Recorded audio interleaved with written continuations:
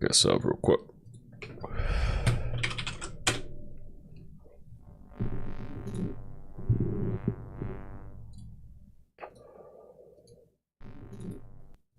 And a lot of feedback.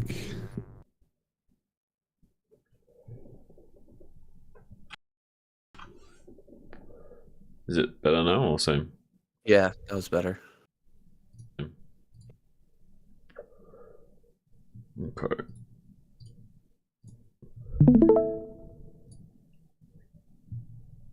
All right, you should be able to see now. Yeah, 1 second. I'm gonna put out promos quick.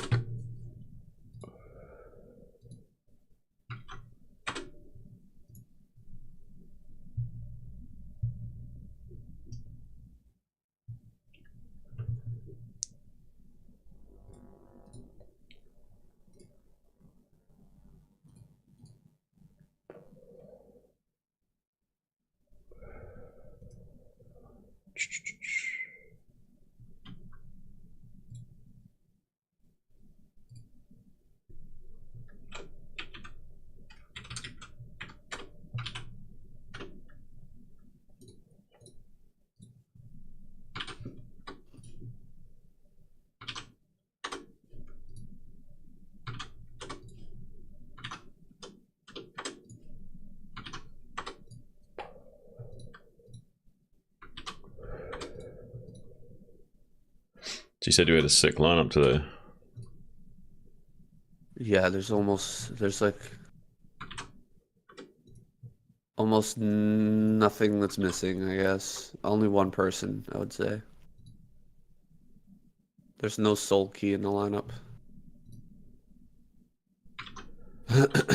Well, he hasn't had Maybe he didn't want to play. He doesn't have the best showing in KCM. You know what I mean? Mm. Maybe it's goody benches. But they put Queen in again. Oh. So. Well, I would have much rather see Sulky in there. I'd much rather see Queen play better. Who knows? Maybe today's the day he turns it on. Maybe. Alright, let's get the...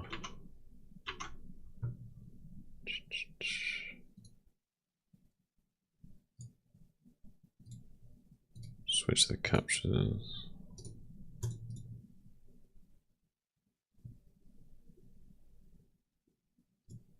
Okay.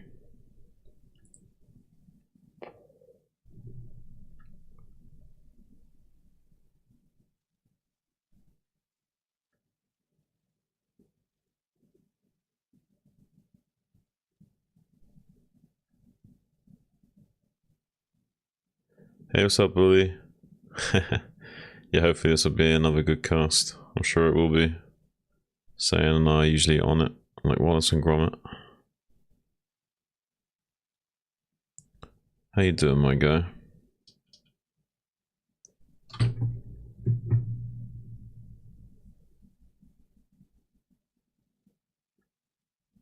I was saying I've been playing more recently, slightly more. Nice. Yeah. I've got it up. Yeah, a little bit. Like also got a little bit of coaching from Hawk here and there. That's pretty awesome. Yeah, he's helping me like figure some pretty big shit out.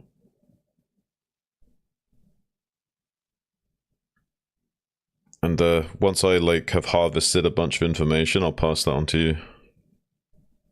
Nice. Are you planning, or do you have a goal in mind, or are you just No, around? I'm just like, you know, being zen about it and just playing and just like whatever happens happens and like having fun with it, you know. I'm just playing. I'm playing the game. You know what I mean? It feels good to just like be back to like grassroots game playing, where it's like you're playing for the sake of playing. You know what I mean? It feels good.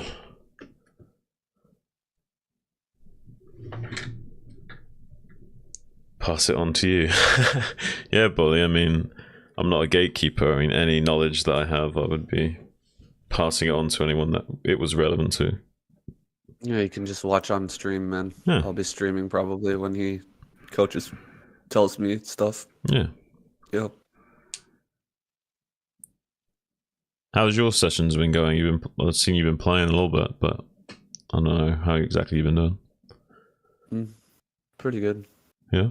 Things have been getting better.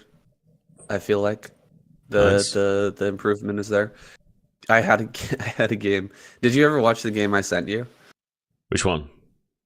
The one with the carrier man on 2 base. I think so. I'm not sure. When was that? Like a while ago, then, now, wasn't it? Yeah, I don't know. I guess you didn't watch it, but I had another guy. So it was on Citadel yesterday. Oh yeah. And he went for like he was just sitting on 2 bases, and I was thinking like, what is this, Reaver? Like, what the fuck's going on? Yeah. And then suddenly he flies out with like 12 scouts or 10 scouts, something like that. So anyway, I've just got like 160 supply worth of Hydra. Yeah. You know? Yeah.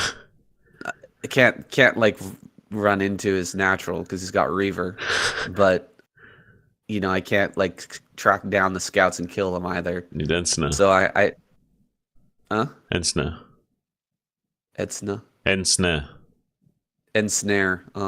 That's how you deal with like Sarah Reaver or bullshit player like that. Oh really?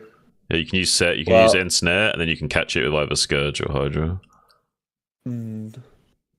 So I was just kind of like defending everywhere and taking more bases, and I was scouting the whole map, making sure he wasn't taking anything, and he was cross map, and turns out he took the base the closest to me and dropped Reavers there and put a bunch of cannons, and I'm like, fuck. So he's on 3 base, right? Yeah, the only way you can beat those kinds of players is when you have every single base covered, you know what I mean? As soon as they get a ninja up, it's like, oh fuck, here we go. The game's just extended by another 10 minutes minimum, you know what I mean? At least, yeah.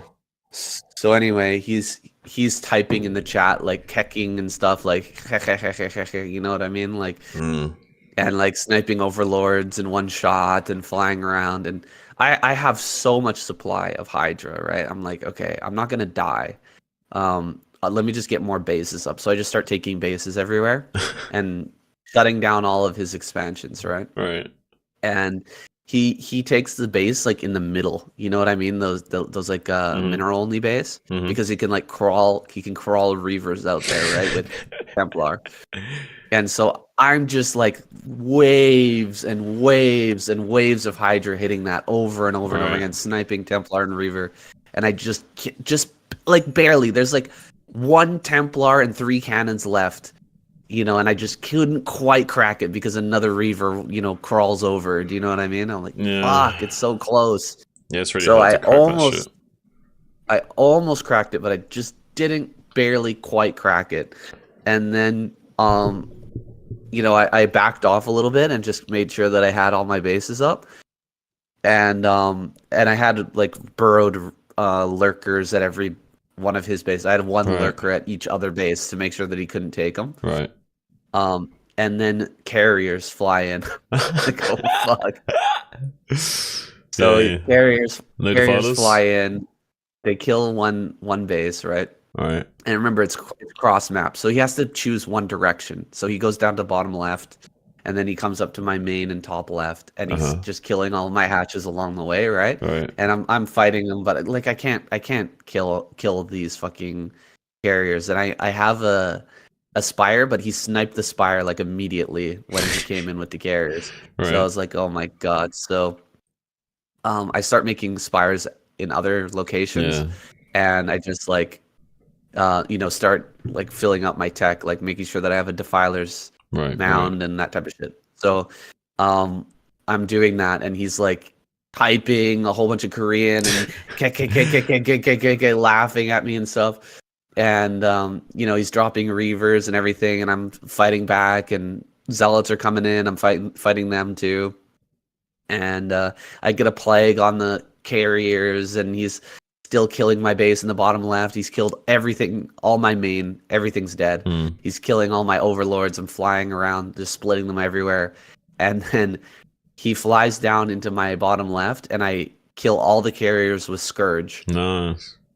That came out of nowhere. And then he's like, wait, what the fuck? Where did those come from? And then he sends an observer into top right and sees that I have the entire base full with spores and my full tech. He thought that I was dead. Yeah. He's like killing all my base in bottom left, typing like right up until all the Scourge hit, and then I watched on the replay. He had never scouted top right. I had like full infrastructure, totally mining bases, with all my tech.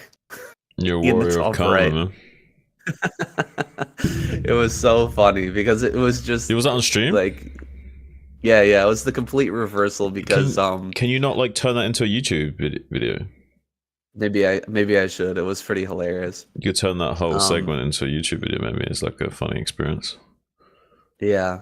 So he left immediately upon seeing that, and I was like, dude, karma for stealing a base in top center when I'm in fucking top left, you fuck.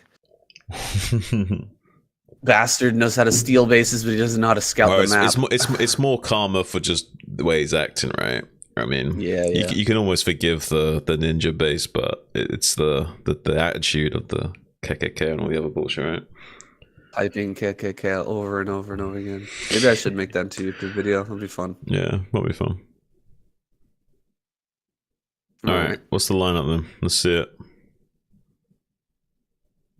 Royal Light Rush, Snow, Best, Bisu, Hero, Action. Oh, Queen. shit. Okay, so the only bad pick here is Queen. Yeah. I think if there was Soul Key instead of Queen, I'd say this is like pretty much perfect. Yeah. Maybe like Sharp instead of Royal. Yeah, you could argue that. But I don't know. I think this is okay.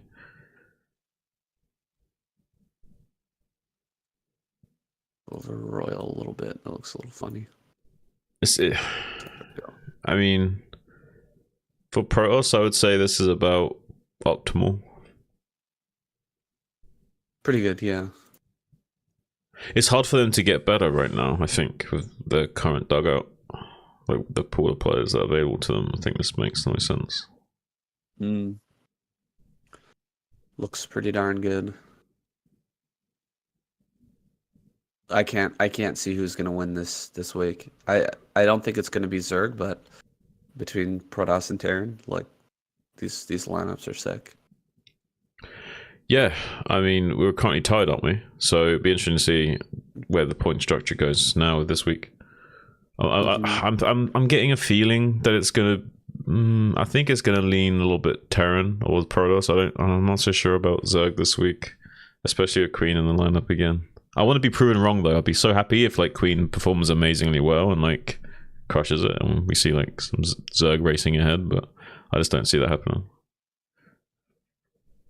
Yeah, I don't know. We'll see. I guess. What are you feeling more about out of Terran and Protoss? Like, if you had to bet between, I think Protoss can win just because of Snow. Snow is so godlike right now. It's insane. Yeah, I'd probably be slightly more edging towards Protoss with this lineup as well in mind. Yeah, I'm afraid. Like I predicted that Sharp is gonna win ASL this season, but if it's Snow versus Sharp in the finals, I don't think he's gonna be able to do it. I mean, I don't think you're wrong. Who knows though? I mean, maybe he would like be able to catch Snow off guard if like he prepared something that like fucked up Snow's game plan or something. Like I could see that happening, or I could see like Snow like trying to be too cute and trying to like do something too creative rather than just like doing a straight up A game. You know what I'm saying? Like, yeah, but 4 times. No, you're yeah. No, I don't see it happening either. I'm just trying to like speculate on like ways it could. But yeah, I would argue that it'd probably be a very yeah. I don't know what odds would you lay on that? Like, for Sharp winning against Snow in that best of 7 format? I would say like 20%. I mean, yeah, I would say. I think it's an 80% Snow win.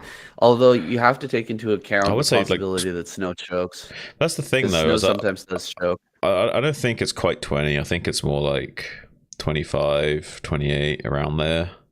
I think it's like close to 30, but not quite. Purely because of psychological factors as well. Yeah, I might add a few points on for psychological factors. Snow does seem to fall apart sometimes. Yeah. In these big tournaments, he gets a little. But like, have you seen him recently? Like on the ASL stage, dude, he looks so calm.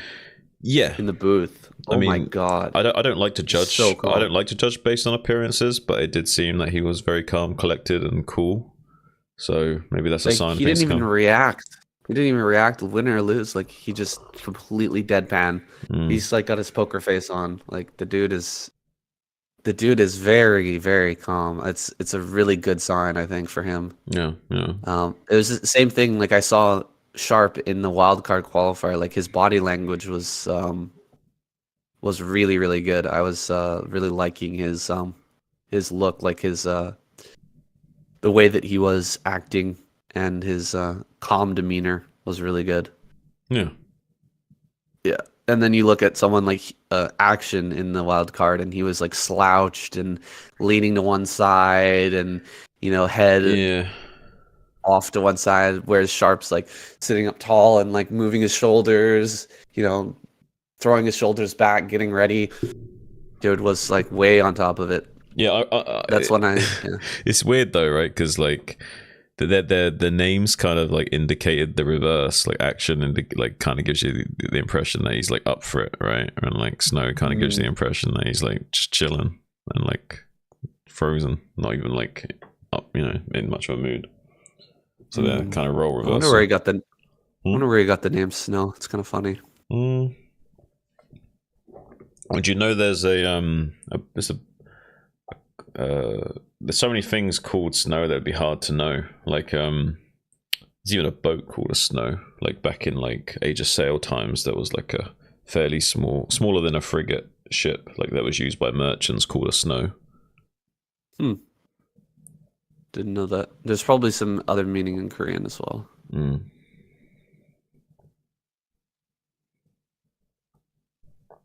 All right, let's do this.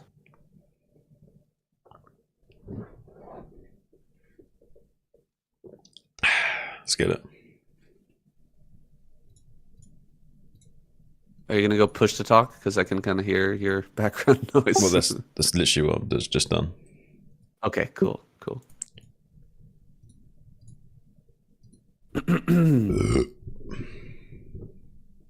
Pardon me, boys. What's going on, everybody? Welcome back to the KCM. Things are heating up here in week number 3. We're going to start off with some Terran versus Zerg on Retro. Let's go. The lineup this week is absolutely sick.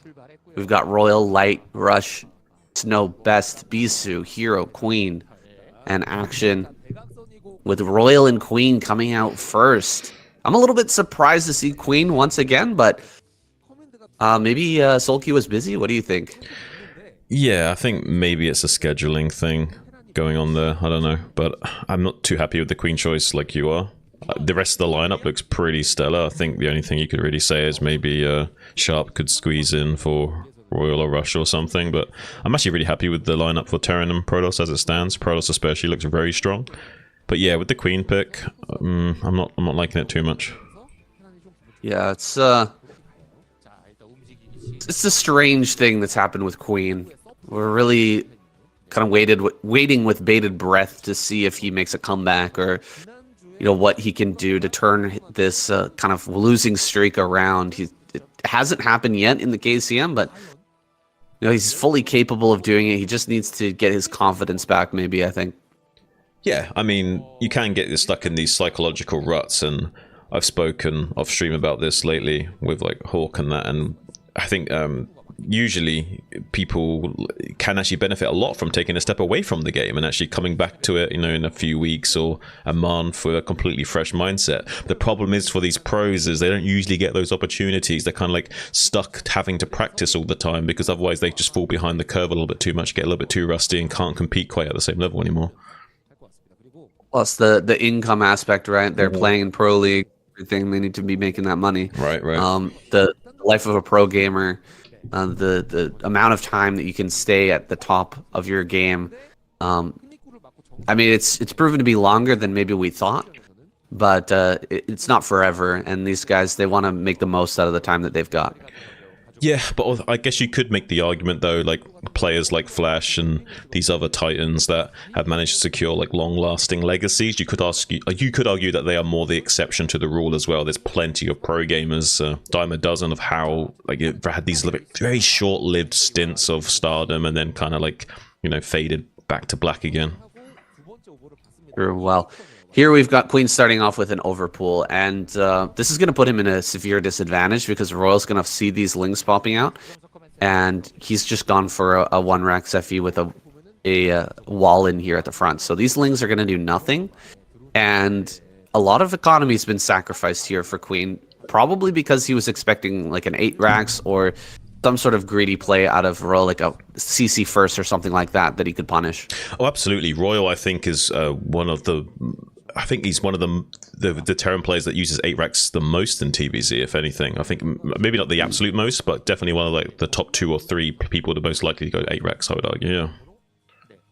So, misreading the situation here, Queen, gonna find himself in a pretty tough spot. Sticky situation here. And how will he be able to maneuver his way out? Well, against a player like Royal, he's not gonna give you a lot of chances. And it's really going to come down to the first initial engages with those Mutalisks. If he can get some good damage, if he can get the ball rolling, maybe Queen can get himself into this one. But if Royal just bears down and defends properly, puts the pressure on with the Marine Medic, I think that Queen's just going to have a hell of a time getting himself into a mid-game. Yeah, it could go that way for sure. And especially with the wall in, it does allow Royal to kind of do what he wants behind this wall. And like, if he wants to, he can cut a little bit of Marines even and squeeze out a kind of a build order that wouldn't usually be able to go for. So I'm curious to see exactly what Royal's game plan is. And Queen going to be throwing down that 4-minute Spire as per usual up against this sort of 2x FE way of playing from Royal. So I don't know. I really like 2x Academy. I think it's great. It's a great build. I'm not too fond of it in cross map positions always though. Wait, is this a thing? Queen went for overpool and now he's going 3 hatch. Yeah. I don't think can you do that? Well, he thinks you can. I mean, I think you can do it. I mean, how optimal that is, I guess, remains to be seen. I feel like he's playing very suboptimal here to try and mess with Royal a little bit here, because that's not the way you'd usually play. If you find yourself in a situation like this, it's much more likely that you're going to go for the optimal play, which is just a whole bunch of mutas and as quickly as possible, off of 2 hatches, so that you don't have to build these sunken colonies. Yeah, this is strange, man. The extra hatchery here, I don't think it makes a lot of sense economically, but maybe it's going to throw Royal off a little bit. He's coming across the map here. He's going to force the sunkens. I really don't know how this one plays out, man. This is uncharted territory for me. Well, I think Queen is fine here. Obviously, Royal can't bust this. He's probably just content with forcing the sunks. The extra hatchery will allow him to produce a lot of drones now. And I guess maybe he's got a different game plan in mind. Maybe he wants to go for a mid-game kind of like Mutaling stab type play. Kind of how Sulky likes to play ZVT, where he just cleans up the Bioball with the Mutaling. Maybe he's trying to like change his approach in the matchup to like, catch Royal off guard or something. Well, this is interesting. I'm not sure how many mutas he's going to be able to produce. We're already at 6 minutes, and we've got, 4 or 5 mutas going to be popping out here. He really cut down on the amount of gas that he could mine because he didn't get that second gas until the Spire was like halfway done. And I guess he skipped Ling speed here. I didn't see Ling speed. So he's trying to get out as many mutas as he can, but as you can see, we're 620 right now. If we're going for regular 2.5 hatch, there should be 7 mutas coming in. I actually don't think he is doing that. I think he's just going 5 and he's playing super greedy. He's banking a lot of gas right now and he's just kind of chilling.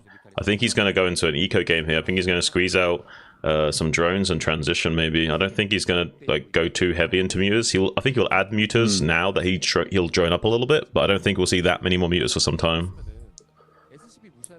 He's playing a funny game right now. He's hoping that Royal's going to overcommit to the defense here, build too many turrets, but Royal's really not doing that. Look at that. Only 1 turret here over the bunker, or over the barracks, sorry.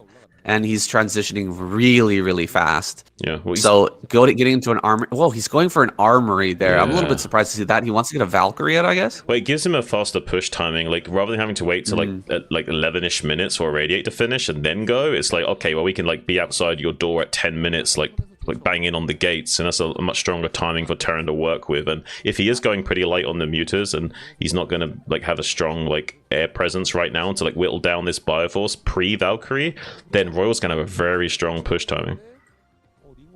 Did you see a machine show up on the factory there? Because I don't think I saw one. No, I don't think I saw one either. So he's not going to go for like a fantasy push here with tanks and Valkyries. He's just going to want to get out on the map with just pure Marine, a couple of Valkyries, try to push back the mutas, and maybe that'll give him a timing to get in there in the top left before lurkers are out and ready to defend. Right. Now, the lurkers will be done around the time that the Terran is banging on the gates, but look how fast this pushes. It's 8 minutes, and he's already moving out with his first Valkyrie. He needs to be careful not to lose the Valkyrie, though. Oh, he does lose the Valkyrie, though. Queen with a great snipe on that Valkyrie is just what he needs to like stabilize this game state right now. Lurkers will not be on the way for quite some time. He's got some drones transferring into the top left right now. He's going to start morphing in lurkers pretty imminently, but he's probably going to rely on he's going to rely on Sunkens for the time being, because usually you don't see the lurker transition until around the 9-minute mark, so he's still got a little bit of time where he needs to be cautious here.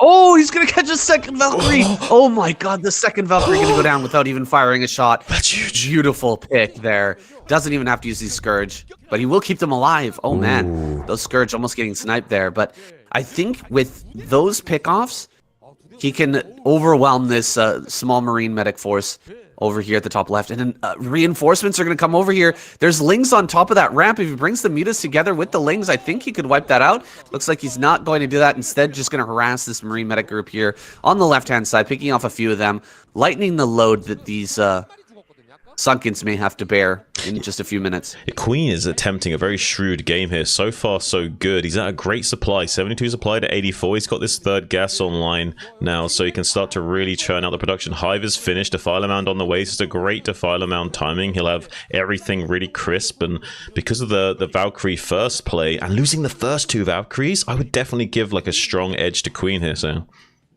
yeah, absolutely. Even with this kind of strange off-brand play from Queen, picking off those first 2 tech units, it's like picking off the first 2 vessels, really, because it takes away such a timing from the Terran player and gives you a lot of space to breathe here as the Zerg. So he's going to be able to get those Defilers out in time, and we're going to go into a mid-game. This still gives Royal a lot of opportunities here. I would say in this matchup, once you get to this point where you've got the vessels out, and Terran seizes map control away from the Zerg, you've got like 3 to 5 chances of moves that you can make, things that you can try to do, drops, busts on the naturals, those type of moves. Oh, he's going to get that Valkyrie again. No way. I think that was 3 Valkyries have been picked off. That was a max range shot as well. He barely got that Valkyrie. Like, oh, the inputs were pretty crisp with Queen. Okay, so far so good. I'm really impressed with Queen thus far. If you can just maintain this kind of gameplay for this game and maybe 1 or 2 more games, I'm going to be thinking twice about him. He's delaying this expansion at 3 o'clock as well. So far, everything's looking great for Queen. So yeah, so this is the point when Royal's going to start to seize map control here. He did get delayed at that base, and a base is going to come up immediately here for Queen. Wow, he's going to take this very, very quickly. I don't like these lurkers out here. It's not necessary, especially with the vessel. They're not really going to get anything done. We need to keep this back at home, but preparing for drops is going to be the next stage, because definitely Royal going to be pulling those out, and there they are.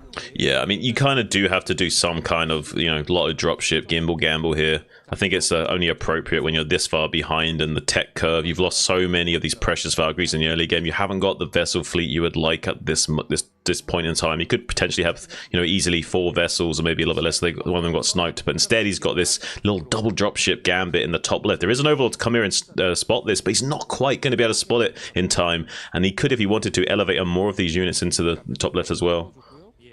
Yeah, this is going to get denied here. Good move from Royal. A little bit overzealous here, a little bit getting ahead of himself, really, by trying to take that base so quickly. But here comes a Defiler push over towards the center right. He should be able to, trade tit for tat here against Royal. Yeah, and actually Queen pretty on top of his response here. It was very a lot of Zergs are like too hasty in defending this, and a lot of Starcraft players in general, they're always rushing their decisions. So usually just send the units on attack, move in, and they will die before the Defiler arrives to throw down the Dark Swarm. But this time Queen was quite tentative and like carefully approached to defend that. And now look at this pressure on the 3 o'clock, getting right on top of the production with these swarms. Going to be shutting down this base from going up. If he denies the building of the CC as well, it can't just lift off and save it. So that's a real nightmare situation for Royal here. He does have a lot of pressure in this top left quadrant of the map, but he's not quite done any damage to the infrastructure of Queen. Yeah, and this is happening right as the SCVs were transferring. A big plague on all of this. The Mutalisks are going to come forward and clean that up really, really well. Queen handling everything so perfectly, and I think we're getting close to a tap out here because Royal just has no pressure. He's got no additional expansion. He can't get in and kill any of these bases. We're going to be 4 gas Ultralisk here really, really soon with that 2 armor kicking in as well. Yeah, he's going to be like growing himself into a Mike Tyson with these Ultralisks and just like start delivering some knockout blows to Royal. I don't know how he's going to stomach the Ultralisks. It's going to be if he had the 3rd gas, maybe there's some play there, but without that 3rd gas operational for maybe a BC transition or just being out of field, like the amount of vessels he's going to need, even just irradiating the low HP muter there, so not getting full advantage on that spell. Is going to be getting behind the middle line on that top left, though, denying some mining up there and putting on a little bit of pressure. There is a drone transfer here as well, so it's a little bit frustrating for Queen, but really he just wants this gas, and Royal knows that. That's why he's targeting down that geyser right now. Ling's streaming in to try and clean that up, and Vessel's kind of out of position, but so far not being picked off by the Mutalisks. Yeah, there's a couple of dropships behind this that have 0 HP. They've been plagued, so he's trying to open up a position where maybe he can still fly in there. Wait, where did those go? They didn't get picked off screen, did they? I hope not. I think they're back at home actually loading up right now.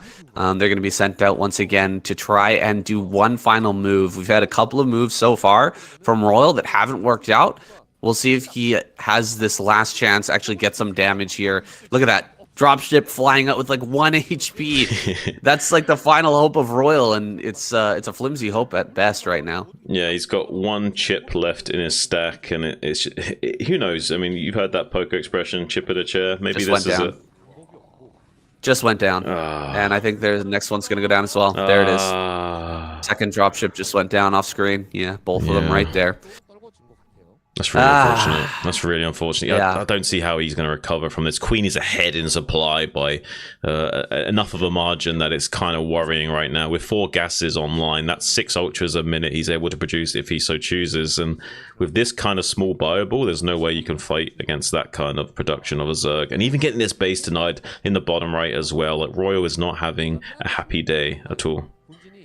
No, he doesn't have anything to cut off reinforcements coming out from the natural either. He just doesn't have a bioforce down there, so Queen can, as he wishes, send out units to hit that center right, as many Defilers and Lings and Lurkers as he wants to, and there's really nothing that Royal can do about it. He's sending a bioforce now to start to cut those things off, but I mean, it's way too late. There's already a bunch of units over there on the right-hand side. These Lurkers are going to burrow. They're going to clean up this Bioforce, and he's going to open up that position there on the center right once again. Flying in, trying to kill off some of these vessels. He's actually killed quite a few of them, it looks like. And yeah, Royal just can't do anything about this.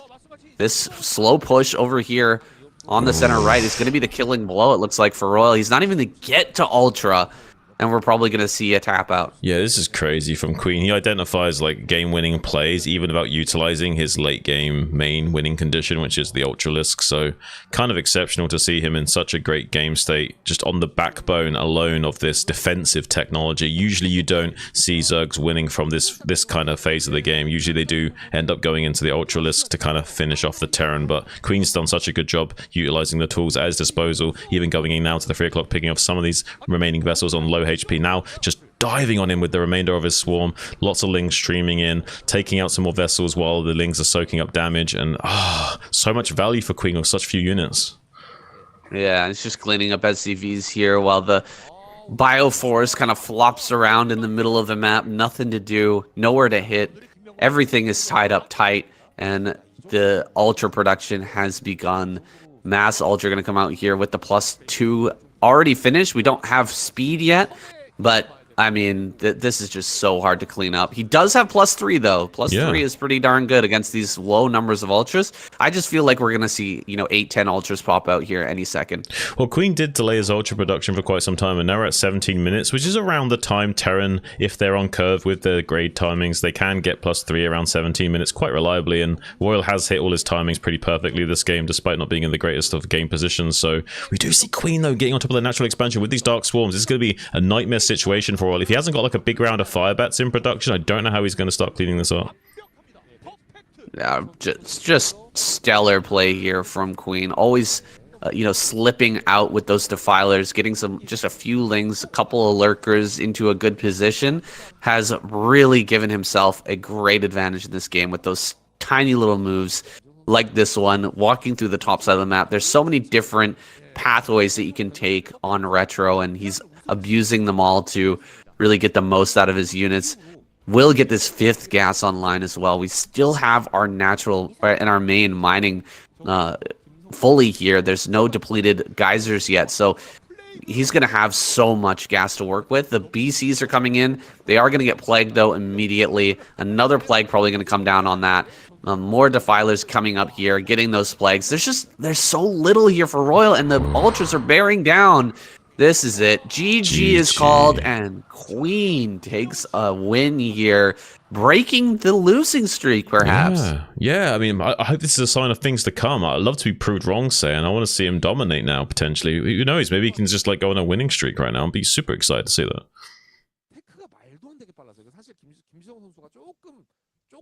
All right, next one.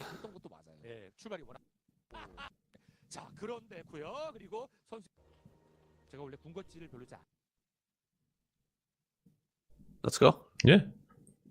Just a sec. I'm just going to cross off Royal. Seems fitting that Queen took out Royal for the comeback. Right. There's only room for one established monarchy here.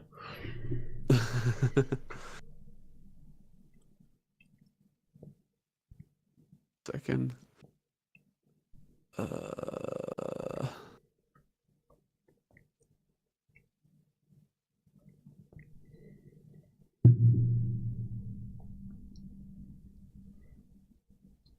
my gosh. How can I draw a line over top of this 3D shape? Fuck. You did it before. Yeah, but I always use 2D because I use 3D this time because it's easier to like adjust the sizes. How the fuck did I do this? You know what? I'm just gonna close this. I'm gonna reopen it. Just a second. No worries.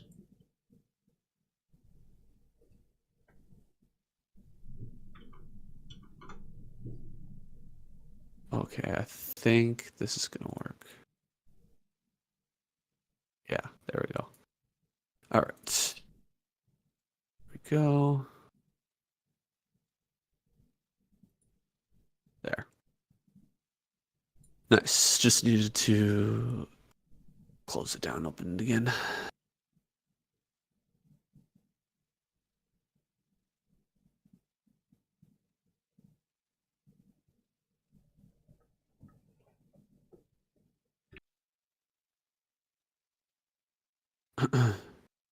Oh, when did you want to do podcast, by the way? I want to ask you.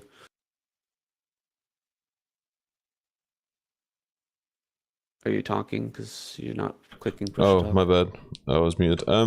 We can do it regular time this week if you wanted to. Or was there a particular time that worked better for you? I just need to know so that I can do a sponsored stream.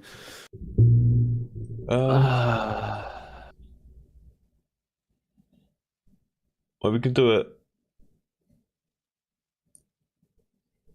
I don't mind personally. I can do it Saturday. For me, I can do it Saturday night, Sunday night. It's the same.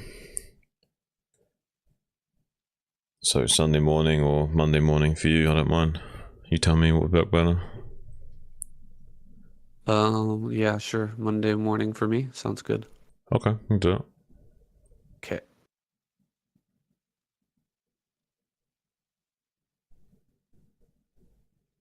You want to do that one just you and me, or do you want me to try and should we try and get someone? So it's all good. I don't mind. Okay. Okay. Let me see. All right, let's go. Let's go. 요거는 이게 약간 그 뭐랄까 그 한번 뚜껑 열면 손 계속 가는 과자 있죠. 뭐 대표적인 감자 과자. 프링글스라고 하자 그냥. Well, now we've got a real test for Queen. Let's see if he's shaken off the losses, the past here, and can he actually take on Bisu here on Blitz Y? This man has been on absolute fire, especially in this matchup recently.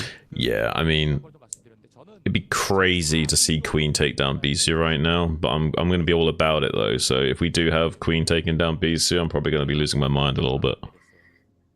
Yeah, it's not expected, that's for sure. We both went into this thinking that Queen, shouldn't maybe even be in this lineup because of his recent performance, but let's see if he can show us both wrong, if he can prove to us that he's still the Queen that we remember, the one that won 2 ASLs, and then not the one that got knocked out of the qualifier this season. Well, he did take down Royal in game number 1, so he's maintained his monarchy for the time being. Can he go all the way and take down the king of Protoss himself, Bisu? It's going to be a tough one, and we have the probe sharking around the natural minerals, kind of threatening the idea of a cannon rush here, but Queen knows better because of the probe timing. This is most likely going to be a gateway first. Yeah, no reaction here from Queen, just calm demeanor here.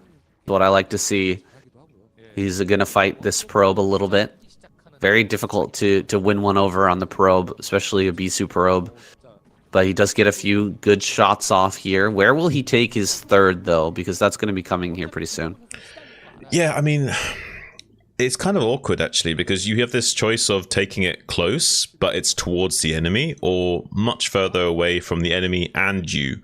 So I guess it depends entirely on what style you want to play. If you want to play fast tech into like 5-hatch lurker, then maybe taking this high ground catwalk is okay. But if you want to play a more standard like 6-hatch Hydra, maybe you do want to take one of these bases in the bottom left.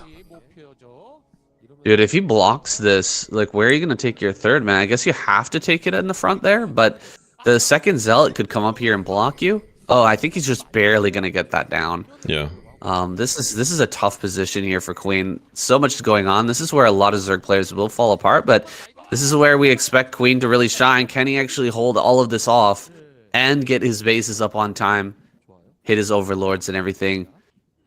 So far, so good.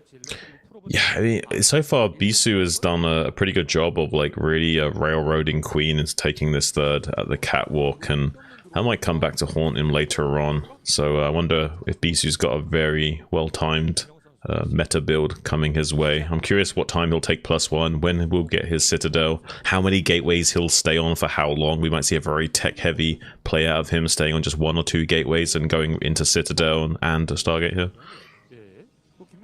I think you have to be a little worried here as Bisu that we might see a Hydra bust after forcing the hatchery closer to your own base, right? Right. And this is a much better rally for the Hydras to come than bottom left. Oh, absolutely, yeah. I mean, he definitely has to respect the rush here, but you didn't kill any of the Zealots yet, so usually you can put on some pressure with these Zealots and kind of check to see what's what, if it is going to be a Hydra bust, usually in time to get up the initial 3 cannons you need to not just die straight up.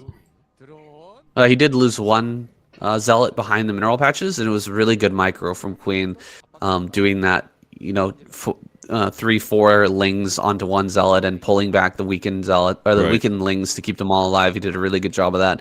So he's got a good number of lings here, but this is the pressure you're talking about. 3 Zealots going to walk out. They're going to check and see how many drones are being produced, how many lings are being produced, and this is perfect from Bisu.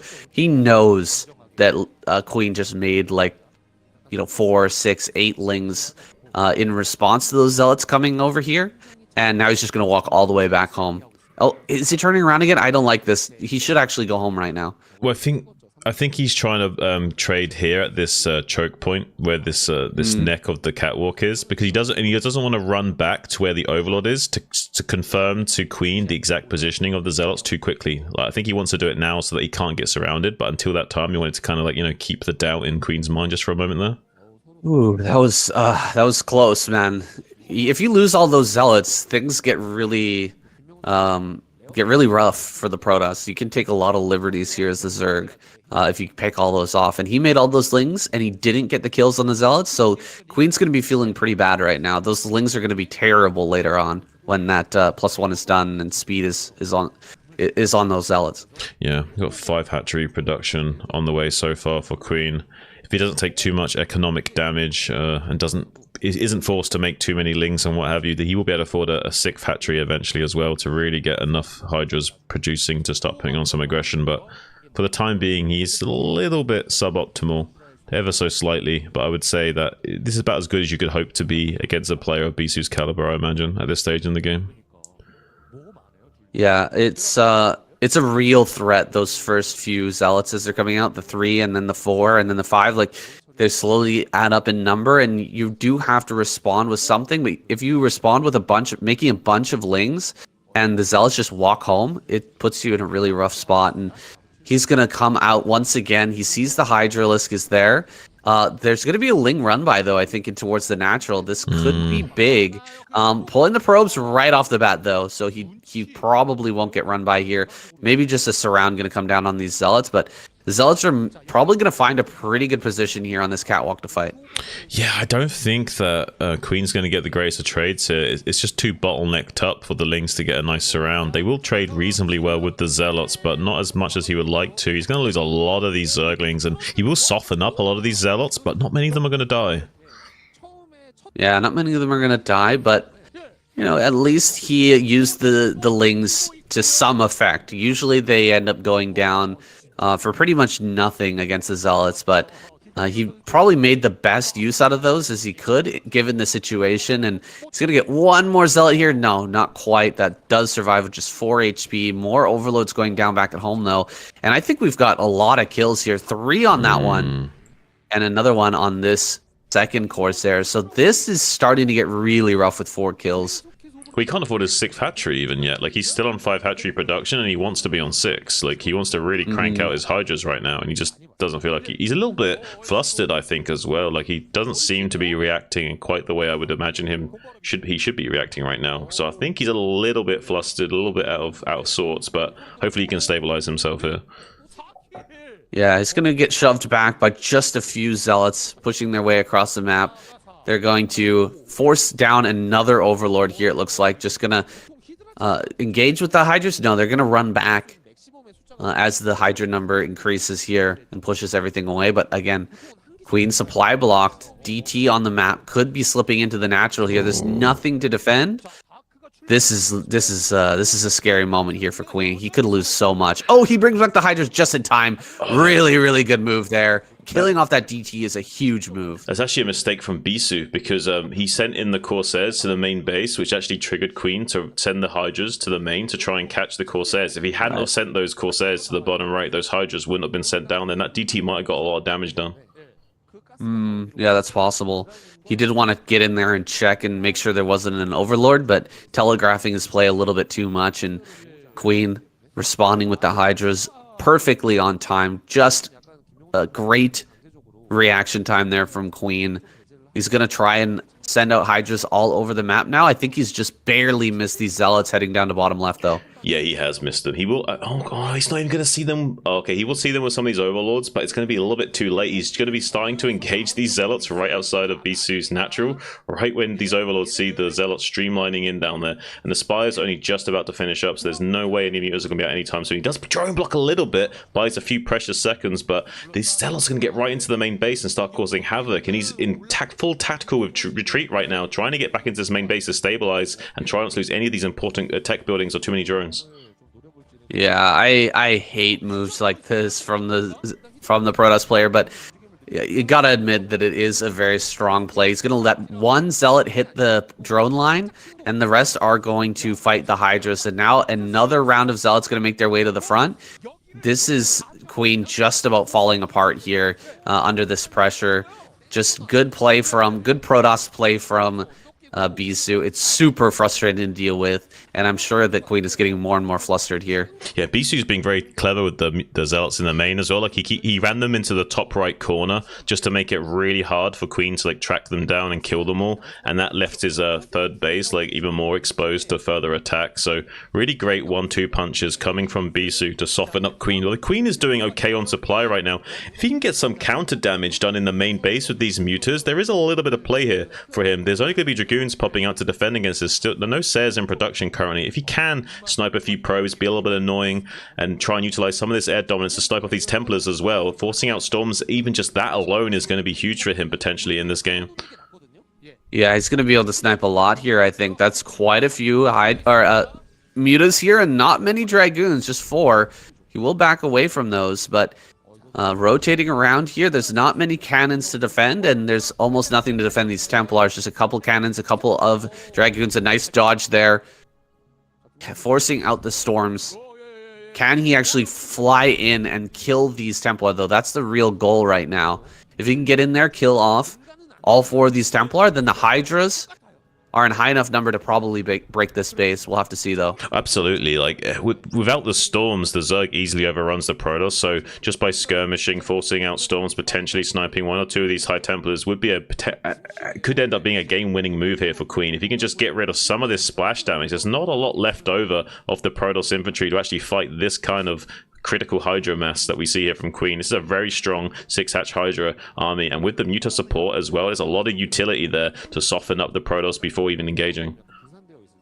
I gotta say, I'm extremely impressed with Queen here. Like, the ability to set up this play, even just to set up, not even considering the actual execution that's going to come up here in a moment.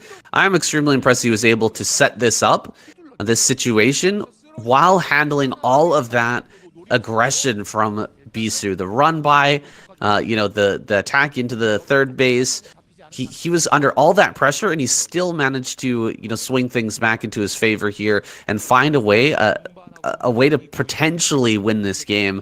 And he's going to try and execute it here. We'll have to see how that goes, but he's at least made himself an option here. He's made himself a window, an opportunity to win this game. Yeah, he's taken a 7th hatchery in the bottom left as his 4th base, but he has no intention of saturating that just yet. He's just full on unit production for the time being. 140 supply to Bisu's 146. Just goes to show how many units Queen is able to macro out like a machine. There was once a time where he was extremely dominant in this matchup, and made it look easy with his strong macro plays into late game. So maybe we can see a little bit of glimmer of that past shining here. He does catch a little bit of the Sonic Storm onto those mutas, but is compensating with quite a few of these High Templar snipes. Look at these full energy High Templars going down. This is big news for Queen. Now he can just overrun this army potentially with this critical mass of Hydras flooding in from the west. The Bisu's in full retreat right now, trying to secure the high ground. There's a few High Templars coming in from the north, but it's not a lot of storm. Just look at the flood of Hydras right now. It's like a UMS defense map, Sam. Oh. Dude, the storm, though, holy crap. That storm, absolutely insane. Another great storm here, but I don't think it's going to be enough, man. No. He's pushing forward. Queen is not giving up on this push. He's just going to keep on going. Dude, if he'd sniped those 2 Templar as they were coming up that ramp, he could have absolutely crushed here. As it stands, he might still just barely be able to push through, but more Templar are coming up. They're very low on that energy. Oh, man. I'm actually covering the energy here. A little bit of mystery from the score screen. But there we go. We finally do have those storms, but I think he's just barely just not gonna get through. Wow. Bisu gonna hold on. Yeah, with the pro pull and the rallied Templars coming out with the amulet upgrade, just barely clinching himself from defeat there. And it's quite crazy seeing Bisu in these situations. I think like almost any other Protoss would probably just be straight up dead there. But with those money storms on the ramp and the beautiful execution with the what few units he did have and like consolidating his position on the high ground as well as he did, he's just barely managed to fight the Zerg force back. And now he wants to go on the counter offensive because he doesn't want to let the Zerg create space right now. He doesn't want to let the Zerg trade with him and skirmish with him. He wants to bring the fight to the Zerg and skirmish at his own leisure and deny this space from the Zerg. So if you get on top of the Zerg production and start storming them at their gates, it's much harder for the Zerg army to actually micro back and fight you and storm dodge. Yeah, he's going to send Zealots to the bottom left. Of course, no drones have been sent down there. This was a pretty... I mean, it's not an all-in play. We tend to throw that word around a lot. But it was a very high commitment there play from Queen to just send in all the Hydras, just macro out as much as he possibly could without having a thought of the late game here, aside from just putting that base in the bottom left as a placeholder. It wasn't going into hive tech. He wasn't adding drones to that fourth base, you know, saturating that fourth gas, getting into that later tech. He doesn't even have lurker right now. So he was truly, you know, committed to that attack. And it looks like the answer to the failed attack here is going to be another big attack with the same idea in mind. It's going to be, again, Mutalisk swooping in to try and snipe a bunch of Templar, and another huge Hydra rally here to try and end the game. There's really no follow-up here from Queen aside from that. If you can't make this play work for a second time... Oh my god, the storm on it! Wait, what? What just happened? What just happened? He just stormed all of his own Templars. That's a huge blunder from Bisu. I don't know what was going through his brain when he made that play, but he might not be able to live that down. He's got a few Templars in reserve though, so Queen can't make the same mistake of coming up the ramp yet again and just funneling into those storms. He's gonna have to go for a different kind of game state here. I think he has to saturate this fourth base and take it to a longer game. There's just no way he can break up here. And I think Bisu knows that. Bisu's trying to drag this game out for a few more minutes where this Hydra-only army is going to be a lot more obsolete than it is right now, but this is a big wide arc for Queen to work with now. Much easier to come into the Mutants as well, sniping these Templars, saying this is great for Queen. He can potentially win this fight. As long as he stormed us a little bit, he's going to be able to overrun these goons. I think this is a critical error from Bisu. I don't know what we're seeing right now. How much money did Queen have to pay him to throw this game? I don't know, but all he's got to do is run forward here with those Mutas and snipe a couple more Templar, and he should be able to wipe out this base. He stops the fourth base from going down. The next target should be this third. There's just a few Templar up here on the high ground. Oh, dude, he's so close to winning this game. He's just thrown this insanely hard, and I mean, dude, why did he move out there? Why did he storm his own Templar? This is not the type of play we expect from Bisu. Queen is getting a gift here, man. He's getting a massive gift. Look, Queen played like a lot of pro gamers would as Zerg, and even if you are behind a little bit, even if your game plan isn't quite working out, you still just stick with it and you just go for it, and you just, you know, you kind of just hope for the best. Even when you are behind, you play as if you're not behind, because sometimes that's just the only way you can win a Zerg against Protoss. You kind of just have to just, you know, swallow the bullet, bite the bullet, and just go ahead. Sometimes it works, like we just saw there. And Protoss versus Zerg do not have a lot of vision in these matchups, so Bisu doesn't exactly know what the trajectory of Queen's game plan is. He doesn't know if he's flooding units or trying to saturate his fourth and like consolidate on hive tech. He doesn't know exactly what Queen's doing, so he kind of assumed that maybe Queen would kind of resort to a little bit of more of a macro phase after that failed attack. But no, Queen was like kind of like doubling down and just like kind of, you know, bluff him twice basically, and like, you know, catch him with his pants down when he tried to get a little bit too greedy, a little bit too cocky and creating space for his fourth base. Yeah, now he's doing what Bisu, I think, was afraid that Queen was doing before, which is actually taking more bases and setting up for the late game. Right. Now that he's actually got that win with that big fight here over on the left-hand side, he's started to make that transition. If he gets another big win here, if he snipes a bunch more Templar and kills this army again, then he's going to get so far ahead, there's no way that Bisu can come back. I think he needs to get over here and secure another base and take a big fight. Oh, two more big snipes there. Great storm dodging from from Queen. I don't think he even needs to push up here. He just needs to back away and wait for this army to come out and try to take this fourth. Yeah, there's still 9 Templars on the field, though, so Queen cannot attack into this position. It'd be very foolish of the Zerg to try and win the game by killing this 3rd base. It's much better to maintain the game state, deny the 4th base, and just let this base run dry. Pushing forward with those 9 Templar. How many are going to get sniped before this fight? Great Storm here on the ramp. He's pushing forward as best he can. This is a small Protoss army, and the Storm dodging is pretty good. It's not great, but this is such a wide arc of Hydras. It's so hard to control on all fronts here. He is eating some big storms on the bottom side. Whoa! Everything falling apart there for Queen right near the end. Well, it just goes to show you how hard this matchup is. No matter how strong the Zerg might look, with the right storms, with the Zerg not looking at the right times, it can just completely rip apart the army. There is still a contingency of Hydras trying to make its way up from the southern threshold to snipe some of these High Templars, but Bisu's quick to react to that, and he's got a quick response force going online right now, trying to clear up as much of this small threats of Hydras out on the map as possible, preventing them from reaching the critical mass that they need to keep fighting this Protoss. That will give the breathing room that Bisu needs to finally take his 4th base. He's been on 1 base economy for a while now, and without this 4th base, he's going to be in a little bit of trouble. So now that he has this breathing room, he's going to be feeling a lot more comfortable. Yeah, you're right about this matchup being extremely hard. When you've got this many Hydras, you have to spread them out as much as possible, but at the same time, you're with the spread, you're not going to be able to have them all on one screen, so you can't see where the storms are being thrown down, dodge properly. Oh, running back in a little bit too soon there on the right-hand side. He loses all the Hydras here, and it looks like Bisu gonna push through for the win. Queen just doesn't have much left over. So many storms here, and now he's gonna make another 3 more Archons. That army is way too powerful. Queen taps out, and Bisu takes quite the victory here, man. What the heck was that game? That crazy game set. I don't know what we just saw. It looked like, I don't know, it looked like both players were like underground gamblers and both bet on themselves to lose, and they were trying to find creative ways to throw the game or something at first. I didn't know what I was watching, you know what I mean?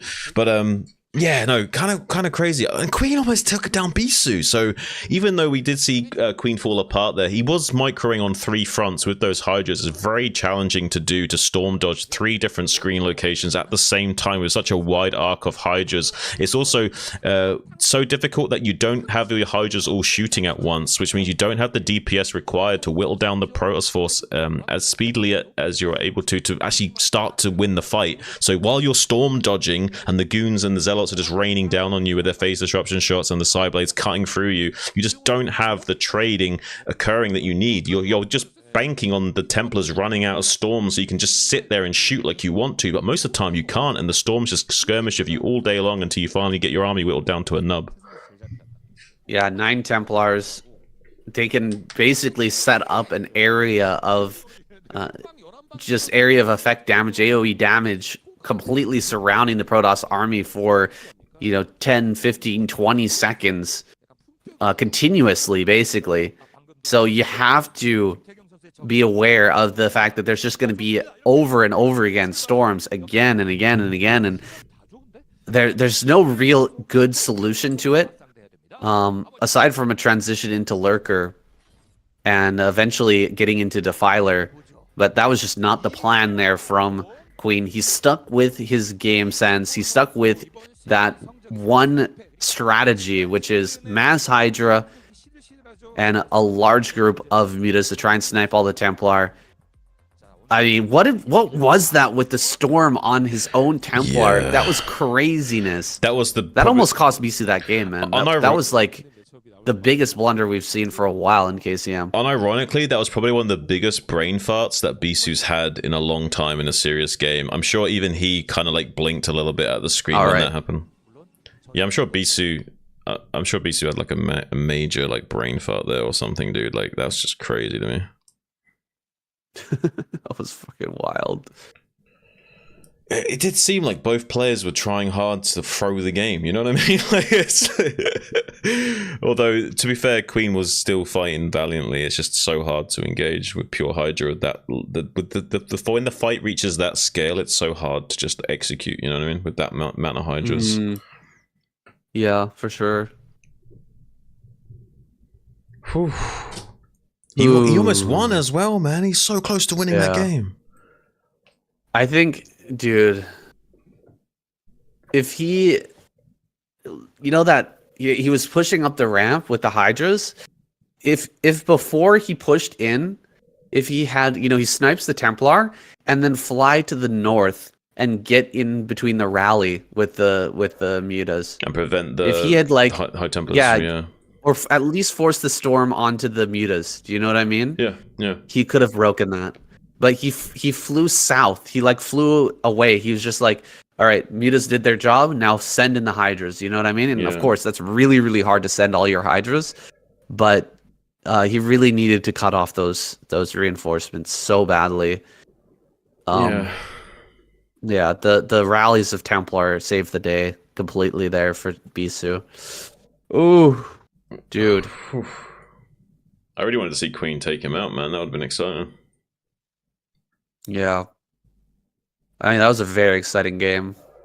A lot of wild moments. Well, it was a real tempo swingy game. Like those are usually the most interesting games where you can't even quite tell what's even going to happen, and like it seems like one player's got it and then he doesn't, and the other player makes a blunder, and then that's like pure Starcraft where both players are like flustered but still playing a high level game. I'm gonna take a quick pee. I'll be right back. Go for it.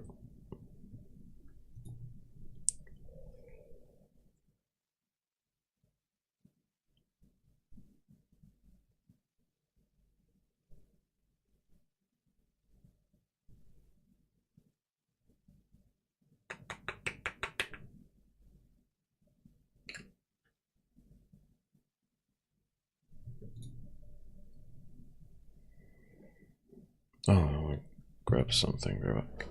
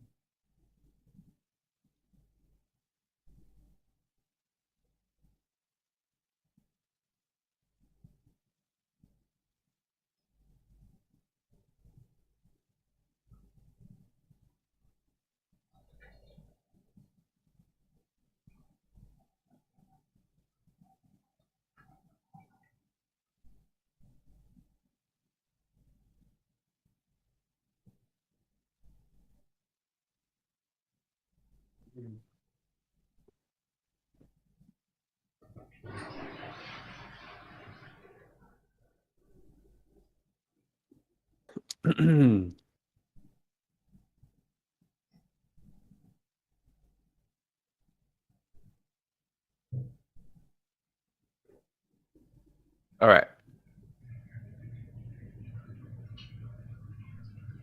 I'm back.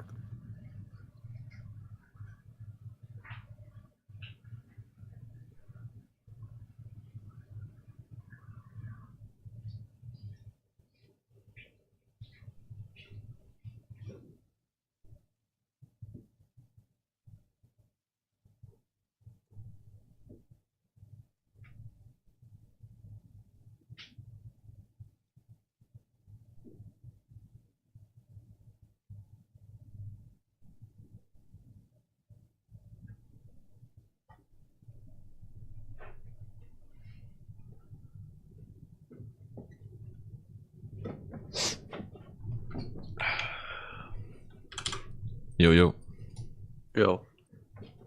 How we doing?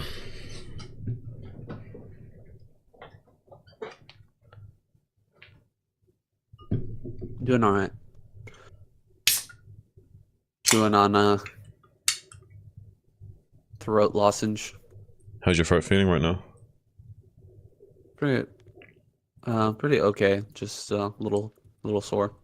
Well, take it easy if you feel it like really straining, like just cut your segments a tiny bit shorter. If you feel like it's really hurting you at any time, I don't want you to hurt yourself, right? It's really a little bit rough. Like going hard. Well, but there's some pretty hype moments. Yeah, I mean, go as hard as you want to go. I'm not going to tell you what to do, but if you ever do feel like you're just struggling a little bit, just like, you know, give me a little bit of a hint and I'll pick it up a bit more. All right. Sounds good. Hey, James, how's your favourite Londoner? Well, I'm not a Londoner, governor. It's like all British people from London or something. There's all Americans from like Washington, D.C. Huh? What's all this? What's all this? Huh? All French people from Paris? I hope not. God, I won't want to go to Paris, man. Not because I don't like France, but because I've heard that, you know, Paris itself is not necessarily the most pleasant of places to visit as maybe you'd think it would be. You are in DC. Well, see, this is you projecting onto me the fact that you live in your capital. Just because you live in the capital, my guy, that mean the rest of the world does. Eh? You might as well just type in all caps, haven't you? Just to really let people know that you're a capital kind of guy. You know what I mean? Hit that caps lock. Lock in that capital.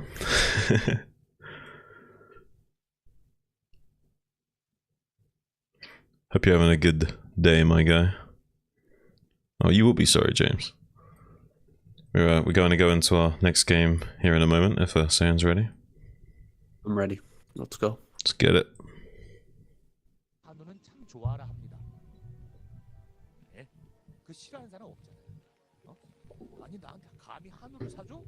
For our next game here, we've got Light versus Bisu, a classic match here on Radeon. Vertical spawns. This should be a blast, man. As I think it's the Jim Raynor, the Vulture unit voice line would say, this should be good. This should be good, man. Ooh. Oh. What? Huh? Good. Huh? What is... Greencaster's going wild about the pylon? I'm not sure. Why are they freaking out? I have no idea. One thing to mention, guys, H-Mall this week, the extra prize is a bunch of donuts.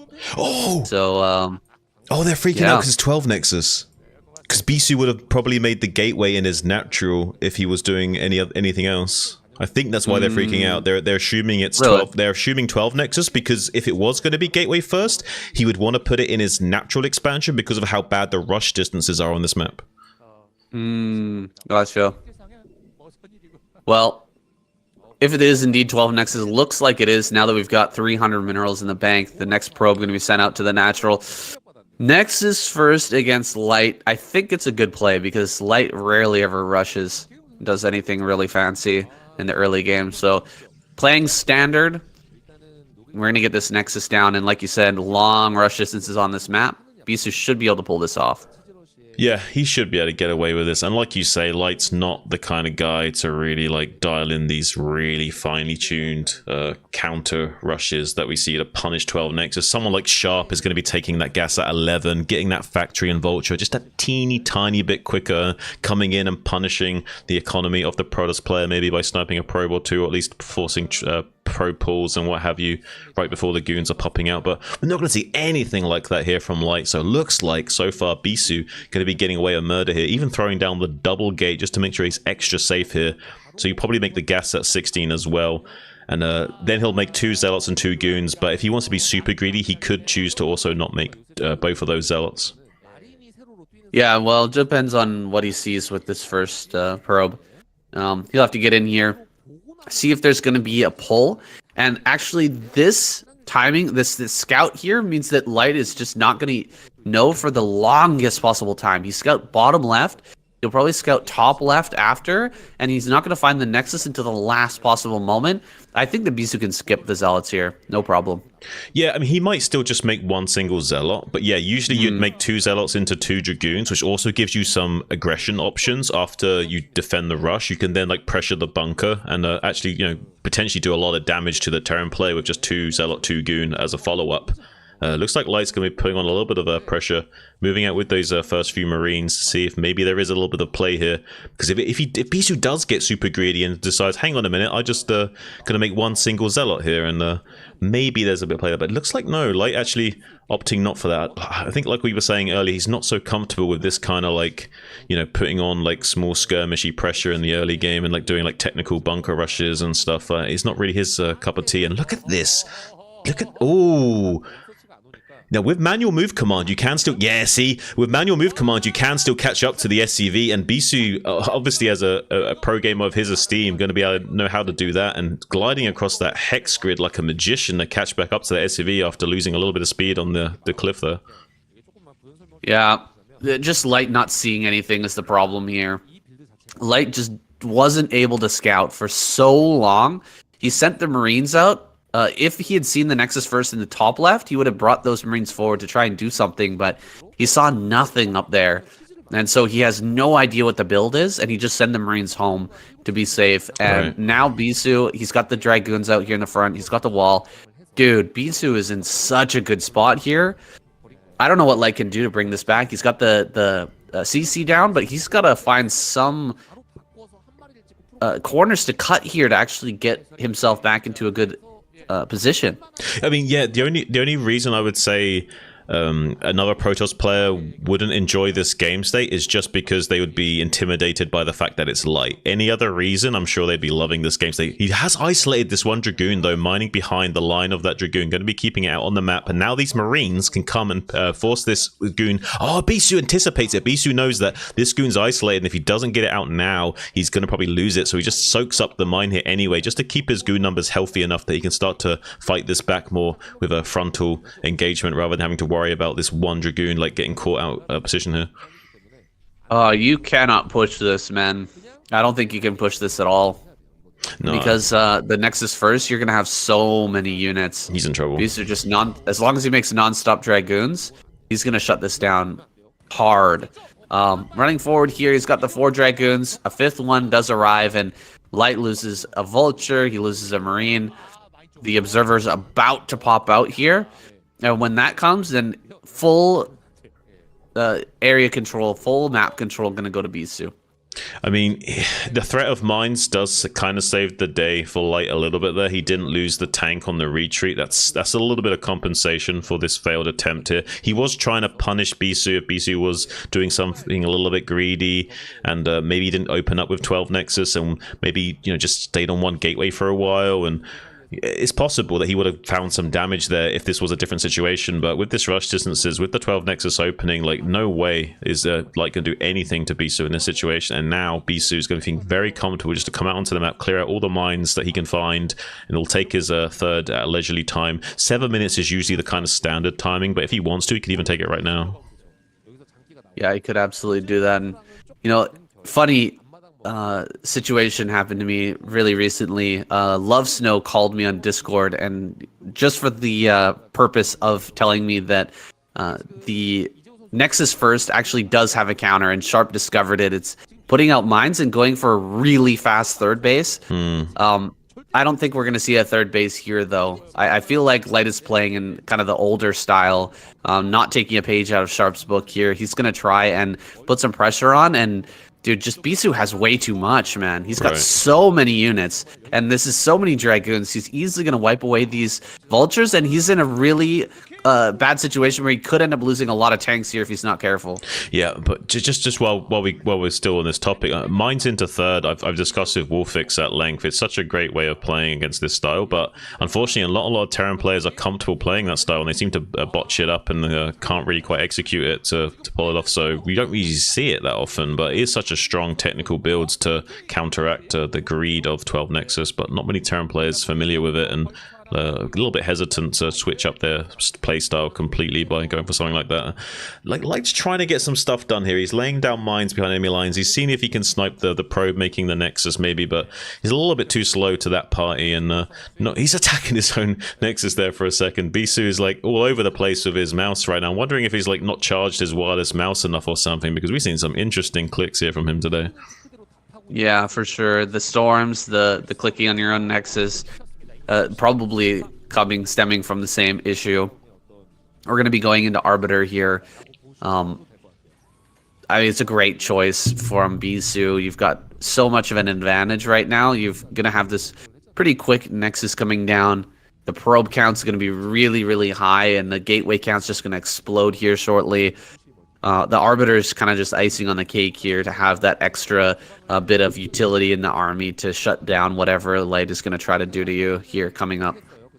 Oh yeah, we do see a scan in the natural. Oh, he sees the shuttle just barely. If he was looking for a moment there, he would have seen the shuttle, but I don't think he was looking at that moment, so he has no idea exactly what tools will be in Bisu's arsenal. He can assume, of course, it's quite common at this stage in the game to have shuttles and Zealot bombing and what have you, so he will be making the prerequisites, or like optimal 4 Goliaths, which can 2-shot a shuttle and take out observers and single volleys and what have you, so he will also have the tools necessary to fight against Bisu, but so far, I think I've much preferred Bisu's position and how the ebb and flow of the game has developed. Does seem to very favor Bisu.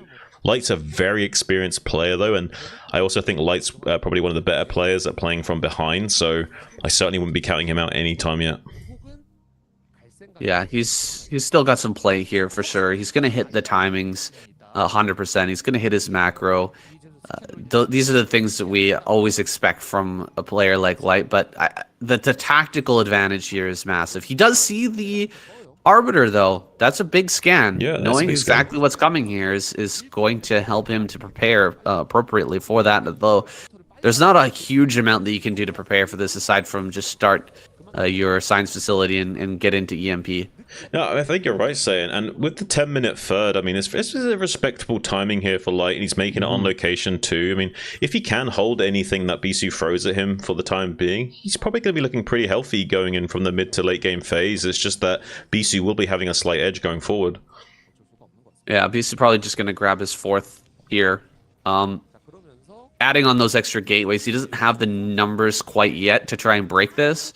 So he's just going to fall back here, grab that extra base, really solidify his economy here, and gear up for this next stage of the game, which will be, Light sitting here just charging on 3 base, getting into his next level of upgrades here. He's done +1, and he's only just now started his starport, so the timing is a little slower, but the compensation is, of course, that much quicker 3rd base.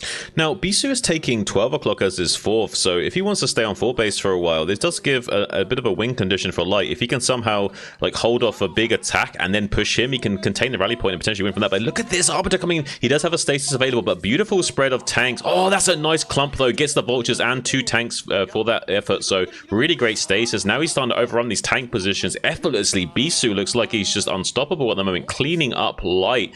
Wow, I mean, it seems like Bisu has relegated himself to being a janitor, and he's just having fun cleaning. Maybe he just finds something zen about cleaning up or something. So, well, we're gonna have some tanks here on the high ground, but the Zealots clearing out those tanks over at this 3rd base. That means the 3rd likely just gonna fall here, and I mean, Light, he just set up those tanks on the high ground. He's gonna have to unsiege those, walk down the ramp, come all the way around, and try to get over here to start to clean up this attack. But in the meantime, probably the CC gonna fall. Dude, everything just fell apart here for Light so darn quickly, and that 3rd base that we were just praising him for taking so quickly is looking like just a terrible error here for Light.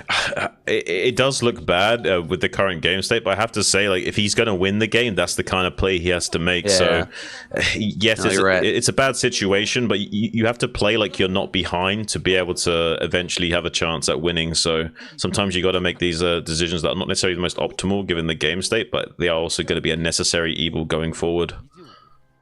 Yeah, you have to rely on your opponent to make some sort of mistake or not attack maybe when they should, in order to take an advantage back from such a rough position here. But it looks like Bisu just going to extend his lead far beyond what Light could possibly, what kind of risks can Light even hope to take at this point?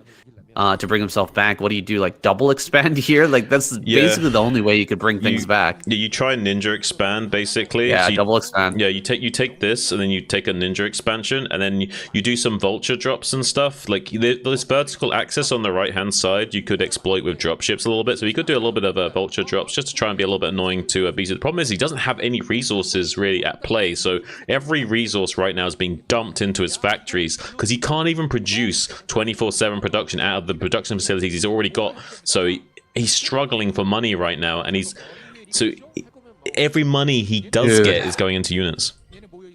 He's like 30 supply below what he needs to hold this 200 army from Bisu. It's gonna come in, look for a stasis. He's got all the time in the world.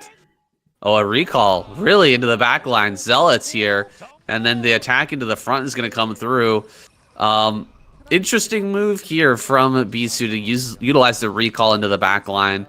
I don't think it's going to matter either way. There's just way too much stuff here, but it's a cute little move to finish this game off. Yeah, I mean, it is kind of coming into fashion a little bit, isn't it? Like the pure Zealot recall onto the Terran siege tanks does seem to be a good way to dislodge these siege tank formations. There's probably a lot of guys in the YouTube comments like finally being like, yes, I was right all along. Yeah, absolutely. Well, I mean, that was a pretty standard 12 Nexus game, right? Where the Protoss gets away with superior greed here, and the Terran just not able to bring it back, not able to punish, not able to take their own greed, and making Protoss look busted here. Bisu once again taking victory in the KCM.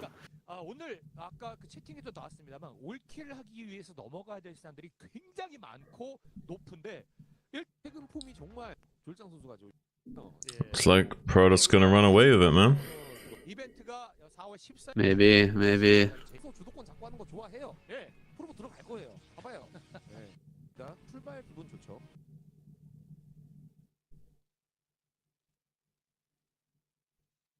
Ooh, Terran with the sick lineup, but not performing. They're not tearing it up enough. They're getting torn. Yeah, the Terrans are getting torn.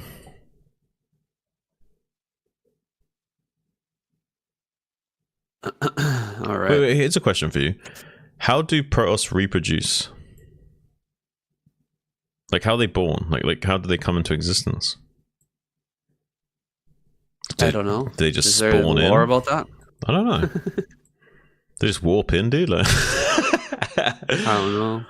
Like you touch antennas with your lady, and all of a sudden, like they're just birthed from the Kala or something like that. Just start like warping in from some other dimension or something. Yeah, I don't know, man. Like, I thought that was their technology that had them warping and stuff. I didn't think that was part of their like biology. I know, I'm kind of like joking around with that, but I have no idea. I have no idea how they do reproduce.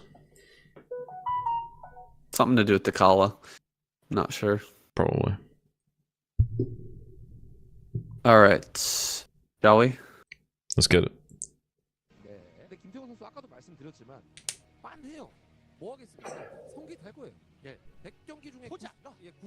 All kills still on the table here. That sweet 2,200,000 won is it's looking pretty tasty right now for Bisu. All he needs to do is kill a couple more Zerg players. He's got to get through Hero here, who's down in the bottom right, and Action, who's waiting in the wings. A tall order, but I think Bisu's up to the challenge. Yeah, there's 3 more games. It'll be a Hero, Rush, and then Action in a row. If you can do all 3 of those players, then he's going to be getting a nice little tasty 2.2 million. Yeah, it's about $2,000 roughly. But I mean, the reverse could happen too. We could see Hero turn around and kill all 3 of these Protoss players. That's a complete possibility. Rush could do the same, right? If Hero can't make it happen. But we're gonna have to watch and see here. I want to see long series. I don't want to see Bisu take out all these players and we only go to 6 games or whatever. Hopefully Hero can bring this one back. I've been watching a lot of this guy lately.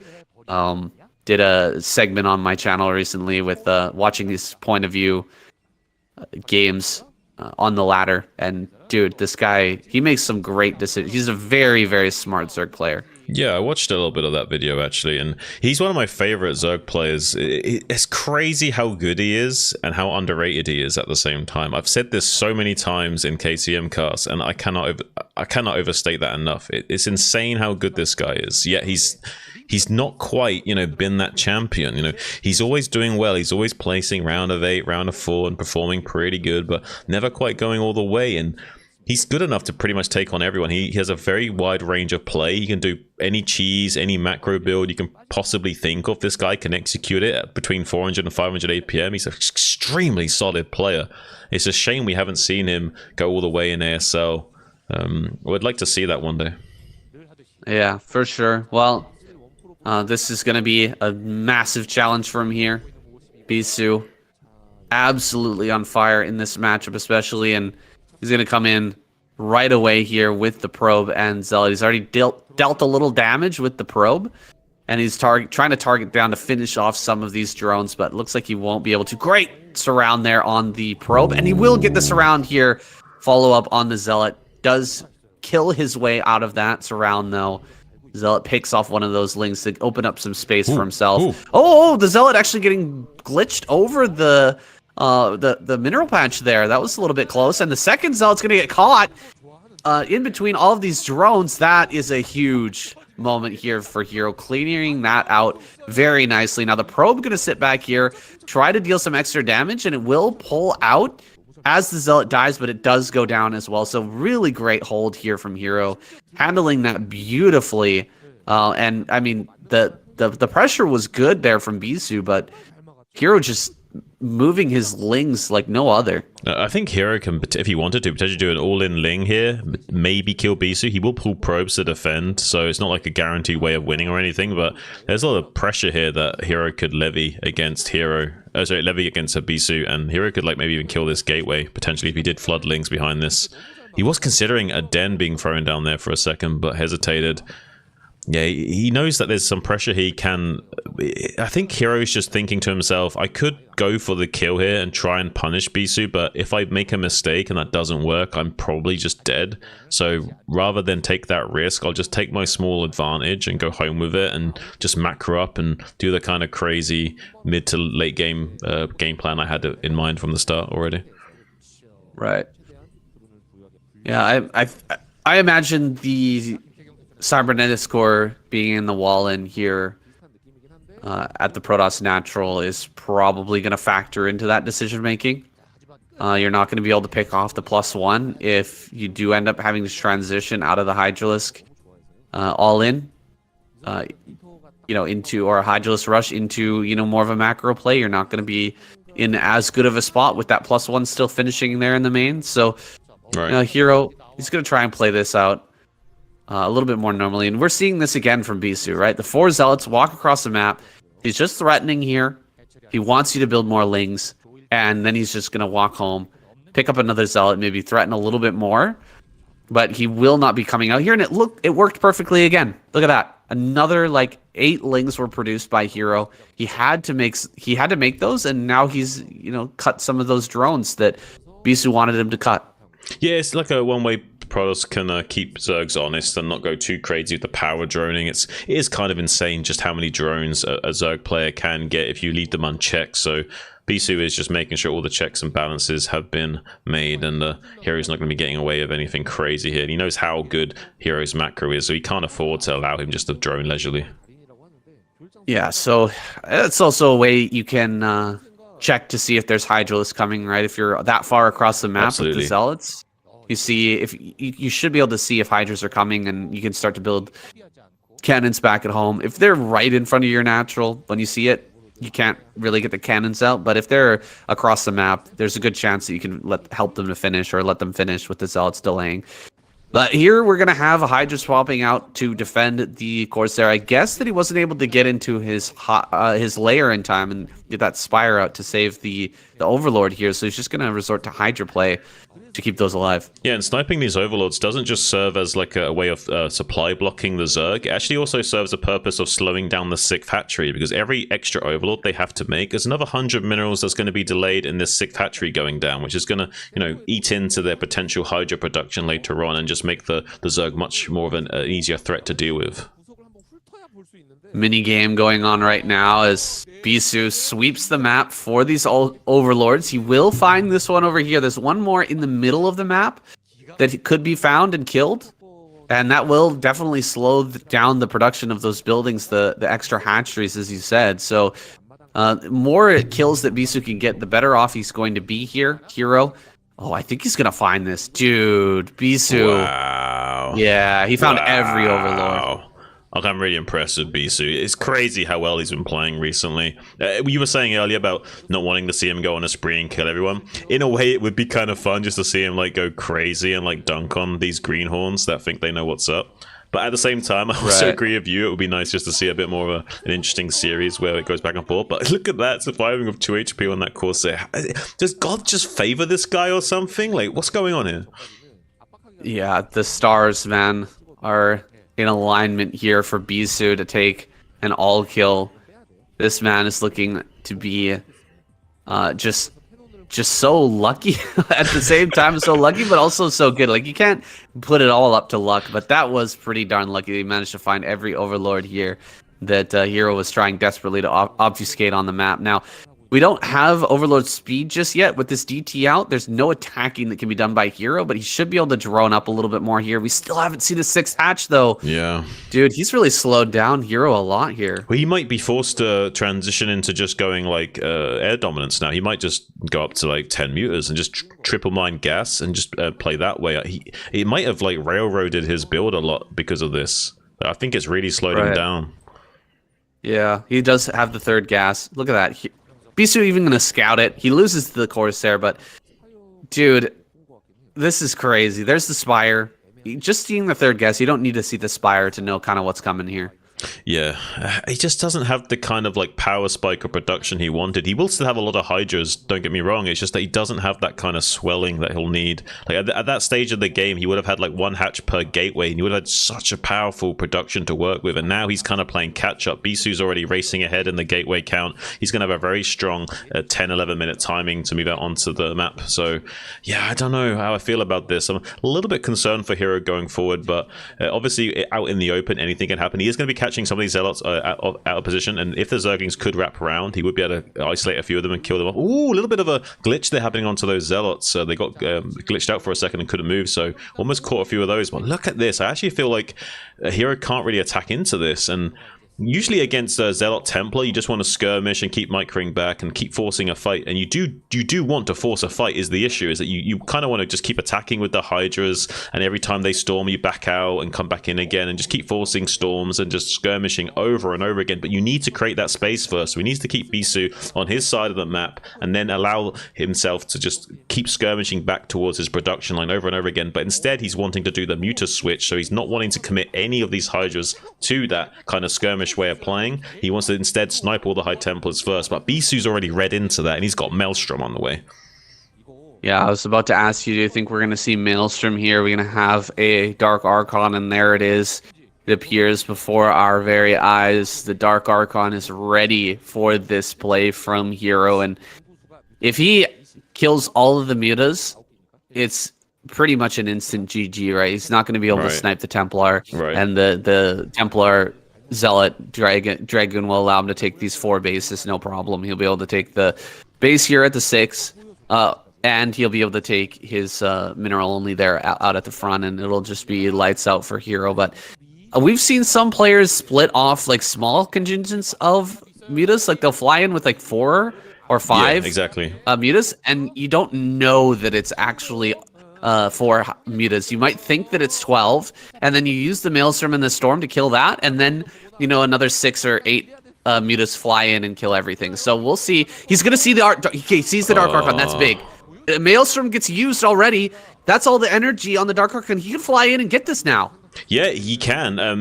Maybe Bisu didn't realize that there were actually Hydras, so maybe a little bit of miscalculation for Bisu. And now Hero just dive bombing in. There is a storm, but now the storm is storming his own units, kills his own observer as well. A little bit of a blunder there from Bisu. He's in full panic mode, but this move from Hero might be a bit of a mistake because all these units can be out of position. If he doesn't kill this Nexus as compensation, I'm not sure this is a valuable trade or not. Oh, get this door. Templar, the Templar from behind. Oh, he's gonna get it. Oh! The full energy Templar gonna get hit from behind. He's got one more here. He dodges. Perfect dodge there from Hero. Dude, Hero playing out of his mind right now, and Bisu making a huge error by wasting that Maelstrom a little bit before the fight here. The Nexus goes down. Whoa. Hero just took a huge win. Wow. Hero's in a great position now. Like if Bisu could consolidate, keep this third alive, Hero is going to have to transition and switch up his game plan a little bit. But now he doesn't have to worry about that. He slowed down the production and the economy of the Protoss players so much that he's going to be sitting pretty on this 4-base production. He can just churn out units, set up a soft contain, and then just force more and more trades. And he knows that this army's isolated at 6, so he's just pushing the army back to the natural, and now he's going to come in for a kill move to see if he can snipe off all these Dragoons as well. He could even Lurker egg block this ramp here. Yeah, he's going to block a little bit here, the Zealots, and focus down as many Dragoons as he can. He knows that the Templar won't be able to arrive in time to save these, and picking off all these important very, very costly units. Oh, the DT over here maybe got a few kills, but does get picked off. Hero dealing with a lot on 2 different fronts and really coming out ahead on both sides. Wow. Very, very well done by him. I think just perfect decision making, like I was saying before.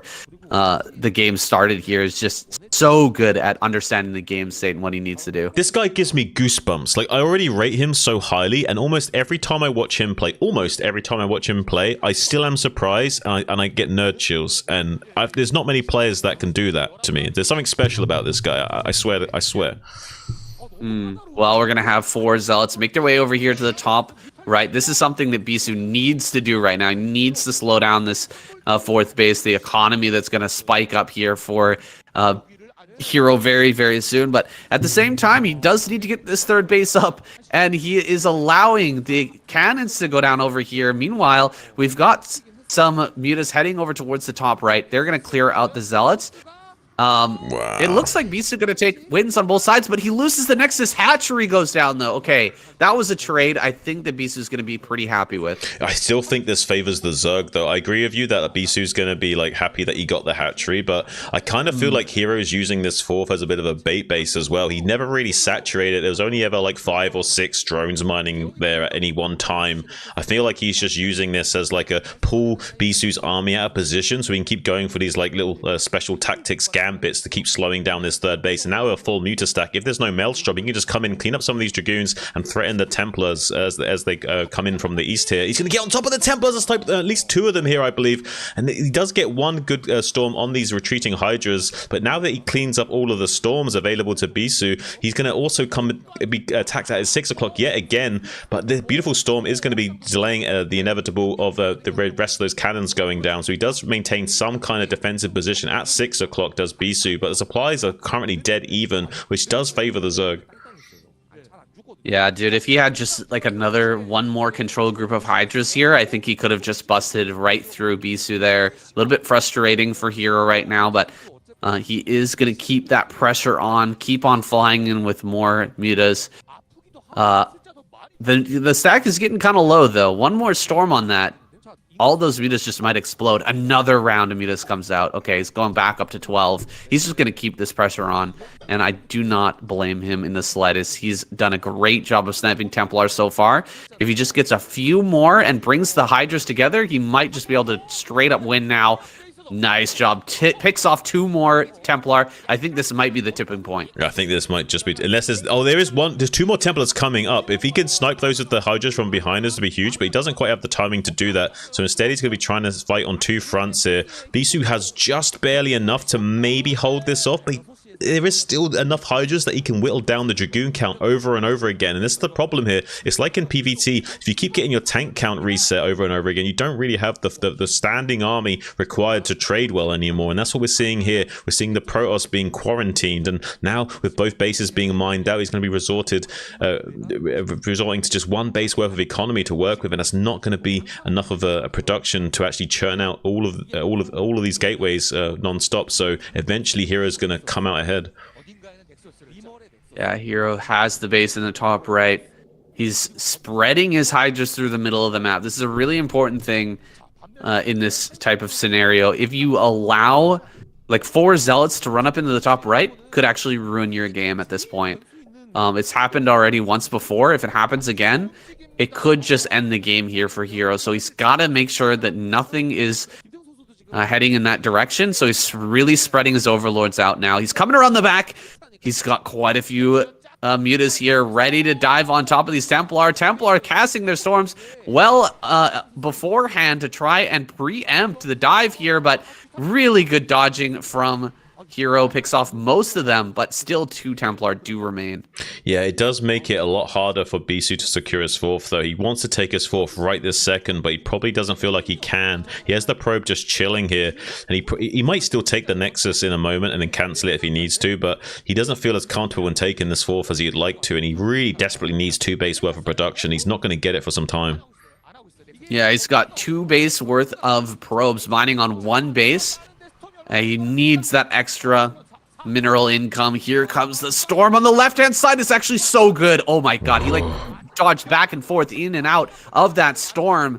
And is it actually still not going to be enough? Wow. That great storm, still not good enough here to take down Hero. His advantage is too big. He runs over this army, and he's going to clear up all the important units, all the Dragoons, all the Templar. That is it. GG.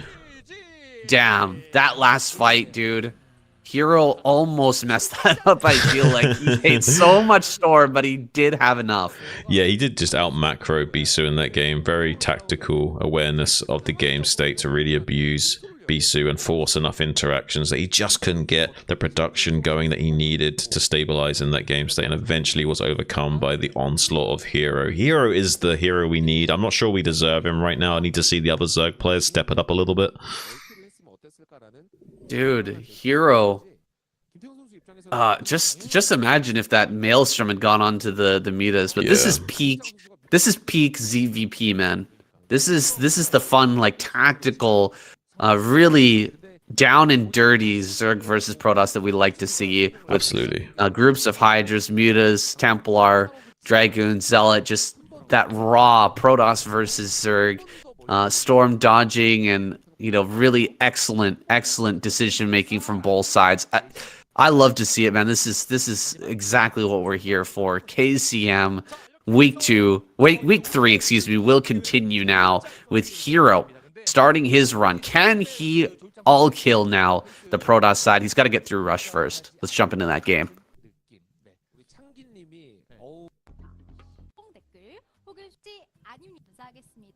어떤 면인지 쇼라 현대 H몰 KCM 종족 최강전 합격.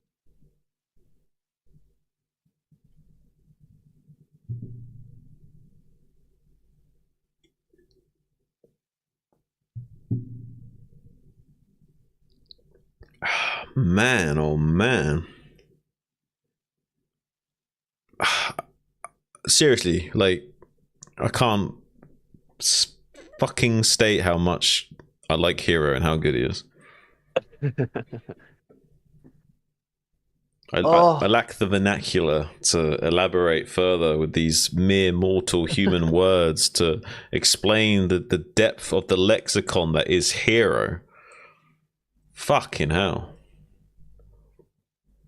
He really did everything right that game. Everything except for, the Zealots running to the top right and that last engagement with the Storm. Like, everything else was perfect. And despite the accolades he has got and the recognition he has got, I still think he's an unsung hero. It's crazy to me. I've never seen someone so good yet so underrated at the same time. Maybe he wins this season of ASL and gets those accolades finally. Man, if he does, I'll be like doing backflips off the wall. Well, let's see what happens. I want him to lose because I want Sharp to win. But all right, well, I'll root for Hero. You can root for Sharp. How about that? All right, sounds good. All right, let's go. 내가 못 먹으면 남도 못 먹는 게 우리의 인지상정 아니겠습니까? 하지만 저희는 한우를 좋아합니다. 자, 이제 얼마 이제 기간이 Well, that was some peak KCM there. Hero versus Bisu was an absolute banger. I didn't think we were going to get any better than Bisu versus Queen, but I feel like that was even more exciting. Oh no, that was crazy. And you don't usually see ZVPs like that because it's so easy to go wrong for the Zerg. Usually Zerg, when they try and play this sort of like piecemeal skirmishy style, it only goes well if you're like using, say, like 6 or 7 Hydras, like snipe off Templars on the flank or something. When you're like trying to like deny bases and like obfuscate what you're trying to do. The fact that he hid his mutas for so long as well and kind of forced out the Maelstrom onto the Hydras rather than allowing the mutas to be, because he was so composed, everything aligned for him. And a lot of players wouldn't have had the kind of composure and discipline in that situation to like obfuscate the build for that long and dive in at the perfect moment like that. While Bisu's been eliminated, still we have another versus Zerg specialist here, Rush. This man is incredibly good at getting in there at the proper time. You know, busting through sunken colonies is his mainstay. This dude is living up to his reputation in most of his games. Rush is a namesake. We'll see what kind of Rush he pulls out here. What kind of game plan is going through his head right now after watching Hero just play it, the game of his life there against Bisu. What is he going to pull out here to try and take down Hero? Yeah, I have to wait to see. We do see Hero in the 12 o'clock position, which is the most mineral optimized position that he could have gotten, so I'm sure he's happy about that. Could be going into a 2-hatch muta play, it looks like. Probably going to get 4 lings out once his pull... Oh, actually, no, it's a 12-12-12. My bad. Excuse me. This is going to be a 2.5 hatch. All right, with the 2.5 hatch, you're going to have a lot of economy to work with. Plenty of larva to use at your disposal. But you're not going to have too many early lings here. You're going to be trying to cut as many lings as possible as you can. And you get that hatchery out as quickly as you can. So there is an opportunity here, possibly for Rush, to do something like put a bunker behind the mineral patches or try to get a bunker rush rolling here. And he's going to go up to the front, try to poke at this drone. Will he build the bunker? Looks like he's actually left the other Marines back at home. He's hoping to force like 6 lings here. Yeah, these are the kind of tactical things that you can do as Terran to really disrupt the Zerg. And a really advanced Terran versus Zerg player understands all these fine nuance transitional points of Zerg to really exploit those positional points of weakness so that they're not as lava efficient. So if they do have to make 1 pair of lings when they wouldn't normally, it does completely throw off the timings of the Zerg. In fact, the reason why you saw so many minerals for Hero earlier is because you can't actually make the 3rd hatchery until you make the spire, because if you notice, when he made the spire, the lair, when he made the lair, he went down to 292 minerals. So if he'd made the hatchery, he wouldn't have been able to make the lair on time when he had 100 gas. So it's crazy how like finely tuned these builds are, where it sometimes actually looks kind of weird where they got like loads of money banked up for no reason. Well, he's going to be getting that spire down here pretty darn soon. He will be throwing down the gas, and then right after the gas, into a couple of sunken colonies, because he spotted the 2 barracks follow-up here from Rush in the main. It was a really risky maneuver sending in the Overlord to confirm that, but he managed to keep that alive and get the confirmation on the 2 racks. So he knows exactly what's coming here. He can get the sunken colonies on time. He's not going to have muta to deal with it on time here with the 2.5 hatch. It's just going to be a little bit too crisp, the timing here from Rush. Yeah, look at this little Overlord spot. We had the same thing on Butter, right? You had these like little dead zones here, and a lot of Terran players are really complaining about that. And I think the compensation on this map was like, we're going to put that spot a little bit closer to the natural, and so you can't see as deep into the main as you can on Butter. And I think that's a nice little compensation. Don't you agree? Yeah, I think so. It's still going to frustrate Rush a lot here because he did get into the main base, but he took a big risk by sending that in, right? He almost lost that Overlord. If he loses the early Overlord, you are so far behind, and Rush had that opportunity to pick that off. He just wasn't quite able to get that. Now he's moving out with the 2 racks. Firebat is involved here as well. We've got a Marine, but Lings are going to run by and actually slow things down. And I mean, this is great. It doesn't really need to stop Rush from going across the map, though. It's just got to delay a few units, because he did build 2 Sunkens back at home. So, I mean, you're not going to break through here. Yeah, and just one thing that I really want to point out about Hero is that he had that mapped out where even if he had lost that Overlord, he could have still lost those Lings and had enough supply left over to make the exact amount of mutas he still wanted to make. Yeah, you can do a lot with the 2.5 hatch, man. You've got a lot more larva, a lot more minerals. You can get the drones a lot quicker. So, you know, he's done a great job maneuvering himself here. He's got the 7 mutas coming in at the right time. We're about 6 minute 15 seconds. He flies into the main, and look at this. Rush is not ready. That is a shock. Oh, no. Usually Rush will have these up in time, and now he's going to start to lose SCVs. This is really, really good play by Hero. He's got the timings on this done perfectly, and with that information he got from that earlier Overlord, he's managed to find himself into a, you know, find a really good spot here, where Rush is just not going to be able to dislodge these mutas, and he's gotten a bunch of kills here. Rush is not even on the map to pressure him at all, so he could even pick off this supply depot. He doesn't need to leave just yet. I get chills watching Hero play, man. It's just so fascinating. Like, he got like a 7 or 8 SCV kills, and he knows that he only needs 6 to be in a good position. So once he gets like 6, 7, 8, he's like, okay, that's enough. I'll just come in. I'll kill a depot. I'll make sure I don't make any errors in my retreat, so I don't take any damage on these Mutalisks. And if you do want to save your depot, you have to come into a bad trade. And now he's got a full flock of mutas, done significant economic damage, and it's in a great game state. Yeah, he's going to look to try and crush this Bioforce out on the map. He's got the muta count to do it. He's just waiting for upgrades to come in, maybe a few Lings to be mixed into the equation as well. Coming in, going to threaten the barracks here. If he kills that turret there and takes over this location, Rush would be in a lot of trouble. So Rush is actually going to bring his entire army back to deal with this. This is exactly what Hero wants. Just delaying this army even further and keeping the pressure off of his bases out on the map. Although a Firebat does make its way over here. Firebat going to deal some damage, maybe pick off a drone. We do have a muta, though. It's going to show up, and only 1 drone loss. It's not the biggest deal in the world here for Hero. No, I mean, it does delay the gas timing at that expansion, but it's not the end of the world. It's just a very tiny victory for Rush to compensate for how poorly the game has gone thus far. Currently dead even on supplies, both players, which is indicative of a strong Zerg position. And at 8 minutes, this is a scary place to be, because he could be at risk of dying just by moving out at this stage.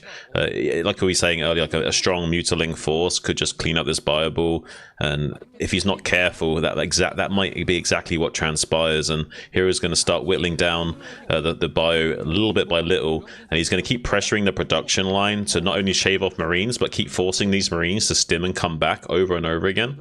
So he's just going to be buying as much time as possible for this sort of like 9-minute transition, where he's going to start morphing lurkers at both his bases and then be super safe and be able to power up into a very strong late game. If Rush moves forward any further, dude, he's going to get crushed. There's like a full another Mutalisk group with a bunch of Lings just to the left of this position. And if he moves out just a little bit further, Hero's going to run this over. Okay, it's just 4 mutas. I thought it was a little bit more than that, but still, that is a serious, Marine crushing force here that's ready to dive at a moment's notice. So, Hero here, he's got the army together.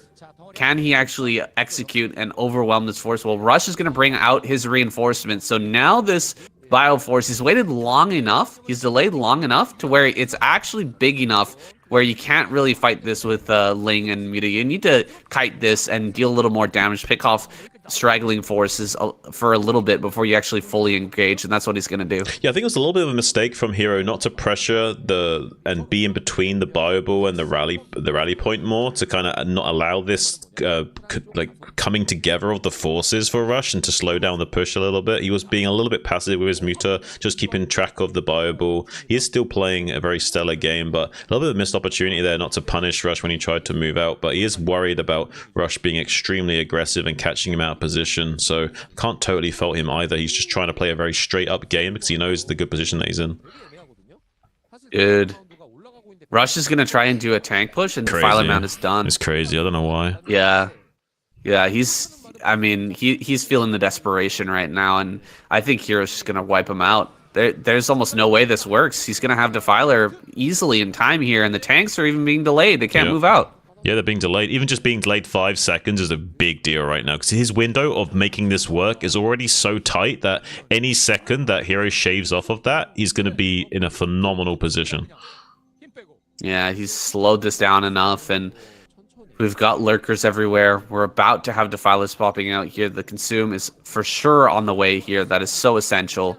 Hero, bar him like missing the upgrade or something like that, he should be able to hold this no problem. Yeah, Consume will be finishing up just as this Terran has started his siege, but it will take some time for him to kill the Sunkens and chew through the lurkers and what have you, so it's not like he's just going to kill him right away, so there will be enough time for Consume to finish up just as he starts to break through. There are 3 siege tanks, and the Sunkens aren't staggered, so he will get good splash damage on those. Unable to kill the Science Vessel for the time being. It has already used his Irradiate though, so no help on killing those lurkers. Does just decide to bust through with the Marines, since there's not a lot of lurkers to play, but here comes Hero from behind, sniping off 2 of those 3 siege tanks, which is going to really delay this push, and there's a big flood of lurkers that he can still get up behind the mineral line and cause some economic pressure to Hero, but he's going to lose the siege tank because he's not quite paying attention to that. Yeah, the Nidus does finish up, so more lurkers are going to come through. The Mutas can come around and clear out the Marines that are trying to run behind the mineral patches. I don't see this Defiler. Where is that? I mean, it should have popped out by now, certainly. Yeah, I think he made it at the 3rd. Okay, he made it at the 3rd, but I mean, the Nidus is right there. I guess he's waiting on the other side of the Nidus until he has the consume upgrade done, so he can consume, throw down a Dark Swarm. Looks like we're going to rotate over here. Immediately pops through the Defiler. He's going to consume and throw down that Dark Storm. Whoa, whoa, whoa! The Lurker actually died. Hold on a second. Can he actually find an angle here where he can maybe pick off that? The hatchery. The hatchery is just being targeted right now. Oh, he's got to get the spines. Is he actually going to kill this? He's going to kill it. And the drones might die as well now. Dude, Rush found the one hole. Wow. The tiny little, the smallest, tiniest little spot that Hero was weak, and he pushed through. That one lurker that popped through with almost no HP, I think, clinched it there. He just barely shot that down before the Dark Storm went up, and look at this. Hero is long distance mining all the way to that base. It would have been a little easier had the base been, up here at the top left where he's taking the hatchery now, but as it stands, he is in such a bad spot. He's going to have to long distance mine an incredibly far base here, and this gas is just going to be denied for so long. I don't know if Hero can pull this back, man. I think he's just dead, maybe. Well, he certainly doesn't have the APM to send those gas drones through the Nidus and manually return them that way to get a little bit of gas income. Only 600 gas a minute, more or less, maybe close to 650 with that long distance mining, but it's not looking good for him. Without that additional gas, it's going to be a real tough time producing the Defilers, the Lurkers, and the Scourge that he needs to keep Rush at bay. And Rush knows that he's going to be keeping the pressure on as much as he can. And as Terran, you need to maintain map control, or you're pretty much dead, so we'll basically be seeing that no matter what from Rush. Meanwhile, taking this 3rd base, so he's going to be attacking while defending and trying to put a little bit of pressure onto Hero, see if he can contain the threat, and also going for a dropship gambit potentially into the main or 3rd base here.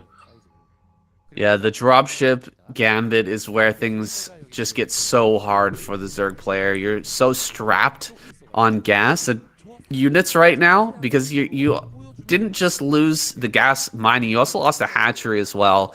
Your larva count is low. Looks like he's going to see the drops. Okay, this is big. Okay. seeing the drops is actually massive for Hero.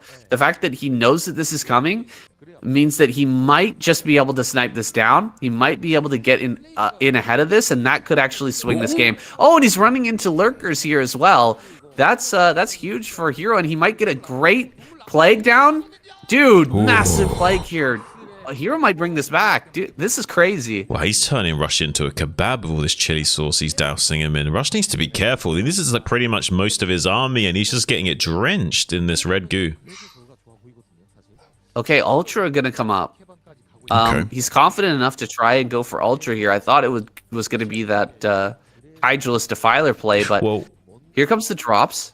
Well, Hydras make more sense with how delayed his gas was, but with the 4th gas coming online, I guess he can support it still, but there will be a little bit of window where he's not producing ultras, and with this triple dropship play, oh, look at the Scourge, going to be catching potentially 2 of these for free, and this is really rough for Rush. He will get a few of these Marines in, but the Lings will just easily clean this up. Rush is not going to be happy with this at all, and look at this, even losing a lot of his forces and forced to reposition over and over again out here in the mid-center of this high ground plateau here, so this is just rough for Rush. I just don't think there's any play left for him in this game going forward. Like, Hero has pretty much got all the tools that he needs going, and he's not even mining 3 on gas at his 3rd is Rush. He's really behind on gas, and he's forgot to put 2 SCVs on his 3rd gas. Dude, Rush, he really thought that he could get in there with those drops, and even if he didn't get any damage with the drops, he's like, all right, I'm gonna control my Marines out here on the field and get some damage with those Marines. You pick off a Defiler or something, push through a Lurker line while you're busy dealing with that drop in your main base. But Hero's everywhere, man. He handled the attack in the main, and he managed to keep everything alive here out at the front. He got some good trades with the Defilers and the Lings during all of that craziness. And now Rush is going to try to push over here towards the 4th. This is a very important location. We have so many hatcheries over here, and the gas has just come up. There's still a few Marines here. Lynx cannot clean this. He needs to bring more down here. He needs to bring a Defiler with some, lurkers or something. I guess Lynx are actually going to clear it because he was targeting down all of those gas drones. But, dude, that was really, really close to a break there. Rush gets forced back. Another drop going to come in here. But Scourge already. Dude, he can't do it. He can't get in here. He's going to be denied. Hero's bringing this one back in a huge way. He's going to have a huge Ultralisk transition here coming up. And there it is, the 3rd gas finally getting mined for Rush. But it's a little bit too late here.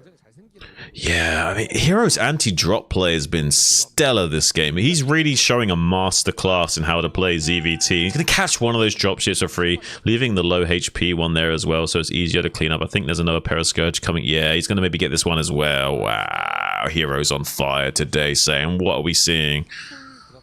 Oh, great plague. Oh, dude. Yeah, he's going to be able to take this, man. As long as he holds this next attack. There's some lurkers over there. There's a Defiler over here. He can't make any progress. Rush is going to be rebuffed one more time. He hasn't been able to secure his 4th yet. He's looking to do that now, but I imagine we're going to see... okay, one Hydra coming out, but there's the one Muta. The one Muta here making its way to the front. Going to pick off a couple of vessels. That is some sick good play here from Hero. And he's going to come forward one more time. Another goes down. How many times can a player surprise you? I don't get this guy, honestly. Like, he's a glitch in the matrix. Saying he's got to be my favorite player, honestly. Yeah, Rush is, trying everything that he can to just make some progress here, but now mass Ultra going to start to hit the field, and with these Ultras coming out, they're heading up to top right. I guess he thought that there was maybe a base up there, but there's nothing up there for Rush. Rush is putting everything on the line here, trying to break into one of these bases, and he's maybe just barely going to break through here. Nope. Dark Swarm. Defiler pops through the Nidus, tosses that down, and pops back through. He will shut down this base in the bottom left, but I don't think it matters. There's huge Ultra wave coming out now, and Rush is... I don't think he's going to be able to hold bottom right here with all these Ultras counterattacking him constantly. Yeah, Terran needs to expand when they're mined out, and right now he's being reduced to just one base worth of mining, so he needs to get this base in the bottom right set up pretty much now, yesterday, if anything. And I don't think he's going to have the production needed to keep Hero at bay. The one thing he's got going for him is that the ultra speed hasn't kicked in yet, so he will have a little bit of a control potential of just keeping them away from his bio. Because when the ultras have speed, you can't really retreat from them anymore. They can't just catch you. Oh, look at that! Plague. Wow, saying the amount of plagues we've seen in this game that have just been pure money is insane. Like, I think like most players should like watch this game to like learn some real solid ZVT. Yeah, this is a great game to learn from here. Of course, doing everything that Hero's doing is a tall order. This man is out of control right now, putting most Zerg players to shame with his control and decision making, but he's going to hold on to this base one more time, just having the correct units in the right place at the right time.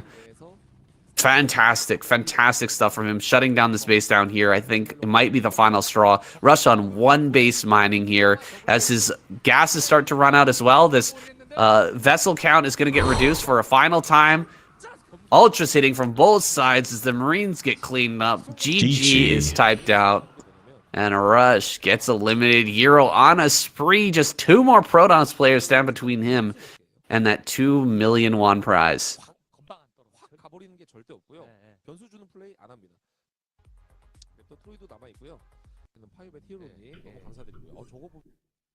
Damn. Whew. Wow.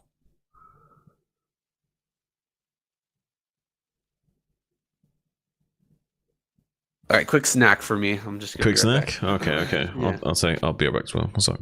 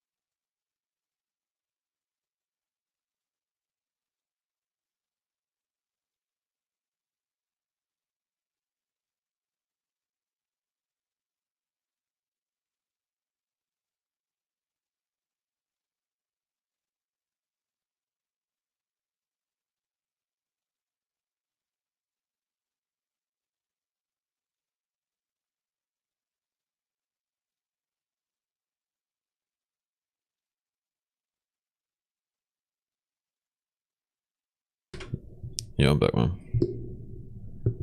What's up, Dr. Tapio? How you doing, you weasel?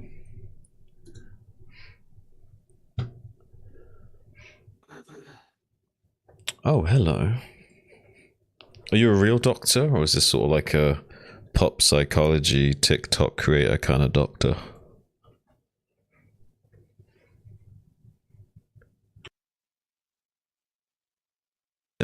Is a big Korean sort of race survival tournament where, you know, they elect 3 players to represent their respective races, and they kind of battle it out for points in a league over the period of 8 weeks, and those with the highest points out of the 3 races go on to a seed in the finals, and the other 2 remaining teams battle it out in the semi-finals for the final spot. Yeah, poor Terrans so far, it seems.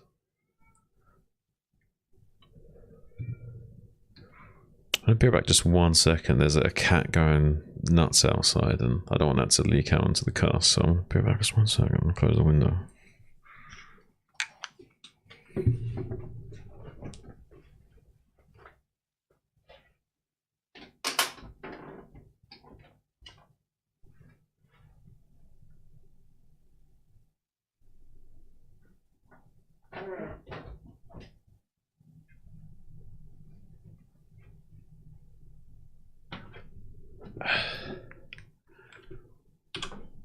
Alright, we have once again established optimal recording environment.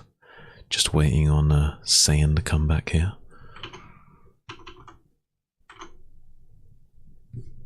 He's currently just trying to process the crazy games we've witnessed. And maybe he's starting to question his choice to back Sharp for this ASL, and he realizes, hang on a minute, Sharp was onto something. Hero. Man, I've been talking this guy up for a long time. I've been telling everyone, like, he's a really highly rated player. He places highly in ASL. He's round of 4, round of 8 pretty much all the time. And everyone still underestimates him. He's so highly praised and yet still so understated. And he is literally the unsung hero. And man, he's singing right now. And what beautiful voice he has.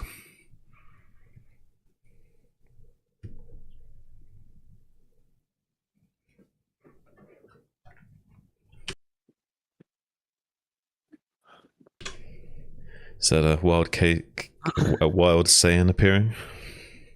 Yeah. He uses yeah. It's super effective. The throat clear as well. Is that to increase your defensive stats?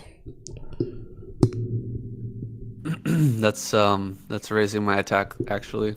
Oh, so you're not a metapod, okay. I don't like metapods. Just keep using Harden over and over again. Yeah, let's do it. Harden, yeah.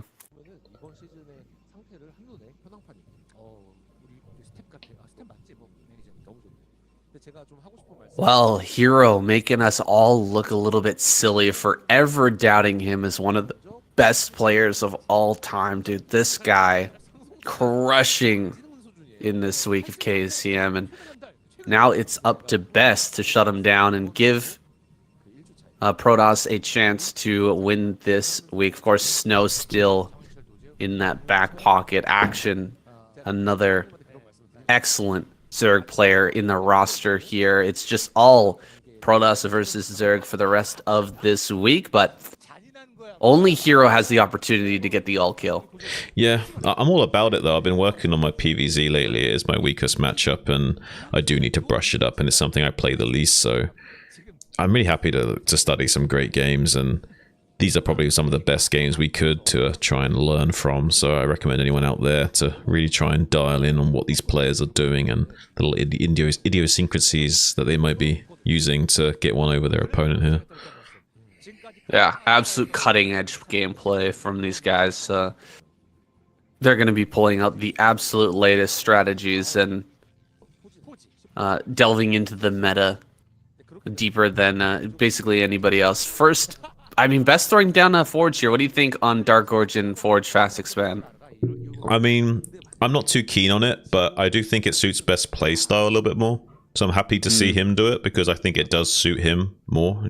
It does kind of limit his range of play, But oh, look at this little obfuscation here. We see the Overlord inside the main base going cross map. That's to force the Protoss. Oh, look at that spot.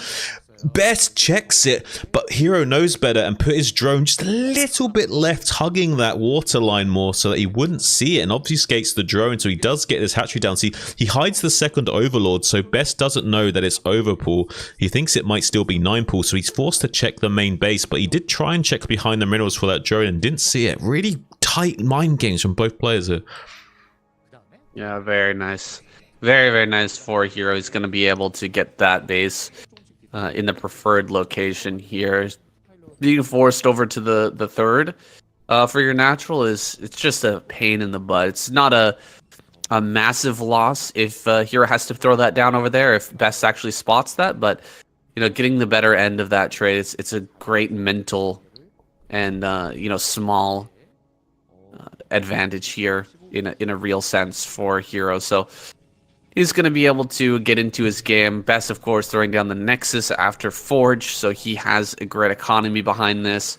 But Hero will just be able to pump pure drone from here. Just 4 lings were produced. That's almost the bare minimum. If there is a pylon that gets thrown down to block your third, there's no other place to take the third, really, on this map. So you have to have those 4 lings at least to kill the pylon if he decides to do that. Although if he'd placed down the pylon at that time, it would have significantly delayed his gateway. So Best did not want to delay his tech that significantly for the compensation of delaying the third. So I think Hero kind of knew that in the back of his mind with his Overlord seeing everything in the natural. So I was very confident he would get that third down.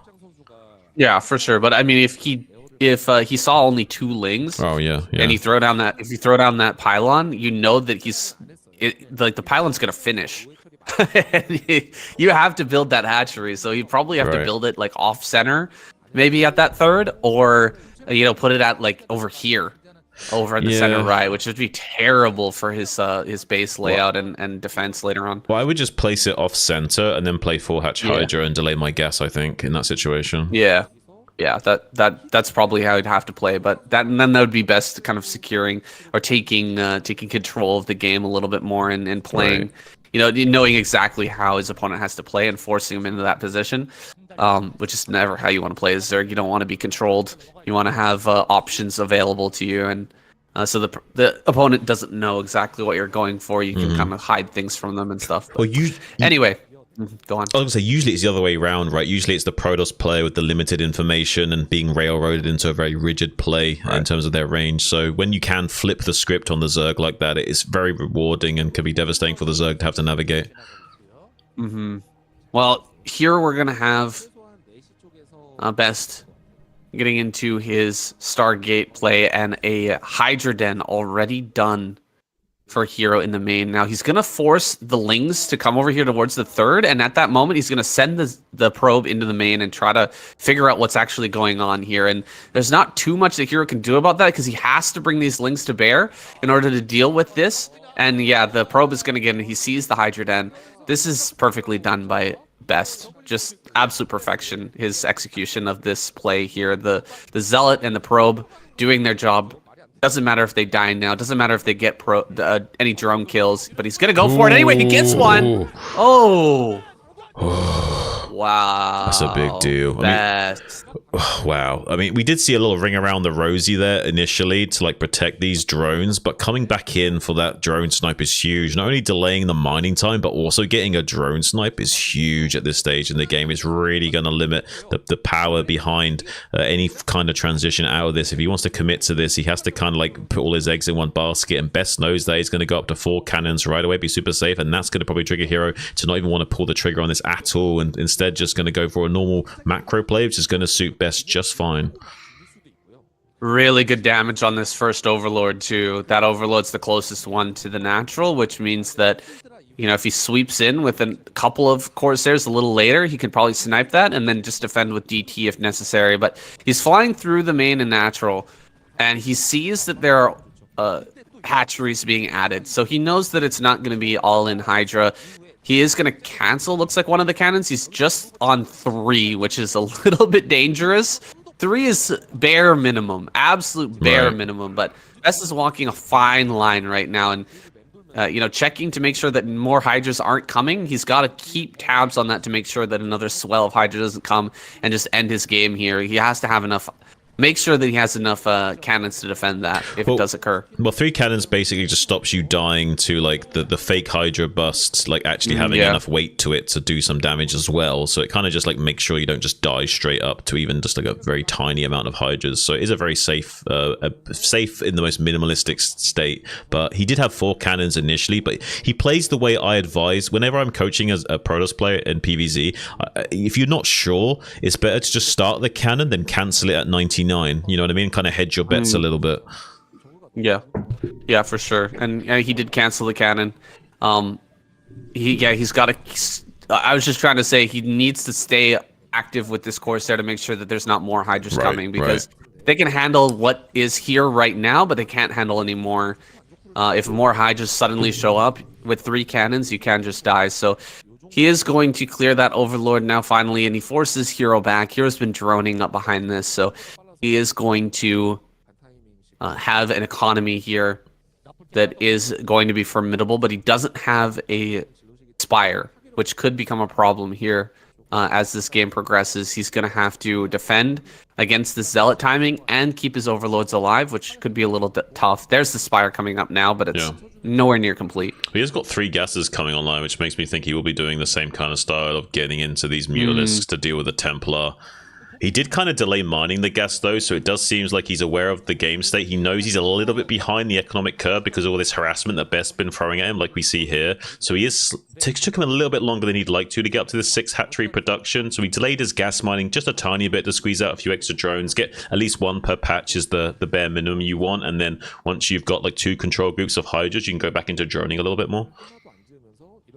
So with the number of units he's got out right now, I think he can start to drone up once again. He's going to approach that like 45 count right around there before taking a 3rd base.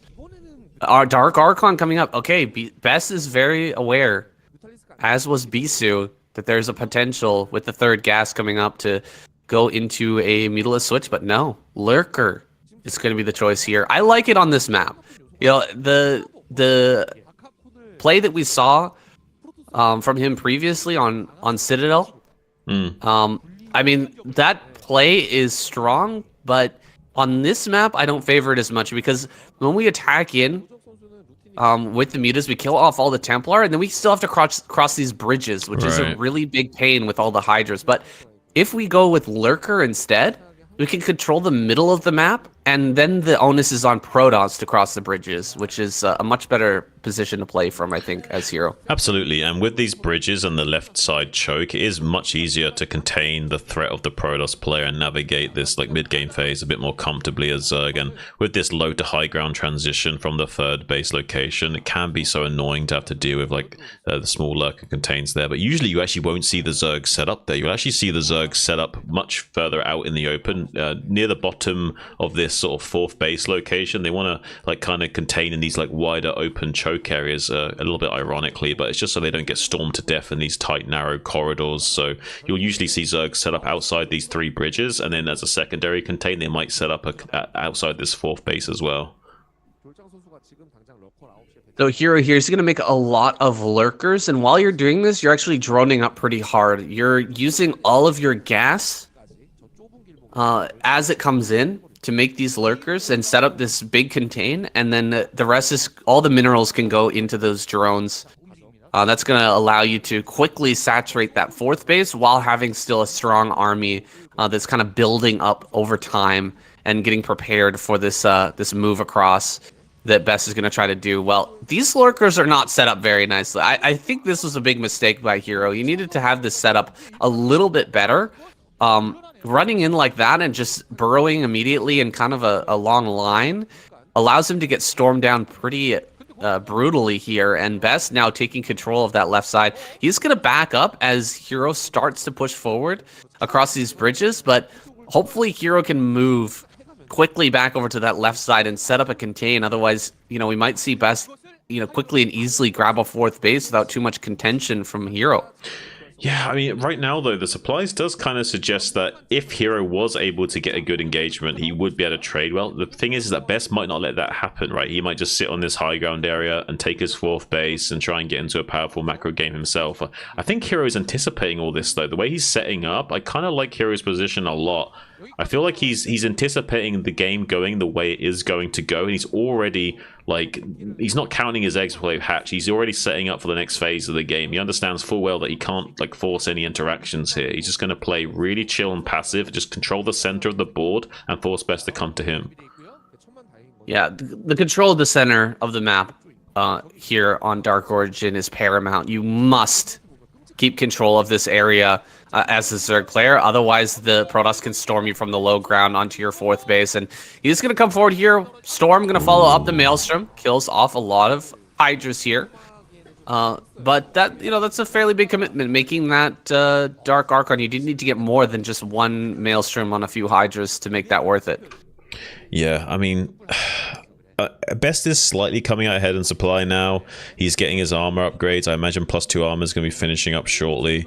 I think things will be looking good for Best. It's just that he's being delayed so much, and Hero's getting stronger and stronger in his production as time goes on. He's going to be going up to like 10 hatchery production. Defilers are on the way, and once plagues start chaining, the clock's going to be on Best to make things happen. That's why we see Best skirmishing so much right now. He's aware that he's on the clock right now. He's setting up this 4th base, but he also needs to keep whittling down the Zerg army with these skirmishes, or the Zerg will just be an uncontainable threat.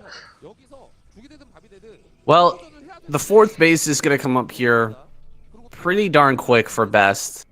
What I'm worried about from him is right when the Defiler comes out, we could see Hero cross these bridges. There's not really anything on the other side of the bridge right now. Right. And if Hero suddenly, you know, has the Defiler here, drops the Darkstorms over on this side, and then crosses the bridges and drops Darkstorm in between the rally and the 3rd, then Best could find himself in a really awkward position. He's going to try and break out here once again, but I think he just lost the Observer in that Maelstrom. In that fight there, not the ability, but just a metaphorical Maelstrom of a fight. Conceptual Maelstrom. Conceptual Maelstrom there. So he can't actually break through. And the Lurker here on the low ground are actually going to deal some damage. You don't often see this from the Zerg taking advantage like this, but it's definitely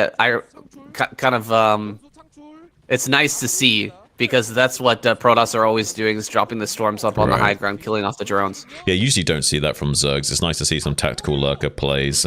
Sometimes you can go for like little lurker drops where you like drop like 2 lurkers at each base. But look at this, Best pushing out in a strong way, trying to take the southern threshold of this force in an isolated fashion, so that Hero, if he wants to, has to unburrow and come to him. And that's not favorable for the Zerg to reposition your lurkers like that. So now we see the wall of Zerg try and crash into Best head on, but there's enough zealots on the eastern flank to cover the retreat now, so he won't hopefully lose too much of this infantry force. He will consolidate the majority of his forces to keep fighting back with some skirmishes, more and more trying to get these storms online so that he can whittle down the Zerg. But Hero's done a great job of keeping all of his units spread, so he's not losing too many clumps of units at a time. Only getting like say 5 or 6 Hydras caught in a storm at any given time, so everything so far going Hero's way.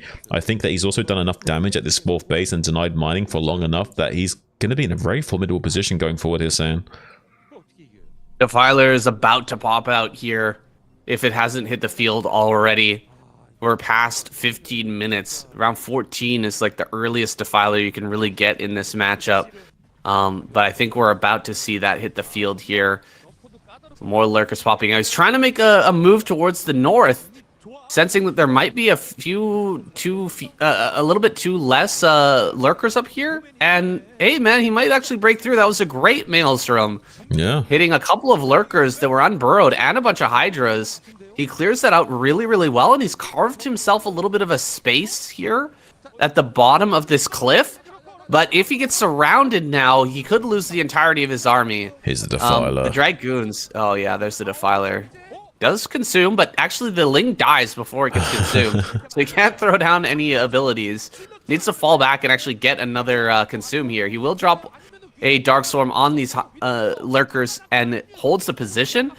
But Best is he's made some space here. He's given himself a little bit of a window to actually move around this army and not just be completely contained by the Dark Swarm. Yeah, he's weakened the pawn structure of Hero, and now he's starting to isolate certain key areas to really overall like take control of the center away from Hero. And now Best looking like he's starting to get some control in this game. The supplies do like kind of suggest that Hero's got some life in this game, but having conquered most of the center of the board, it does give a lot of breathing room to Best. He just needs to keep the unit production going. Look at the swarm of Zerg though coming in from these rally points. If he hasn't got enough Storm remaining in his arsenal, he won't be able to keep fighting Hero off though, and Hero might be able to regain control of that center, which is going to be so crucial going forward in this game.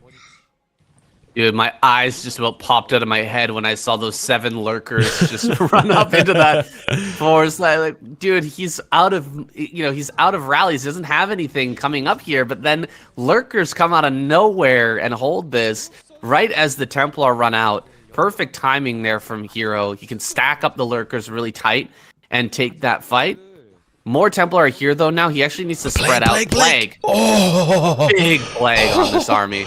Huge plague. Wow, the unit's like glitching out. Even they are in shock at how good that plague was. And now with a nice little tactical surround, going to be cleaning up the majority of those plague units, shuffling forward. We need to be careful though not to leave these lurkers clumped. This is the problem with Zerg. As you reposition your lurkers, usually they'll end up clumped up and they just end up stormed. So what the pros player will usually do is try and force repositions from the Zerg to get better value out of their storms. And right now though, it doesn't really matter. It comes down to a numbers game, and Hero's slightly getting the better of Best. And with these tactical plays, going to be forcing him back and maintaining some kind of positional advantage to levy against him if he does keep trying to come out into the center board. It does allow Hero wider arcs of engagement, and that does favor the Zerg. And with all the 5 of these bases operational, it's going to be a matter of time before Best needs to secure this base in the bottom left to kind of guarantee a game-winning state, and Hero's probably not going to allow that to transpire.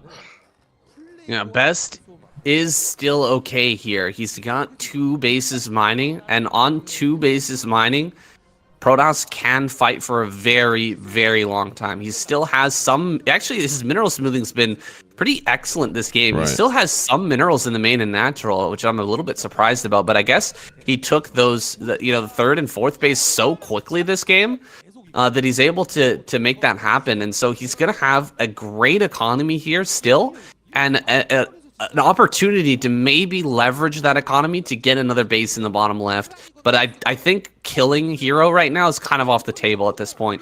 He's going to have to like wither him down, wear him down in the late game by taking this base, if anything. Well, it's going to be an opening to the main base of the Zerg. Hero's aware of it. That's why we see these units like kind of positioning at the top of the ramp here. I have to say, with the control of the center, it's allowed Hero to completely harass this 4th over and over again with his little tactical lurker positioning and denying mining. That's huge. Like, it slows down the powerhouse of Best so much. It kind of reduces him back down to only 1 mineral base effective mining, and that's not going to be enough. Natural now going to be mined out. He did do a big transfer from the main base to the 4th earlier, which is why he's like got the mineral smoothing that he has got. But look at these trades. Like, even though he's getting such great storms, look at the supplies. Like, here, it's the macro of Hero is just so devastating, and he's just chaining plagues over and over again on the big death ball of Best, and just takes the wind out of his sails and forces him to stay passive. And that suits Best suits Hero just fine, because Best hasn't got this bottom left base up and running yet. Yeah, all red units here, but it's time to start going like mass Archon anyway. We got to start pumping out tons of Templar, maybe even go into Reaver at this point as well, because we are going to go late if Best manages to snag the space in the bottom left. He is going to take this into a massive late game, and it'll be up to Hero to try and break that base. He hasn't sent a probe down there just yet, which I'm a little bit surprised about, but it's just about time to get a probe in that location to start throwing down cannons on that high ground. Yeah, one mistake that I think Hero's made is that he's only chaining plagues on this force at the bottom. I think he should have been trying to be a little bit more opportunistic and chaining some plagues on the rally point of Best as well, because there's a lot of clumped units there, and he could have gotten some free plagues off, and he hasn't done that. So now we see this rally point actually in full strength and at full HP, able to come out and make some plays here, but somehow Hero with the macro able to keep everything pushed back, and he has still got this lurker being annoying at the 4th base as well, I think. Time to make like 6 Archons here, man. That's so many Templar. We hardly even need this many storms right now, and we're probably not going to have the opportunity to even cast them all in a real fight. He's going to start to come forward here, making some Archons, making some more Templar, pushing forward. He was pushed back from the bottom left, and maybe Hero can try to take that base now, but he's moving out on the map with some units from the rally, trying to get a position here at the front, maybe force some defensive moves here from Hero, force him to run into storms here just like this. Could actually trade pretty darn well. Oh, the Observer was not with that army. It wasn't over top of the Archons there so that he could actually clear those lurkers. Now it's over in the right position. Getting up here on the high ground, the Archons are going to fight really, really nicely. The storms are fantastic, but Hero is eventually going to trade out this army and finish it off. Yeah, but the supplies are starting to favor Best more and more, so if he can just keep unloading onto the center of the map and preventing Hero setting up those kind of like soft contained positions outside the fourth base choke and this bridge area, that will allow him to get some good trades finally.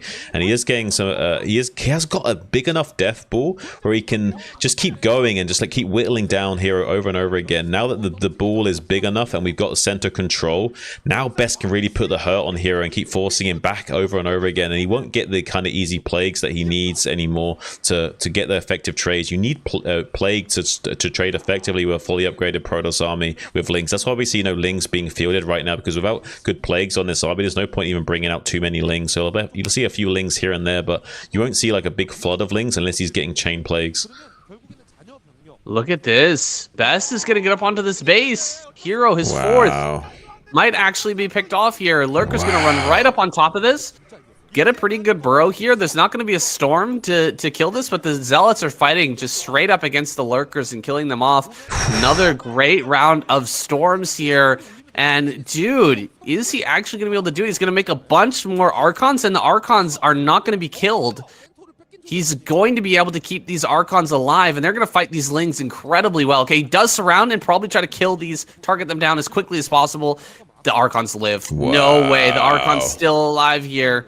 He does pick off 2 of them, but one more going to send up towards the top right. There's only a few Lings here. This is it, man. Best is going to get in here. Oh, this is crazy. He almost got on top of those Archons before they finished morphing and didn't quite get it. And now he's got a tactical advantage on top of this ramp. He's not going to be able to trade well against these Zealots and Archon anymore. He does catch this other Archon that's out in the map. Maybe he could get some of these High Templars too, but he will get this hatchery in the top right critically. And Hero is going to be devastated by that. He's mined out now. It's 24 minutes into the game. Zerg does mine out a lot slower than Protoss due to the saturation, but at this point in the game, you are now starting to really heavily depend on these like frontier bases, and with them being sniped like this, like Best is going to be in a great position. It's almost like game ending at this point. Yeah, he's got to get over there and take center right. He's not mining anywhere else. He's got 30 minerals left, fighting with just a few Hydras and Lings. He can't actually believe it at this point. I think he's in disbelief as Best pushes forward. G. Wow. Best, the gorilla, man. It's just too much for even Hero. Like, as good as Hero is, like, King Kong himself is just like beating his chest and wants to come out strong and prevent his Protoss brethren from being annihilated by the absolute powerhouse of Hero, finally slaying him. And crazy. Best is not known for his PvZ, so to see him take down Hero like that, that's style, man. Like, really stellar game from him, and Hero had a great game state maintained for a very long time. I have a theory about these poppers, man. I think that they pop the popper every time an all kill is denied. It's like the increase of the all kill prize popper. That's my new theory here, guys, as to why we're popping those. But I mean, with Hero going down, there's no chance of an all kill anymore. So that prize will continue to gather strength, will continue to grow until someone claims that. It'll have to be maybe next week that ends up coming out. But dude, Hero was looking fantastic this week. It seemed like no one could stop him, but Best even one-upping Hero, kind of crazy. Maybe he should have actually gone for that style with the mutas again. Actually, well, I think he was trying to circumnavigate the fact that Best was metagaming him with the preemptive Maelstrom and stuff. So he kind of knows that Best has got his number and has that all mapped out anyway. So he was trying to skirt around that game plan a little bit. He did have great center control and did deny mining on the 4th base with that lurker on the low ground for so long. It's just that Best seems to, even though it's not his strongest matchup, he does seem to be able to navigate these weird game states, and he's one of the best at coming back in these situations, I find. We've seen him do it before, where it seems like he was completely destroyed and somehow just comes out and explodes onto the map and regains control and just annihilates the Zerg all at once. I really think that it was the speed of the 4th base that kind of ruined the game plan here for Hero, that kind of gave Best the momentum that he needed. If he would have set up that contain on the left-hand side a little bit faster, a little bit more efficiently, right? He dropped 3 lurkers to 2 storms right off the bat over there on that left side. If he had been able to set those up a little bit more spread out and taken a fight there and slowed that 4th base down a bit, the mineral smoothing wouldn't have been nearly as nice for Best, and he would have had, you know, a harder time macroing out all those units to break through. Anyway, guys, we could theory craft all day long about what could have been, but we're gonna jump into Best versus Action here. It's coming up next. All right. You can take a little break if you want, or we can go right into it.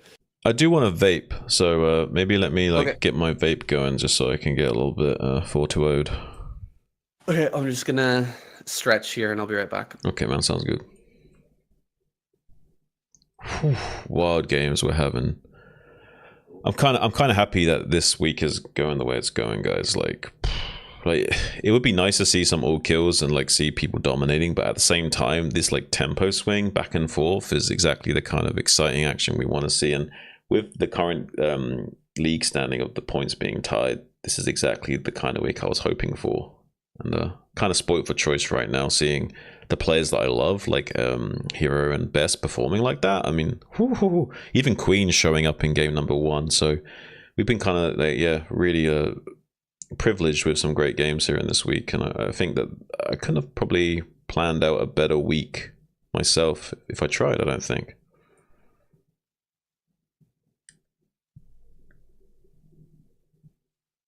Let's quickly read back on the chat. So you only rediscovered Pro SC1. I did read that message. Yeah, well, this is the channel that we use to live record. So this is live streamed, but the actual finished product will be uploaded to Saying KCM's channel. So if you YouTube Saying KCM, you can also subscribe to that channel there, and that will be where the finished product is. If you missed the live broadcast, you'll be seeing the edited, nicely dressed up version there, where you won't hear all my background sounds of the backstage viewing of me just chilling with you guys a little bit.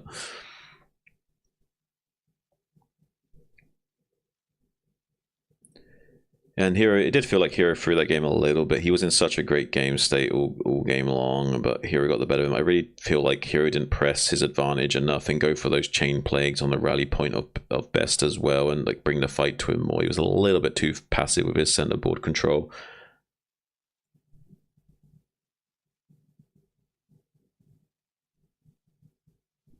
And kind of bully, but really it doesn't need to come down to Sunkens at this point. I mean, he had total map control, so you don't want to make Sunkens when you've got map control. You just want to make units and trade, and just keep trading all game long.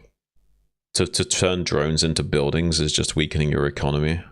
Unless you're worried about like DT drop shenanigans or something, and you want to just consolidate a little bit. But even then, with a Sunken, he's going to potentially snipe your drones anyway. So either units are there to defend it or they're not, and either case you're probably going to lose your hatchery and drones, even with one Sunken or two.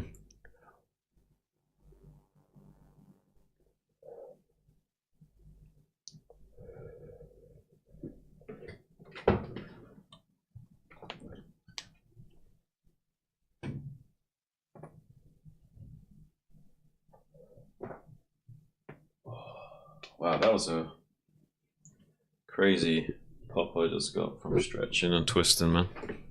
Opened up all my spine.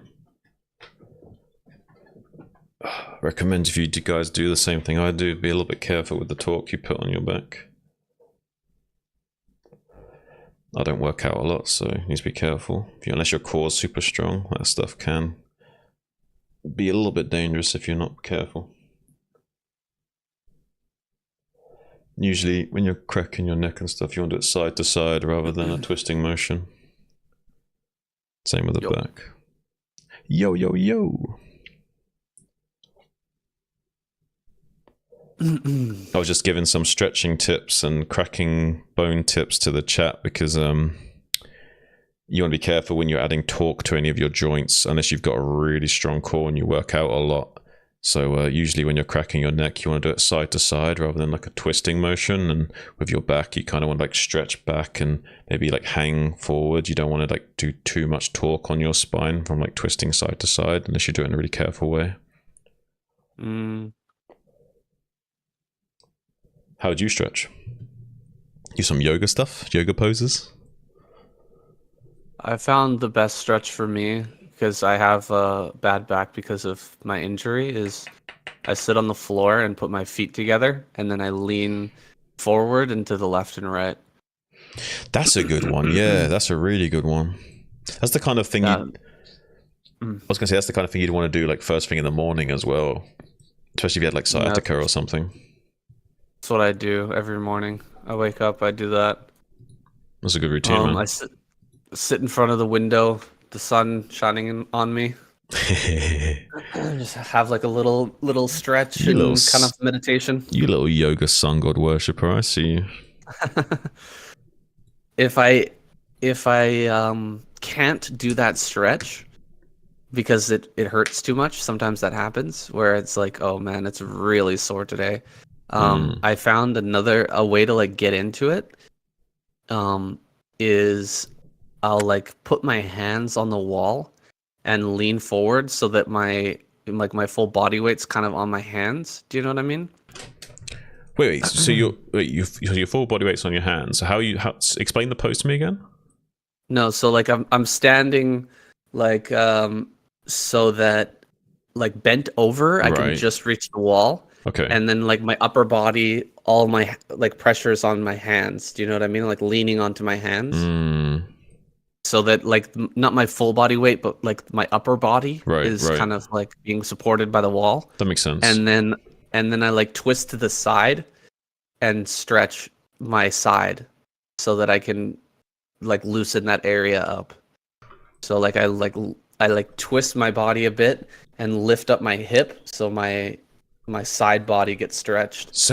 And then I can get into that pose that I was talking about earlier. You can tell me to shut up if you want, but I think one thing that'd be a great idea for you would be to do like a gaming stretch / yoga thing where you find like good poses that are like sustainable for gamers to do to like optimize like, you know, for gaming, and you can like come up with like cherry pick some like, you know, good positions and poses from yoga so it's not like too over the top for like the average gamer that doesn't want to, you know, really like sit there and like dial into what yoga is, right?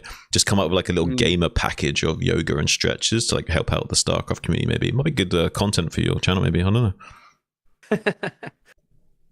Focus on like wrist stretches too. Yeah. That's what I mean. Like go over the basics, because I mean this stuff is important. You know, like people have like carpal tunnel and like wrist strain, all kinds of like repetitive strain issues, and you know, and they don't even set up their desks right usually, where like their arms are level to the desk or flush to the desk and what have you. So just going over that maybe would be good content and very informative for the community, I think.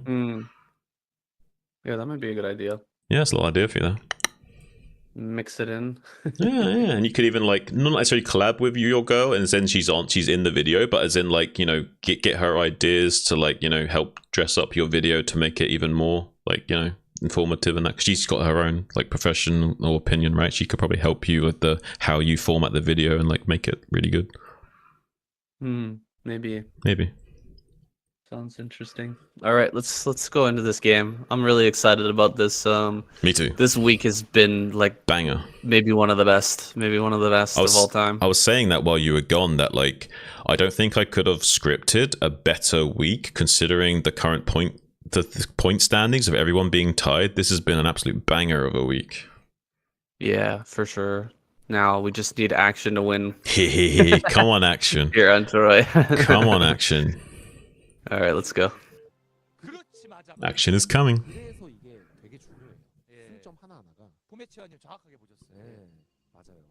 이게 되게 큰 거거든요. 큰 일을 한 거예요. 그러니까 1.5승이라고 봐도 무방합니다. 그래서 진초의 약간 2.5. Okay, Troy is going to be possibly our final map here with Best up in the bottom right, down in the bottom right, and up in the top right. It's Action.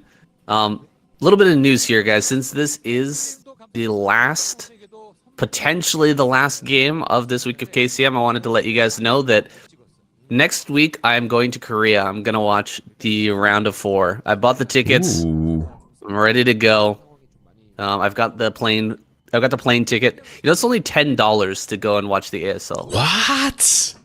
Yeah. You kidding me? No, that's for normal seats. $10, guys. Deal $6 of a lifetime. for the cheap seats. $10 for the good seats. So, of course, I got the good seats. I'm gonna be in front row. Gonna watch. See if I'm on the stream there, or the the later Tastosis video. Maybe I'll have a nice cheerful for the chat for the channel. Hey, 10 buckaroos. I'm really excited. Yeah, 10 buckaroos for front row seats at ASL. That's deal of the century, man. Whoa. And I bet you're super stoked for that, man. I'm envious. Like, you got to write some funny-ish on a sign, I'll tell you what. It's like a life goal of mine. I've always wanted to go and see it live. So the opportunity is there. I'm very close to Korea. It's like $250 or something to fly. So it's only an hour and a half flight. So I mean, it's a really good situation. I'm just gonna go for a couple of days, and see both of the round of 4 matches, and then head back. There's so many creative ideas you could do for a sign, but you could do a shout out to KCM and be like, you could like find out how to write something to the effect of like, you know, like English KCM casters or something like on your sign in Korean. So like, you know, do a little shout out to KCM and what we're about kind of thing. Maybe we'll see what I end up coming up with, but I'll probably do a bit of streaming of my experience. I'll definitely make a video for Patreon as well. It's gonna be fun, guys. It'll be really fun. Exciting. I'm super excited about it. Yeah, man. I'm happy for you. This has been a fantastic week of KCM, guys. I'm really stoked to see what happens here as well. We've got Best throwing down a cannon. He starts a second cannon, but he stops it. And Action is going to take another natural. I think this is the only way to play Zerg on this map, is to take another natural. This is how Lava would probably play on this map, and you can't fault it. It's a very strong standard way of playing it, and you kind of are allowing yourself a more passive approach to the game. You're not forcing yourself to make any plays. You can just go into a very turtle Zerg style and take 4 bases if you so choose. So it does allow you a very powerful macro orientated, and Action is a very macro orientated player. Yeah, he is gonna get. I've muted my phone. Why is the notifications playing? Some lings out here to defend this first zealot that might be coming, but for some reason notifications. Oh my gosh, that's actually a lot of lings, and this is gonna be spotted by Best. He's gonna do some sort of run by here. The top of that gas you can actually get by with the lings, so we might be able to get into the main base through this position. Yeah, I mean, he's having to pull probes. You need at least 5 probes here, maybe even 8. So I think... he's getting in. Yeah, he needs a lot of probes to block this, and he can trade well with the probes as well. The cannon does cover the hex angle, so if he does probe drill on this axis here, he can deny the links getting in, but he can't necessarily deny the nexus going down if there wasn't a zealot coming out. So there's a little bit of a weird situation here. Best has lost a lot of mining time at the very least, and now he can get us around on this zealot. If he's not careful, doesn't quite get this around, but now we'll get the final run into the main base that he was looking for, and now a lot of pressure can be levied against Best, and Action is just on fire today with these little tactical decisions. Yeah, I do this all the time actually on this map. This is like my main go-to. Build a bunch of links and just run by, because it's really hard to wall in. You need another pylon actually above the gas in order to stop that from going down. So it seems like Best's not aware of that, but he's learned his lesson now. Definitely won't make that same mistake in the ASL if it comes to it.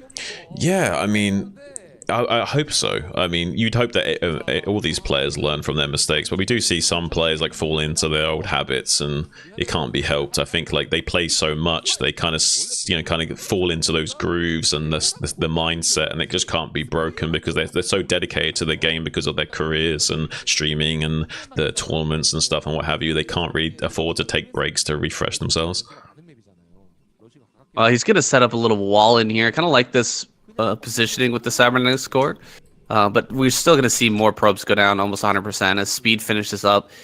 The gas mining probes are going to be so vulnerable here, and this just slowing down the gas at all is going to really hurt the Corsair timing, and that in turn will stop Best from scouting and figuring out what's actually going on until maybe it's too late. Yeah, I mean, right now the Protoss needs every drip of gas they can get. So having your gas being reduced from 300 gas a minute to like a bit of an obscure like 200, 250 gas a minute because of all the denied mining and a probe being sniped here and there.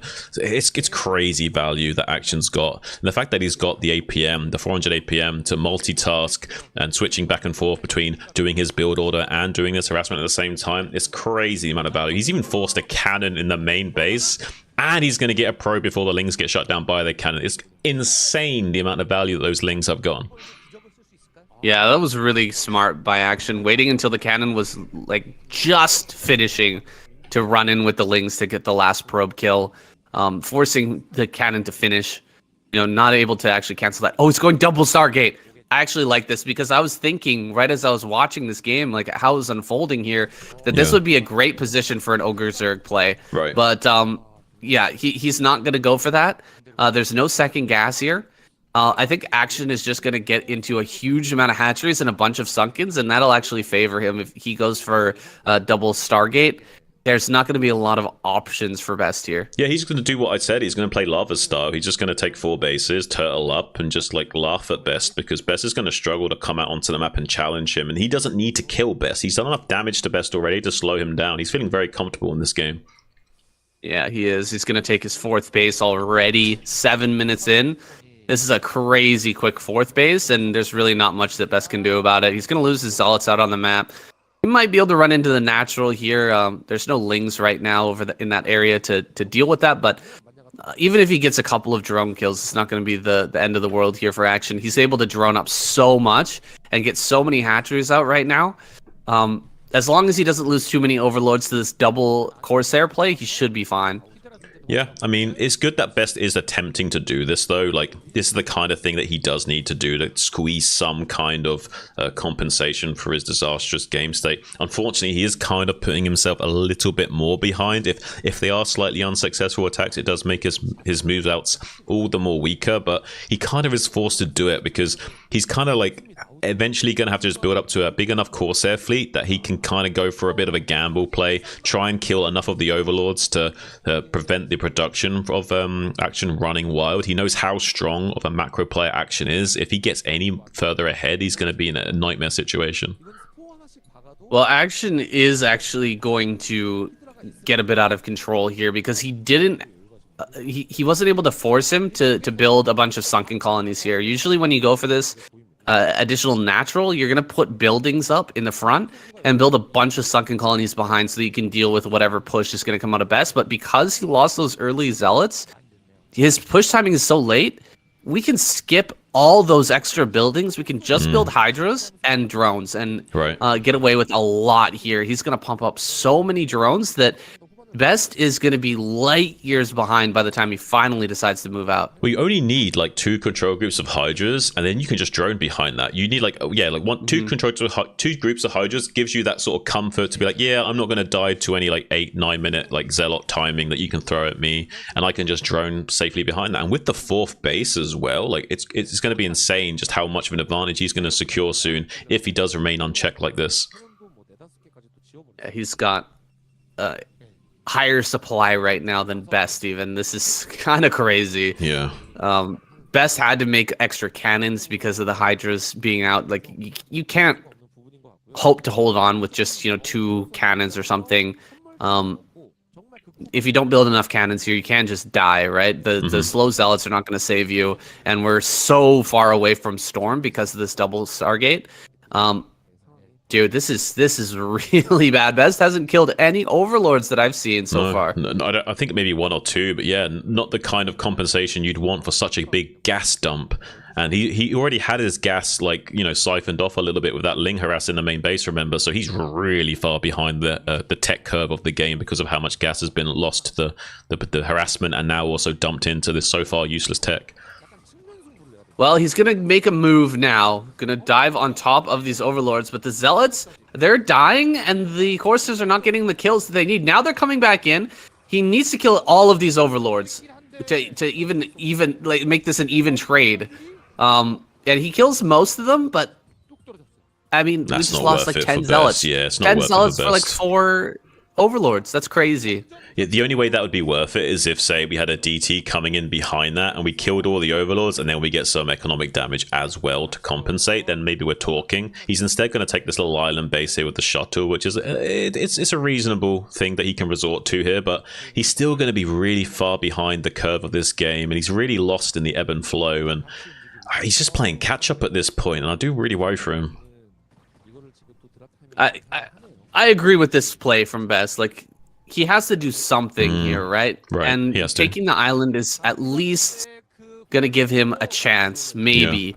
Yeah. If he just tries to push out here, he's gonna die 100%. Now he's gonna try and fly in here with the shuttle.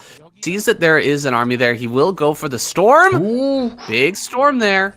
Pretty darn good, but I mean, a few Scourge are gonna come and maybe pick off the shuttle. He's not paying attention. Ooh. He loses 1 Corsair. Going after the shuttle, he gets the 1 hit, but keeps the shuttle alive. That is by the skin of his teeth here. Best keeping that in the game. Yeah, that was a close call there. Do you think that if he... I don't think I just thought for a second that what if Best like also tried to take this other island expansion in the bottom left as his 4th? Would that be like a viable play, do you think, here, given that he's not going to have any map control for quite some time? I think so. I think that might be the only thing he can do right now. Maybe he can fly over and just drop a couple of Zealots and kill the assimilators too at 6 o'clock. Right. If he's not watching exactly on the assimilators, maybe you can kill those, because there's something down there watching, but it's not seeing the assimilators. A drop comes in. He's going to shut down this base. Dude, Action is on top of everything right now. He's not even going to let him mine here. He's got a drop in the natural too, in the main as well. Hydra's coming in. Dude, Action killing it right now. Everything's going down. Best just getting ripped to pieces here. This is insane, saying. This is crazy. Like, how well he's playing today is in all the Zerg players have shown up. Like, Action's performing better than he has recently. Queen performed better than he has recently, and Hero showed up even more phenomenal than he does usually. Look at his probe transfer. Oh my gosh, barely. Oh, he might lose this one as well. Oh, Best is just toying of us right now with the. If he's like sent those back any moment later, he would have lost a lot more probes. Does lose this Nexus at this island base, and look at the flood of Hydras. This is looking like a scene from Starship Troopers where like they're trying to defend Whiskey Outpost, just an onslaught of arachnids just descending upon you. Dude, there's no way you're breaking out of this, man. Best saying he can break these cuffs, but Action sitting in the front seat says you can't break those cuffs, man. This is game over. You're going to jail here. And Bez is just gonna get shoved back, losing his observers here as well. Kind of a final nail in the coffin there. A great storm in the middle of this army, and it will, shove back Action a little bit, but Action can afford to drop back a little. He's got so much going for him right now, and there's almost no probes left over. Dude, how crazy is it that Action got all of these drops off against a player who went double Stargate Corsair to open? Yeah. I don't know. Like, I was kind of. I think going double Stargate I like the meta idea of it, but it really has bit him hard in this game. There's no way he can defend against this amount of Hydras. He's completely outmatched by the macro of Action here. He is still trading well, but it doesn't matter because like eventually you're just going to get whittled down to a nub. You're only on 2 base production. The Zerg's on 4. Even if the Zerg trades at a 37% efficiency, eventually he's going to overcome you. GG. Damn, Action. winning out on Troy. I really feel like that's a Protoss favorite map, but some people may disagree. Best definitely disagrees there after watching action. Just take huge liberties on the map in the top left-hand corner. And there wasn't really much Best could do about it. Yeah, it does come down to that double Stargate, but Action really playing that map like Larva would, as you said, and bringing us into a final game here. This is so exciting, dude. We're going to get Action versus Snow. That's coming right up.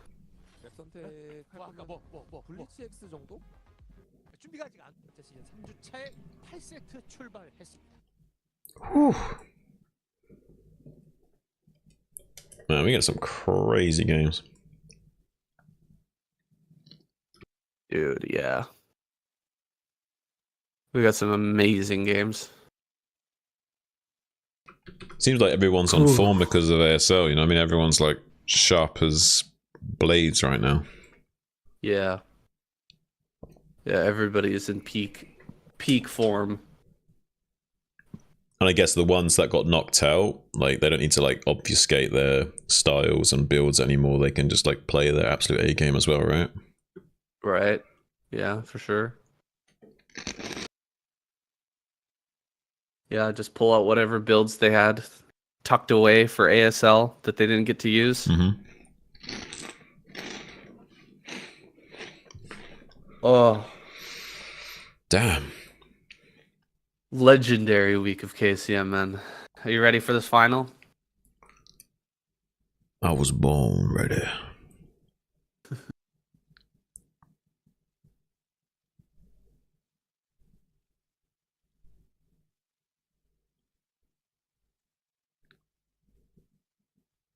Were you waiting for me to do the wait thing?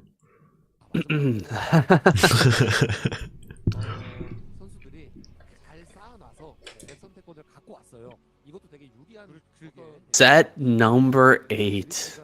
Snow versus Action. We couldn't have asked for better here, Sean. It's been an amazing week of KCM. I think one of the best we've ever had. And guys, if you agree, blow this video up. Make sure everyone sees it. Hit the like button. Go down in the comments. Let us know which was your favorite game so that we can get this out to as many people as possible. Dude, everybody's got to see what amazing play there is in this absolutely fantastic tournament. Oh, yeah. Not only has the play been fantastic, but the tempo swings, the drama, you know what I mean? Oh, it's been phenomenal, saying that we couldn't have scripted a better week ourselves. No, absolutely not.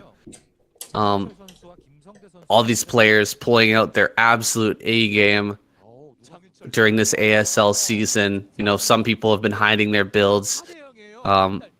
But of course, if you get knocked out, no reason to hide your builds anymore. Time to pull out the very, very best that you can have, that you have to offer. And I think we've seen a little bit of that today. Absolutely, Sam. I think that now that players have been knocked out and, you know, they don't have any restrictions anymore. They don't need to worry about the obfuscation of their builds anymore. They can just absolute A-game it. And a lot of them are going to be cutting edge, really sharp on top of their game due to just how much they've been practicing for that ASL. So everyone's like razor sharp right now. Talking about A-game and being razor sharp here, Snow is so finely tuned right now. This dude is crazy. Look at this micro on the probe. Oh, wow. Are you kidding me? Whoa. Holy crap, dude. Whoa. Snow is absolutely nuts right now. Yeah, he was just slicing through that drone there. And I mean, razor sharp is an understatement. Snow is crazy strong, and he's gonna open gateway after Nexus. Yeah. After seeing the 12 hatch, this guy, what in God's name is going on right now? He's gonna get the fastest Corsair you've ever seen off of a Nexus first. Yeah, I mean, I guess he's got everything dialed in enough that he knows he's just barely going to be safe enough to deal with this. If he gets the denial on this third hatchery going up as well, he's going to be clapping with his feet to the cows come home, Sam. Look, he's forced it already to the third over here. Wow. Yeah, he's gonna force it into such an awkward position. If I'm Action right now, I'm probably thinking Hydra Bust. Honestly, yeah, I think this was a 230 gas, and I've been messing around with this myself quite a bit. If you get the 230 gas, you can actually go for speed and Hydra speed and range. Ling speed, Hydra speed, and range. You can get all of those things if you time it out properly. And that way you can really cut down the possible scouting from the Protoss player. But look, he's going to be here long enough to see the 100 gas come through. So, you know, he's going to see this Hydra Den. Dude, Snow he knows everything. He is God. This man is a god right now.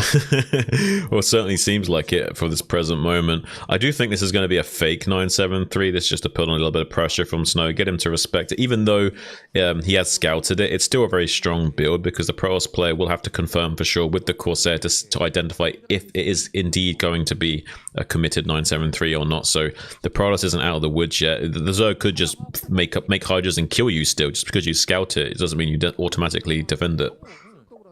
Dude, he is still scouting. And oh wait, I thought this was going to be a Stargate. Where's the Stargate? Okay, he's not going Stargate. I thought he was going to do super quick Stargate here and just have the Corsair there, like way before, you know, to double check and to confirm if there's Hydras coming. But he actually skips it. He's just going to go straight into a Zealot timing attack, and he's going to confirm with the Zealot actually and the Probe if there's actually Hydras being made. Yeah, I mean, he has. Look at the timings though. He's doing similar to what Mini did, where he's going really tech heavy, where he's getting like really fast +1 and Citadel timing with just 2 gateways, and not going to have like the highest amount of Zealots, but we'll have the +1 and speed done very quickly. He's going to see more Hydras popping. I think Snow is going to need the extra cannons here at the front. He needs to go to 3 cannons really quick. Right now, he is going to have really fast speed here with his Zealots. He does start a Stargate, but this is way after Citadel finished and speed started on the legs here. The Zealot legs came in, pushing out with the 1 Dragoon.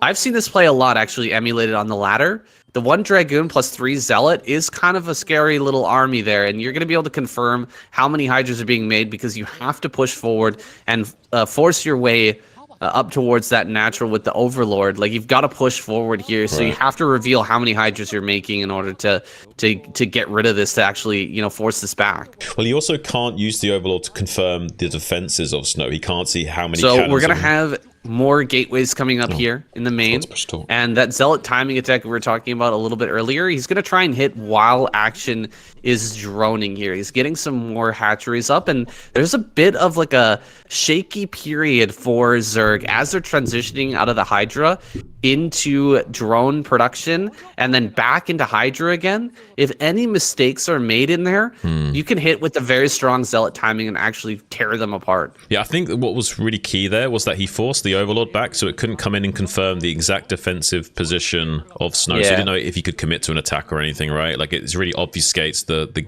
what he should do in that situation. Yeah, and look at this. He cancels the 4th cannon. He sends the Corsair in the path of Hydras to make sure that there's no more Hydras coming, and that was a good idea. He doesn't need to restart that.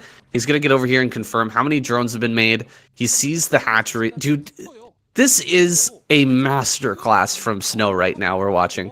Yeah, and look at the timing of the Zealot. It's it's not a lot quicker, but it is slightly faster than the usual timings. You usually see around 7 minutes kind of +1 Zealot speed. This is more like 6:30, 6:40 kind of timing. So it gives you just a slightly sharper window to potentially do some significant damage to the Zerg. At the very least, it allows you to be very active out on the map with those Zealots early on. Look for potential targets, and he will be using this Corsair to see if he can even go for that or not. So he has identified that there's a strong enough position here that he doesn't want to attack into it anytime soon, but still he's keeping the Zerg pinned back for now. So action's going to go up to at least 2 control groups of Hydra before he's even started his 6 hatcheries, so he's going to be a little bit unoptimized. I think we're going to see 2 groups of Zealots here. We're going to see one run into the 3rd and one try to rush into the main, while the Corsairs are making like a bunch of Overlords disappear, vaporize in the air while all that chaos is going on. This is going to get really wacky and really weird, but that's exactly what Snow wants to do to Action right now. No 6 hatchery here just yet, and Action's actually pumped out a pretty big amount of Hydras. He's got at least 2 control groups of Hydras ready, so he's actually done the correct response to this. But how much economy has he actually sacrificed for getting all these Hydras out? Because Snow's been making non-stop probes behind this. I guarantee it.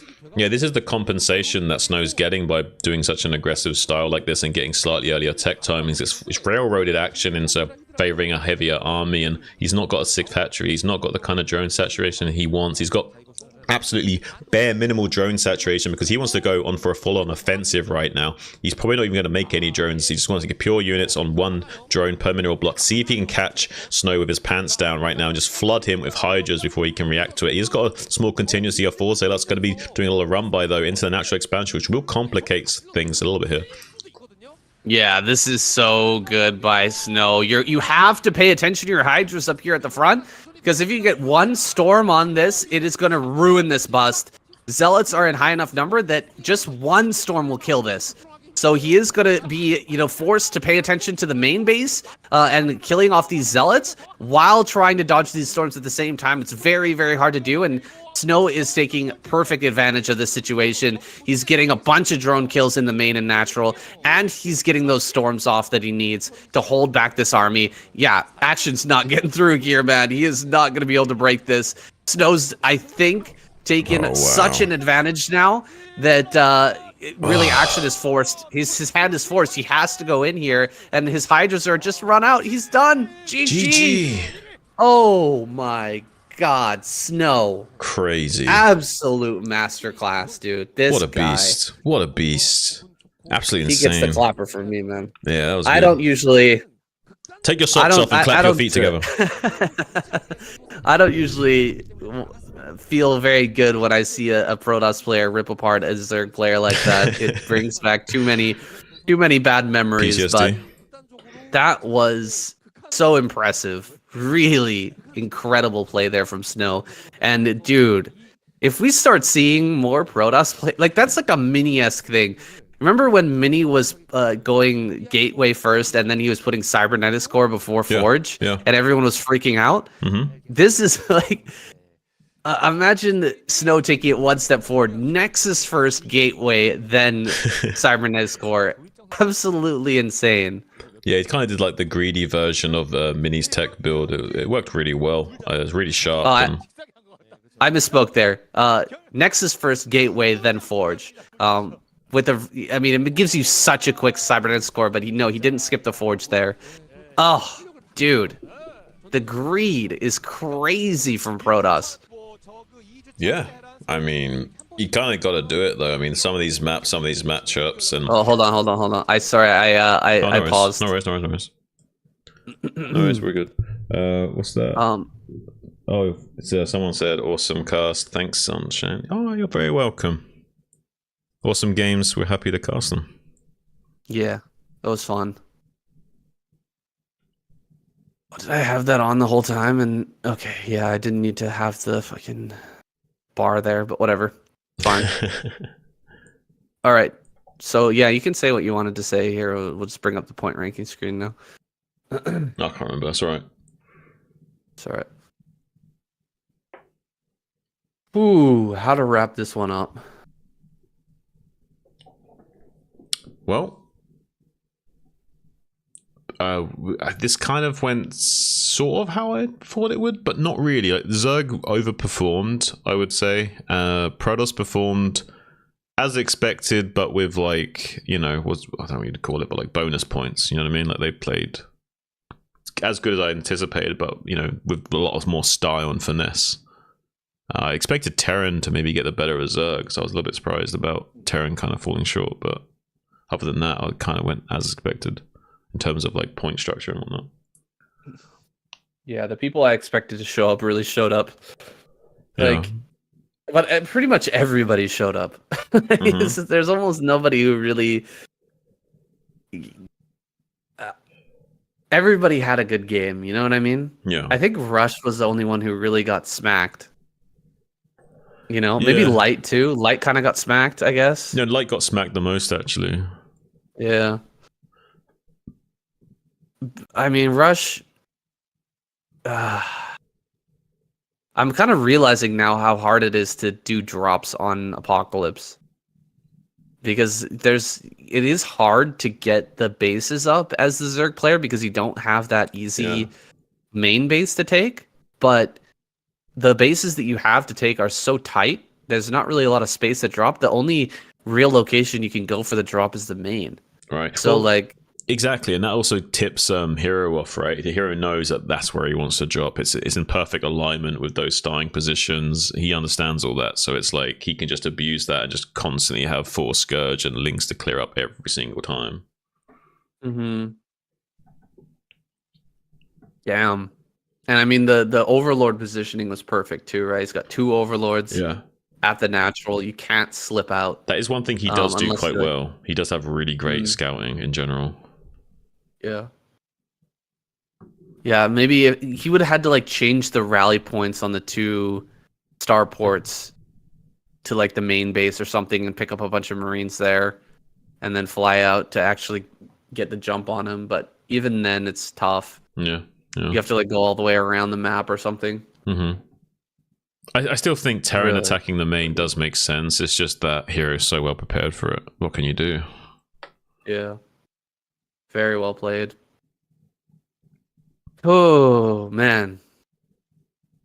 KCM is next level right now. Wildin', dude. Wildin'. Man, it's a privilege to cast KCM. It's great games. Yeah. Yeah. Oh, okay. Shall we? Yeah.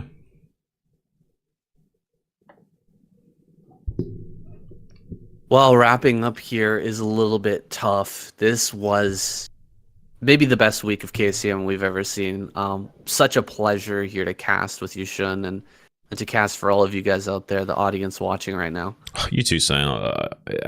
I usually find it a pleasure to cast KCM and bring you guys good casts, but this week in particular has been pretty special. Huge tempo swings back and forth between players. A lot of players showing up, and even the players that made like big blunders, they were still showing up to their games and giving us really exciting. The only thing that we could say was a bit, flat was maybe like Light getting smacked, but other than that, I think pretty stellar performances all around. Yeah, nobody else really got smacked down. Everybody else kind of brought their A game there, and I'm wondering, like we have seen some good performances from Light, but Light and Queen both kind of falling flat for the most part. This week, though, Queen, bringing out a good performance. Right. I hope that Light can do the same in the next week. Yeah, and Queen, he almost took out Bisu as well. Let's not forget, right? Like, sure, he kind of like threw that game a little bit, but he was almost beating Bisu in that game. And can you imagine what we'd be saying if he beat Bisu as well? Like, we'd be like, whoa. Queen is back, yeah. I mean, it still remains to be seen. He's got to put up some good performances in more than just 1 week of KCM, but beating Bisu would have been a huge feather in the cap there. Like, as it stands, still put up some good fights against some of these other players. Took out how many players did he take out? He took out 2 guys this week. I think so.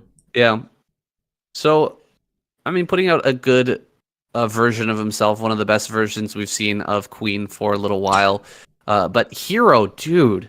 Hero, crazy action, insane. Snow, so amazing. Right. Bisu, fantastic. I guess Terran lineup was really the underwhelming. They got picked off the fastest, but just wild from these other 2 sides. Yeah, I mean, Terran needs to make sure they don't like get into another flat line with these coming seasons, though.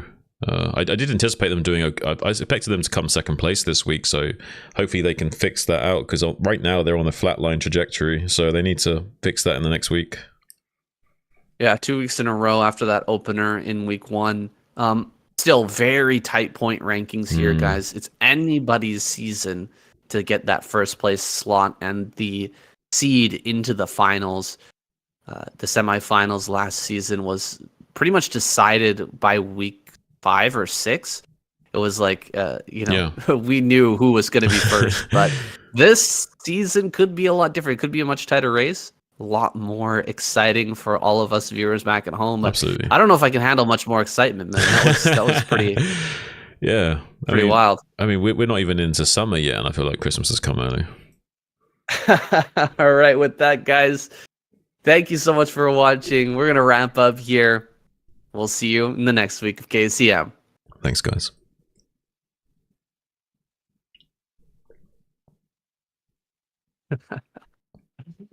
Nice. All right, that is a banger. Yeah, man. Certified hood classic out the wazoo. Mm-hmm. Shit. Love it. So you're awake now? Yeah, I'm a lot more awake now, dude. I felt like I was drifting. I was literally unironically like slipping off to like sleep almost, waiting for you earlier. Like, oh yeah. Yeah, and now I'm like pretty wired.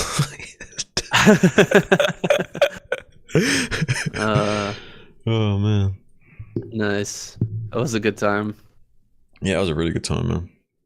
Always a privilege to cast KCM, but this was special this week. Yeah, I love when it goes to the final game. It's so sick. Me too. I think nobody dominates. Everybody's playing well. I'm sure there's good. I'm sure there's some people out there that fanboy particular players that would prefer the all kill or whatever, but I think the majority of people would share the same opinion as us. I gotta go back and rewatch that snow game, dude. Holy crap. That was insanity. Yeah, Snow's pretty good. And he's getting better at PvZ. Like it used to be a bit of an issue for him, but he's slowly figuring that out. His confidence is like all-time high right now, I feel. Yeah. Like how confident do you have to be to forge or to Nexus Gateway against Action? Who's well known for being aggressive as hell at times, you know what I mean? He just looked at it, he's like, I don't think you can actually do anything about this. Yeah. I think I got this. Well, I've timed this up properly. To be fair, it does seem like Zergs have like much less often gone for those Ling Floods at the pro level, I mean. It's slightly less common these days. It's true. And he didn't send a drone, right? He didn't drone scout. So he just was relying on the Overlord to get there. Which got shut up by the time as well later on. By the time the Overlord got there, like the Forge was already on the way. And like the gateway was there. Wait, did the I'm trying to think if there was any way he could have punished that build reliably. I don't think there is. It would have been tough. It would have been very tough. Like, let's see. Not without risking like some kind of. It's a gamble, right? Like you could Ling flood it, I guess, but that's a big gamble. Like Ling flooding against a player of good micro is not always the greatest idea. Like probes are so annoying when they're mixed with zealots and stuff. You know what I mean? Like it can get really dicey quick for Lings. Yeah, he went. I think it was 15 gateway, 15 forge. And there was no drone scout. Damn. And I mean, the spawning pool finished, but the forge, like the timing finished. It's so tight. How many links did he make initially? Was it 2 or 4? Let me see here. Let me see. Because the way Zealot plays is he doesn't drone scout, but he just makes 4 links anyway. So I'm curious if that's what Hero did. Did he make 4 links anyway, or did he not? Did he still make 2 links? Well, he got the Overlord in before the pool finished, so he saw the front, but the cannon starts before the lings pop. He made 2 lings. He made just 2 lings. Yeah, so he can't punish it then. Like he has to. If he punishes it, it has to be a ling flood, and even then, there's like at least 1, maybe 2 finished cannons with pro pull. It's just not an optimal punish. It's not possible. Yeah, it's not possible. I think he built 2 cannons and then canceled 1. If I remember he did correctly. that a few times. He it's funny because that's the same thing. No, he didn't. He built Cybernext Score. Later on, dude, he cancels it though. So fast. Later on, he does cancel the 4th cannon or the 3rd. He did. 4th cannon he canceled. Yeah, that's a great way of hedging the bits. Action trying to like minimize the number of lings built. He built just 2. I mean, I think it's the right choice because if he built lings, he would have gotten across and just been cucked. Like, there's no way he would have gotten in. No, you're right. Yeah, for sure. There's no way of punishing that without like taking a gamble. I don't think. I think we're gonna see 12 hatch die in this matchup. I think it's gonna go out the window, man. I never Or 11 hatch. I never. It's 11 hatch, yeah, because you can't 12 hatch. It's just too slow. Yeah. You need the faster lava. But man, like, yeah, I never really liked it personally. I've always been more of an overpool guy. Yeah. I think it's gonna die. If this is what Protoss players can get away with, just not 9-pooling. Yeah. Just 9-pool into expansion and just like punish these Protoss sausage monkeys. Yeah. Or overpool, yeah, either one. Do you know what I'd really like to see? I'd like to see some crazy like 5-pool into eco plays again, where it's like 5-pool 6-sling into macro. Okay. I want to see that. Let's bring that back. Maybe. Two-player map might not be too good because you're definitely gonna get scouted. True. Yeah, no, that's definitely like Blitzy, like, yeah, they're gonna blitz wide. They're gonna find you so fast. They're gonna know way before. They're just gonna throw down the quick forge, really fast. Yeah, on that map, yeah. Cannon. Yeah. You wouldn't want to do that on that map. No. It's not gonna be favorable for you. Damn. At least Queen turned up. Oh wait, no, he only had one win. Right? He beat just one? Royal, and then he lost to the Pros, right? Darn, yeah. Well, thanks, Bully. Glad you enjoyed the cast, my guy. If any of you in the chat haven't yet, you can hit that little subscribe button. We do these KCM casts weekly. The finished product will be on Saying KCM YouTube channel. Go check that out too.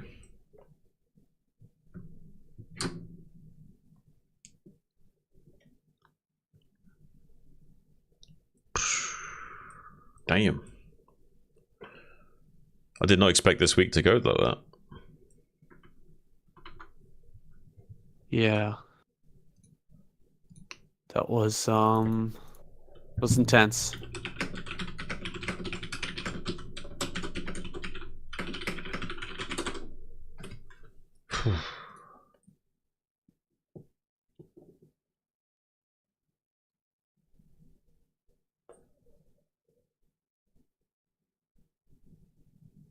But my phone had one notification down while we were casting.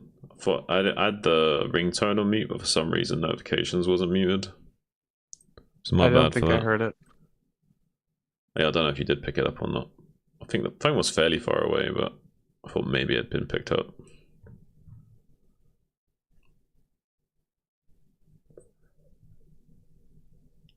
I think our casters, we're doing a little bit better in our casting of like not making it too obvious where one player's like completely smashed in terms of like the game state. Like we were still like being good at like talking about ways that they can maybe survive. You know what I mean?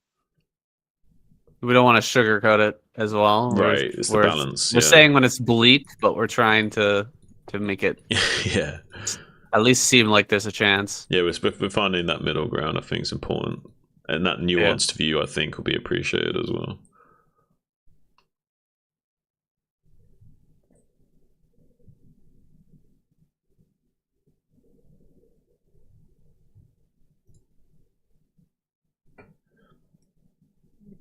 James says, guys, this is the golden era. You might be right, James. You might be right. Yeah, bro. It is for sure the golden era. It's like a second coming. Yeah, James says, and you're at the forefront. Nice. Hey, it's a new era, a golden age. Oh, dude, I was talking to my wife about this actually yesterday. I was like, it's crazy how I remember maybe like a month or 2 months after I started casting. Maybe it was a little longer after. I can't remember exactly when it was, but I had just started casting. I was in my first year, and because I was upset that there was not enough games to watch, you know what I mean? I was like, oh man, there's not enough StarCraft content. I need to cast. So I started casting. I just do my own shit. And then the ASL English got canceled. And I remember like sitting in my apartment like, it's dead. Like Broodwar is dead. You know, like, oh my god, this is it. You know, like the thing that I love, like my passion is like, it's gone. How does that make and you I was feel? so upset. Dude, I was sitting there like literally crying, man. I was so sad. I was so upset that, you know, I had just kind of discovered this thing, or not discovered, but discovered like casting, you know what I mean? Yeah. And like thinking that, you know what, this is fun. Like I'm having a good time. And, you know, it sucks so much that there's not more of this content out there, but at least we've got ASL. You know, I never thought that it would ever go away. And then it just got ripped away. And I was like, just heart-wrenched and thinking about how the game is dead, you know? Right. And then now like 2 years later, it's better than it's ever been.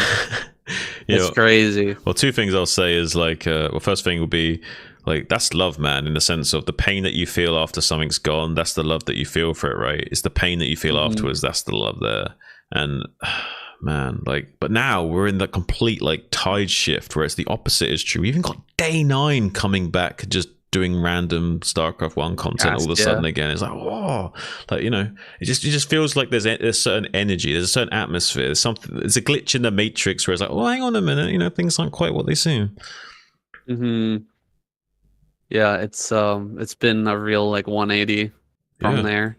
I'm glad that I stuck with it. I didn't like get down on it with that feeling, do you know what I mean, when it happened, right? And just like, fuck it, I just give up, you know. It's easy to do that, right?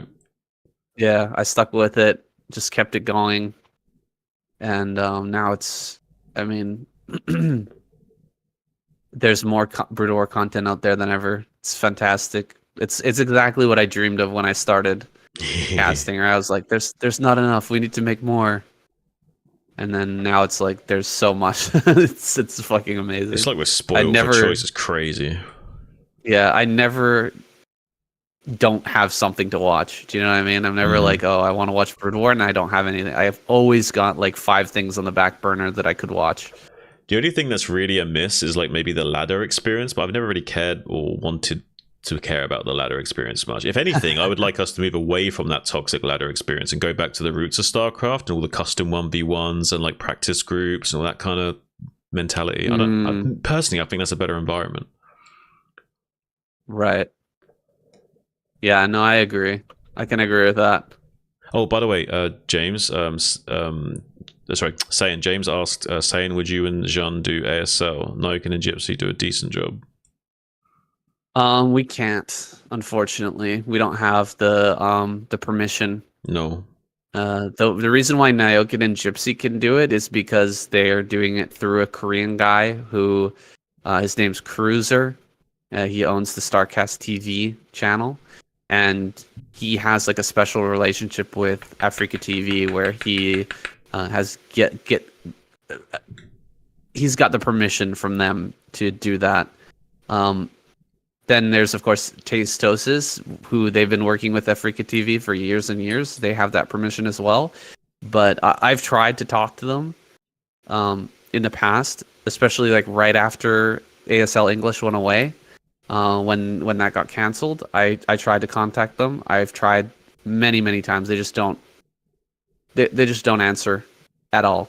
So you have to have like a relationship with somebody in Africa TV to get that permission, and I don't know. I think it's fine. I think that having us casted as well is maybe overkill. We don't need that many. We've got all these other tournaments that could be cast. You know what I mean? We've got. I would love to get. I would be more interested in getting like Ultimate Battle or something like that. You know what I mean? If we could get Ultimate Battle, that I think would be the best rather than ASL. Yeah, that's always going on. Yeah, I mean, I'll be down for Ultimate Battle for sure. Yeah, I mean, it's a shame about ASL, but I think it's missed opportunities and all that, but it's not always the end of the world. If anything, I think it's kind of cool that we're over this side of the fence doing this other stuff. Like, we've already got Noken and Gypsy and Tasto Tasteos is doing that thing. You don't need to saturate that market anymore. You know what I mean? Like, it's good to divide the labor, so to speak. You know what I mean? This is like good delegation within the community, I think. Yeah, it's forced, but it's fine. Yeah. If you guys want to check out Ultimate Battle, I can send a link. It's all in Korean, but there's like so many videos of these best of 7 or best of 9. I can't remember. I think it's best of 9, where it's like Snow versus Queen or Snow versus Royal, or Mini versus Royal or Mini versus Hero. Like they do like a whole 9-game set, and every game that they play, they can win money. So they're like, trying really, really hard. Yeah. Oh, I see one right here. We got Cash games Stork are versus exciting. UI. That's a funny match. These cash games, these series are fantastic. I wish that we could get permission for that. That's something that I would want in the future, if possible, to actually get a permission to cast that in English. I'll be super down for that. Yeah, I think that would be so much fun. So good. I still stand by what I said. I don't think we need to saturate ASL anymore. I think we'd be better off doing something like that instead. Yeah. There's some other things out there too that could be fun to cast, but as well, there's like a pro league too. There's so much opportunity, man.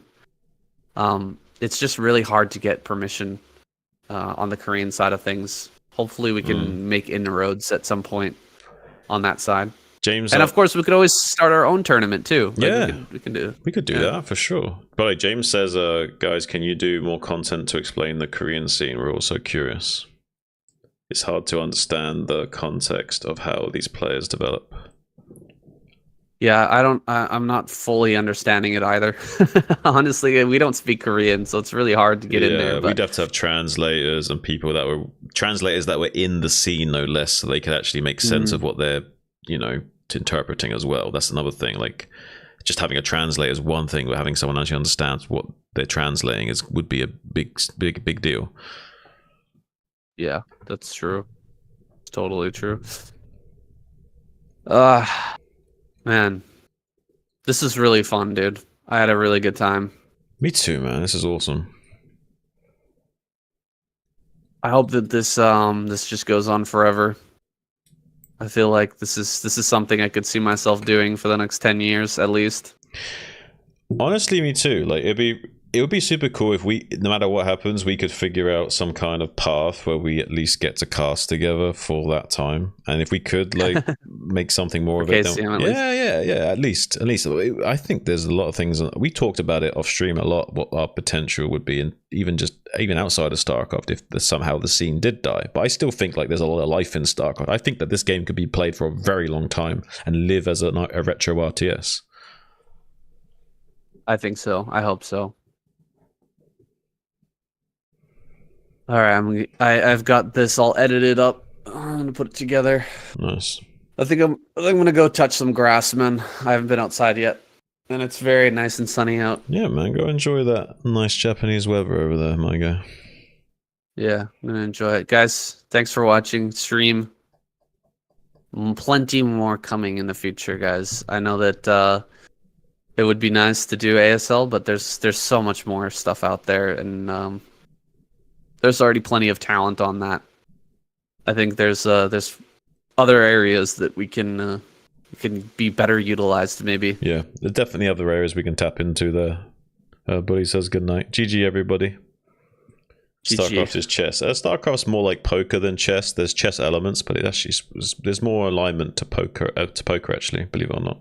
If you had like Venn diagrams of the circles overlapping, there'd be more overlap between poker and Starcraft than chess and Starcraft.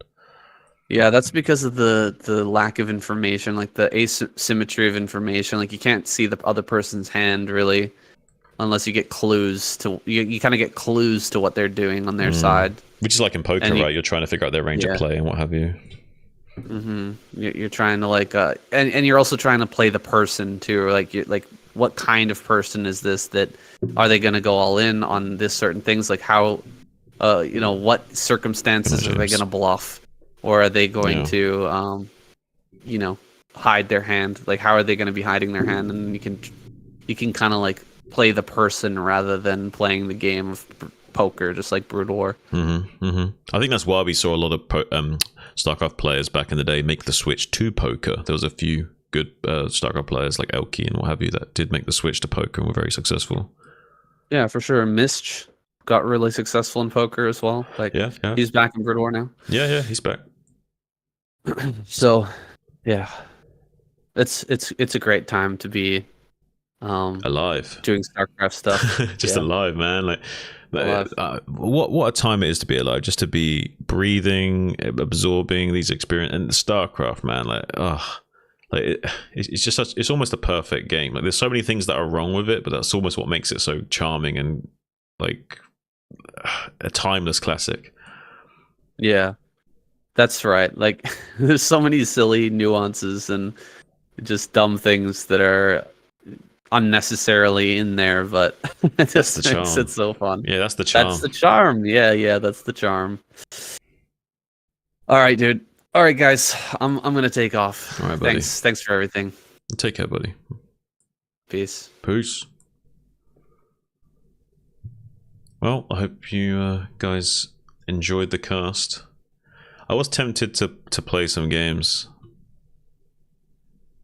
Hawk's not around to do any coaching, unfortunately. I don't think he is anyway. I could check.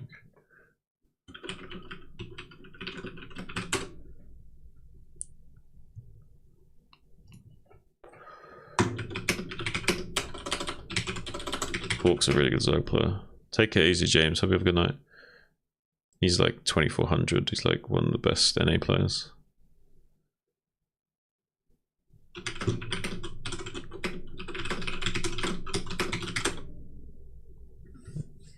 No worries, buddy.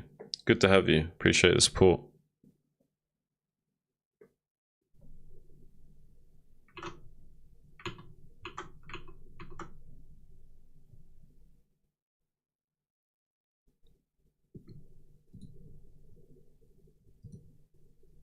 Well, we put out some feelers. Oh, Mooney's there.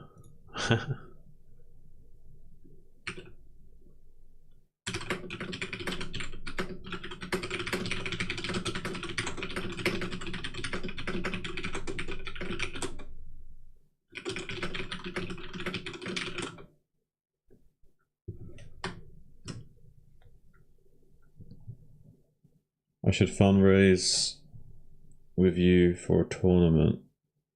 Yeah, we could do something like that for sure. Oh, we can talk about that later. I would love to do that with Sayan and fundraise for it with his community and everyone, and just fundraise our own tournament, have a really good time casting it, and you guys in the chat having a fun time.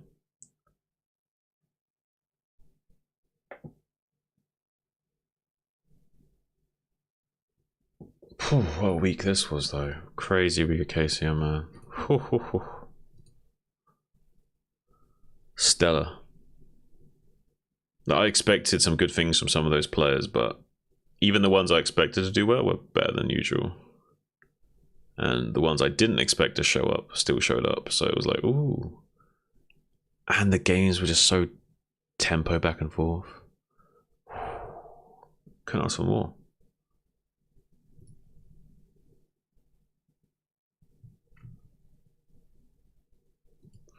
Got Panda, Jin, and Firstler in there. Hang on. Hey yo, what's up, guys? Do any of you really great Terrans want to smash me in 1v1s?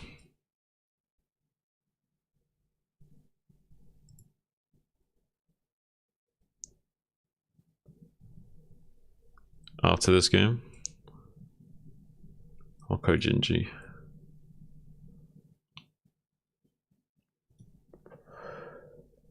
Alright, Jinjin. We'll play after your game. You got busted.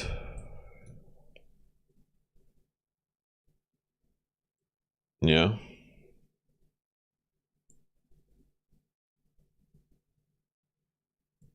Well, your tanks are a little clumped, so I'm assumed you got like 3 or 4 tanks stasis. Is that what happened?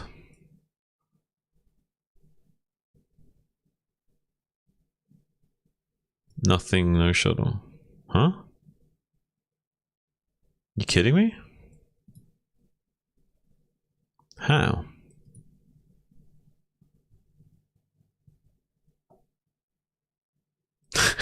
It's not a good excuse, Ginger.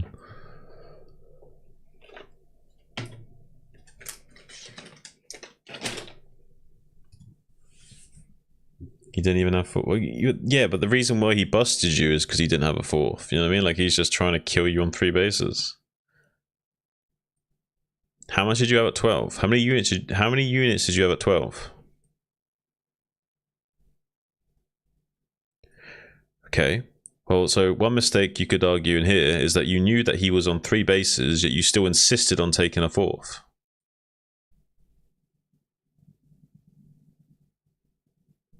So, but you can't consolidate then. It's not a free win. Dumb apes will always beat you, you know that.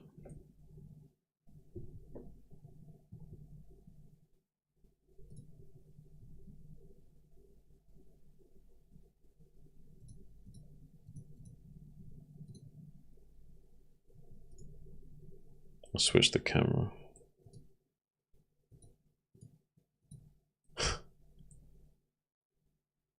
Well, Ginger, aren't you B rank as well?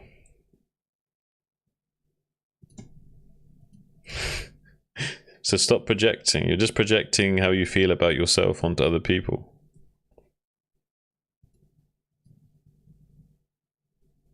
I told you it's a mentality thing.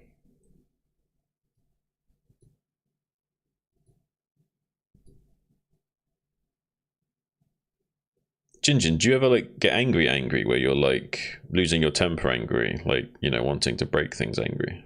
Or is it just you're just pissed at the game? You do? Do you ever break anything? You like do you thump your desk? Do you break keyboards or headsets or anything? You smashed your mouse? When did you do that?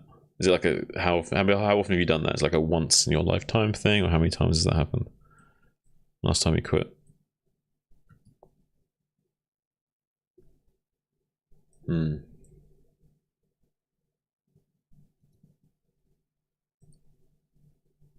Do you feel like you have any issues regulating your emotions outside of Starcraft, or do you only have this sort of thing happen inside Starcraft?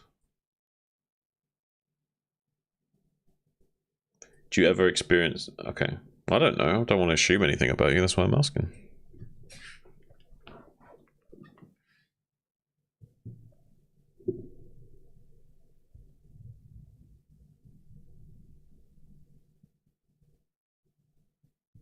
You're such a Korean, by the way, Jinjin.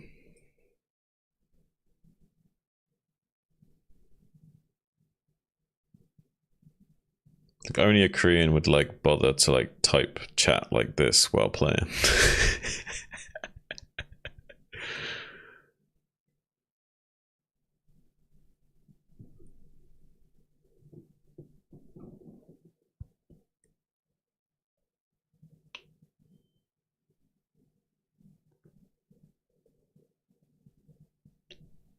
That's so unlucky. You could have killed the probe.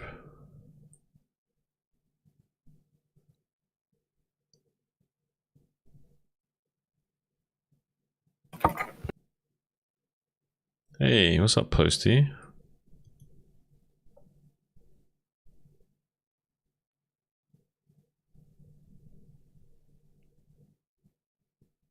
How you doing, Postumus?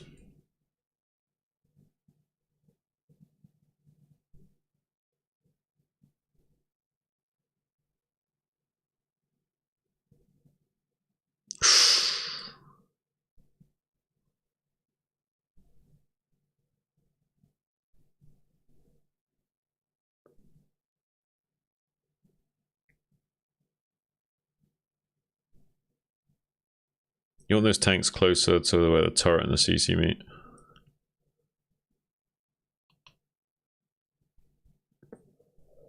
This tank's too far out from the turret.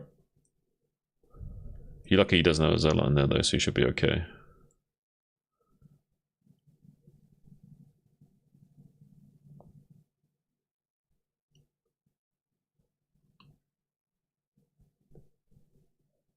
You mad lad.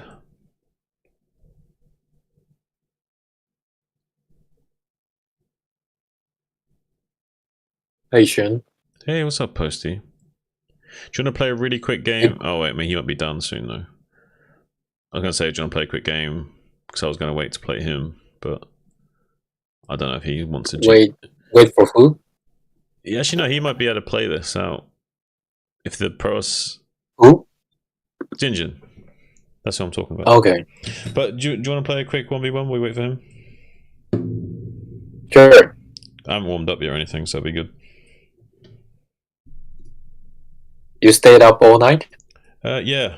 Yeah, I did KCM cast just now. I've had very little sleep.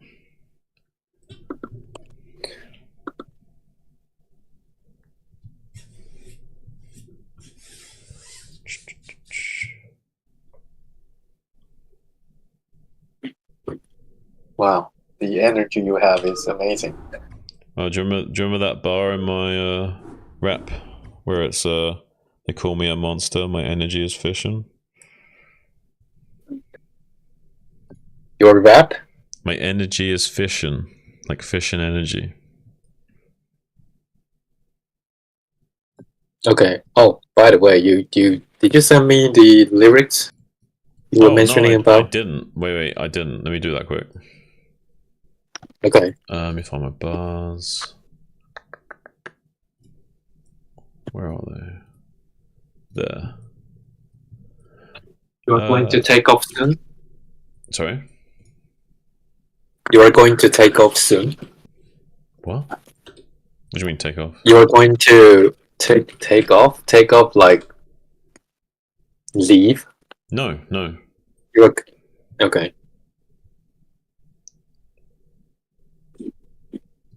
I thought take off was the right word. No? No, take off is the right word, but I was just confused because I wasn't leaving, so I was like, what? Okay. It's because you said really quick game. I thought No, I said because Jinjin wanted to play, so I was going to say I'll play you a quick game while he's playing. I see.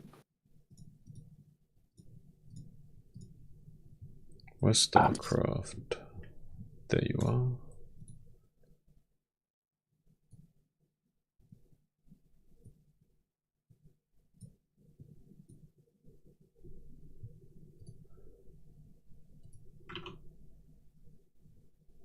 Huh. It's not Mention showing. about casting.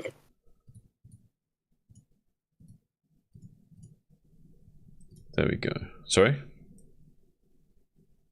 Mention about casting. I don't know. I feel like people like really looking upon, or they have a huge respect on Tasteless and Artosis. Yeah. Is that like in terms of commentating or in terms of game knowledge, something like that? I guess. I mean, in general, not your own opinion. Like in general, people's, or is it too sensitive? This topic. I think it's not too sensitive. I think you could argue that it fundamentally boils down to their experience and synergy and chemistry and their legacy because of how long they've been doing it for. It's not something you can emulate so easily. Like, it's taken a whole year of Sane and I commentating regularly and hanging out together a little bit and even starting a podcast together for like we really started to like feel each other's vibe more and, you know, have that more real strong natural chemistry going, and you can't manufacture that. And so when you've got a great team like that that's been doing it for so long, it's hard to cinemize that. So in a way, I feel like their biggest strength is their chemistry and their overall casting experience, rather than like their individual like game knowledge or something like that. I know they are trying to not interrupt each other. Like one person will talk like a length, like a paragraph, like it's remake. Yeah. and the other person will talk like for about like 30 seconds or 1 minute, and the other person goes on. But the problem of that is they usually miss what the game, what things is happening. You know, like when they don't react to what observer was pointing out. Like the observer might point out that, oh, Terran has +2 upgrade, and then after 10 seconds, Tasteless will say like, I don't know what Terran's upgrade is now, but I was thinking like, hey, the observer just showed you like 10 seconds ago, and you didn't catch that. Yeah. Yeah. Do you mind if I play Jinjin, or what do you want to do? Because I was going to play you while waiting for him, but he's done now. Okay, I can watch your stream. Yeah, sure. Okay. Yeah, okay.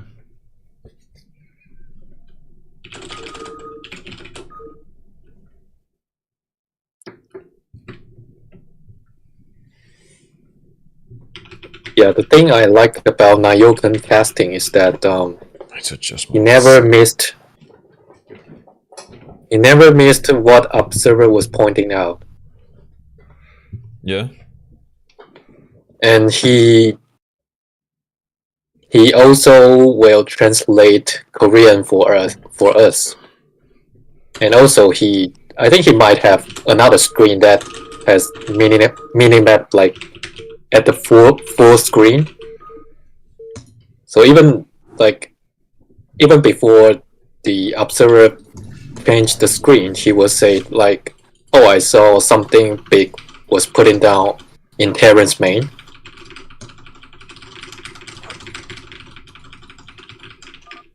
Yeah. No, I know what you mean. And I think that is that's something I try to do more in impressive. Yeah, that's something I try and do more when I'm casting, is I'm looking at the minimap for information, not just what the observer is showing me. I think he might have another big screen, like another screen only for minimap. Otherwise, it's very hard to catch. Jinjin says that he doesn't like he says there's too much non-Starcraft talk in their casts. But Jinjin, have you heard the KCM casts? That Say and I do. I know what Jinjin was mentioning about, but that is like in the middle of the break, like during the break.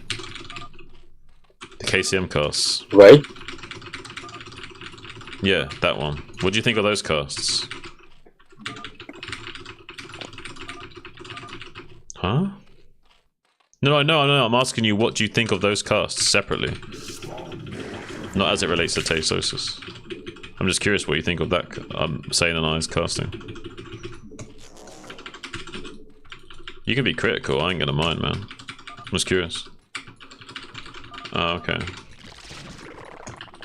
No worries.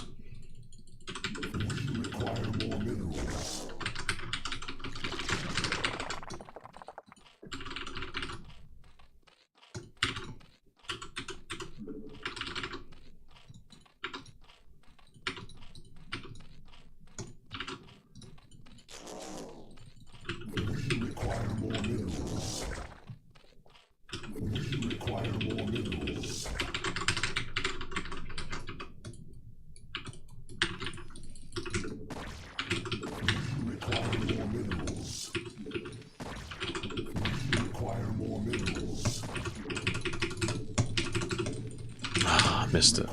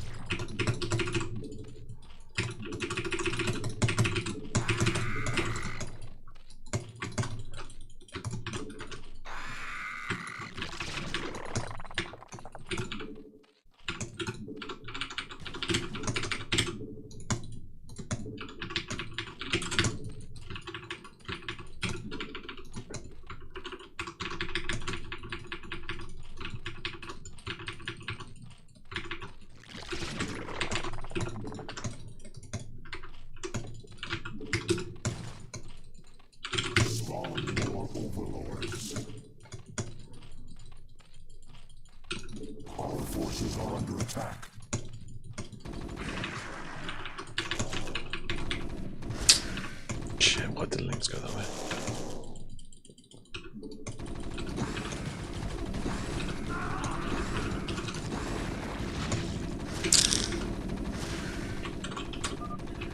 Don't know what happened to my links going back. That was a bit unfortunate. Or maybe I clicked them too far back by accident.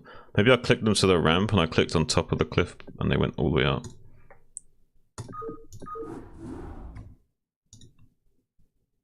That was a rough misclick.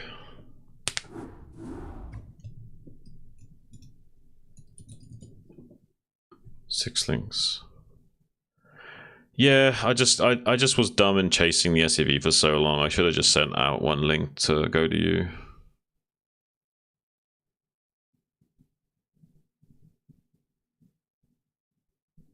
Which overlord? Second overlord. Oh, you mean at the mineral only point, or where do you mean it? Oh no. You mean at the at the 6 o'clock water bit? You mean like above the you like? Is that what you mean? Where the temple is? What are you hunting? What are you killing spiders for, man? What is spiders? Why did you kill the spider? Let this live and let live, Jin Jin. The spider's gonna catch the flies and other shit that you don't want. Like, just chill. Why do you need to kill the spider? It can't hurt you. It's not a black widow, is it?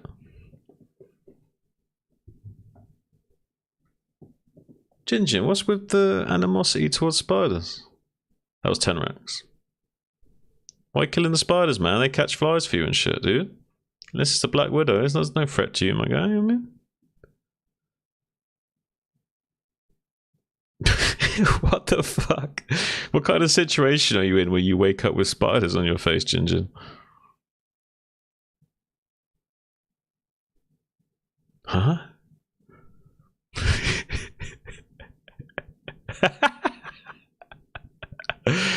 Are you like just... Is this how you take out your aggression on Zerg players? You just start killing like insects and arachnids in the human world? That's how Terrans do it. It reminds me of Starship Troopers when they're like stomping on the cockroaches to, like, you know, let their kids feel good that they're doing something about the bugs.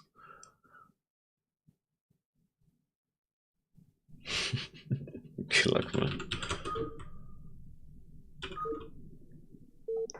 Yeah, but I mean, I can chase it with 3 and send one link to check the incoming naked, right?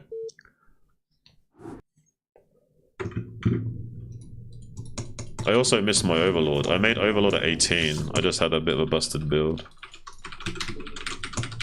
It was a little bit all over the place.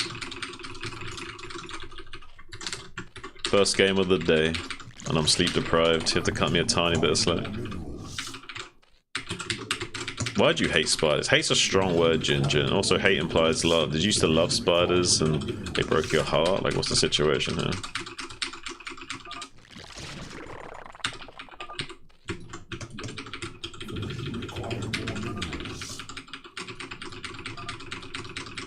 Maybe, but I don't think I would go on a spider killing a rampage either. You know what I mean? Like, I might brush it off my face and be like, oh, fuck's sake, or whatever. Maybe, but... I see spider, I kill spider. It's getting smooshed. It's getting smooshed. Don't get me wrong, I used to be like that mentality when I was a kid, like 18 or something. I had a baseball bat in my room, which I nicknamed Spider Bang, because I had a high ceiling. I couldn't always reach like the corners of my room, so I'd use like the baseball bat to get it, like, you know what I mean, as like a spear. So I kind of get where you're coming from, but I mean, I was a kid back then. I kind of like realized that's a bit of a sausage monkey way of being.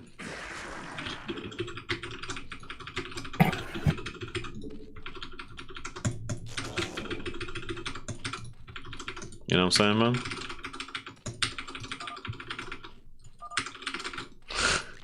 Hey, don't get me wrong. You've got like every right to decide who does and doesn't touch your body. You know, that bodily autonomy should be yours. You know what I mean? I feel you, man. Glad to see you're so progressive in your boundaries.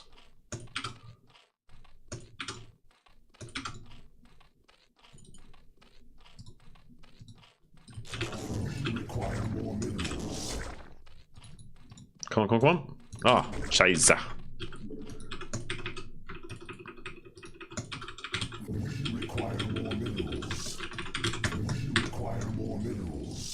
So that's 10 racks, right? Is it? Oh yeah, it's finishing a little bit later.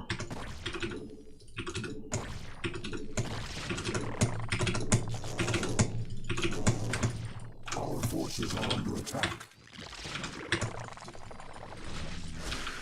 Just kill it so I can have the supply back. God damn. Forgot that's a perfect wall. That spot is so good, dude.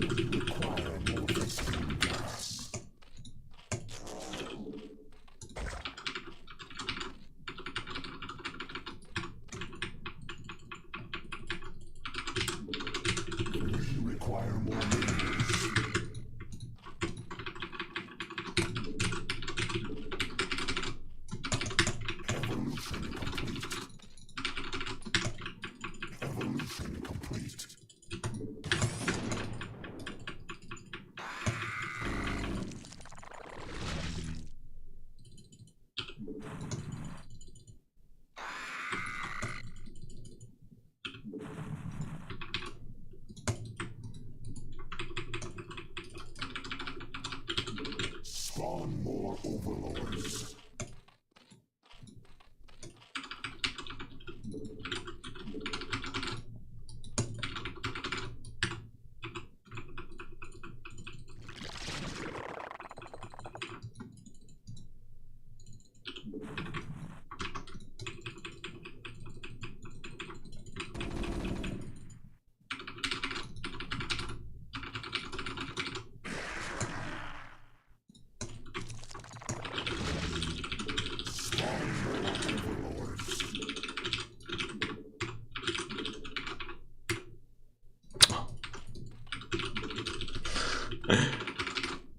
Two drones in the middle of the map.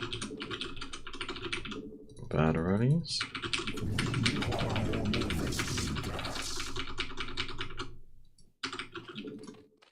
Our forces are under attack. Oh no.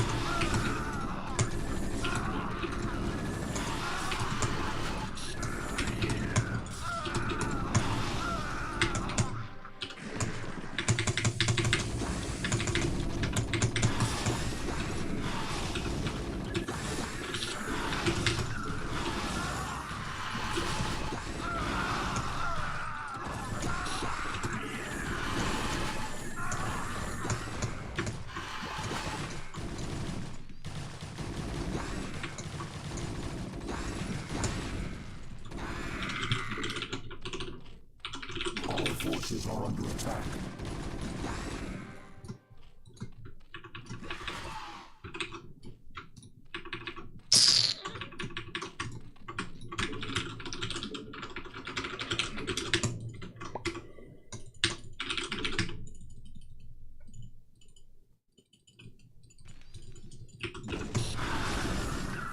Yeesh.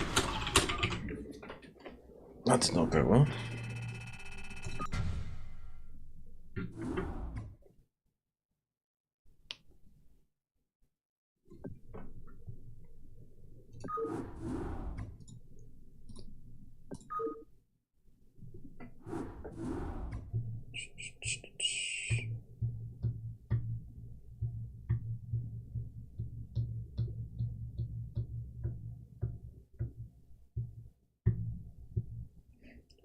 I even stopped attacking the bunker and like didn't pop it and like lost WoW on a whole volley.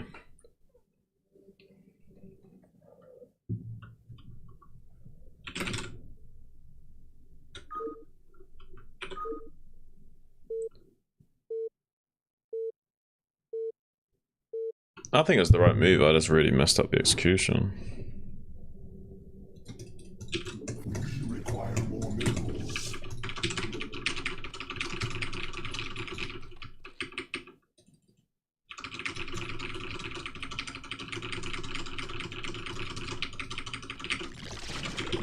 Require more minerals.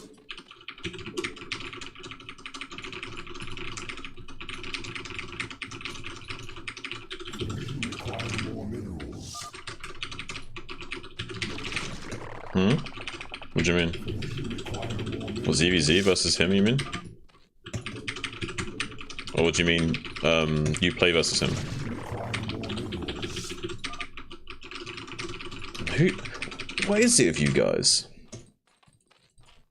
When did I say I was sleeping?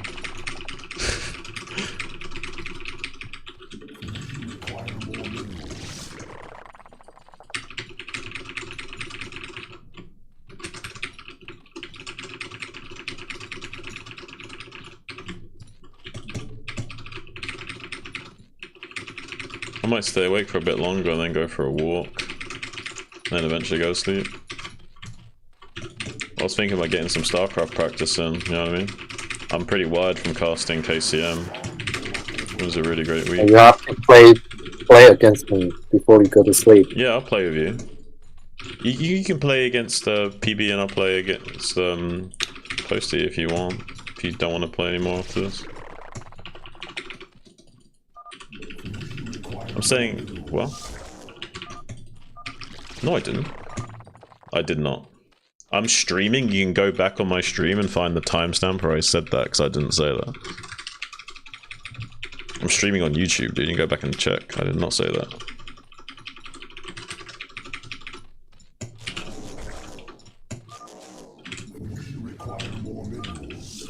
Go back on YouTube and check, man.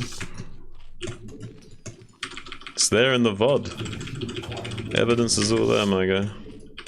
You're projecting your own gaslight.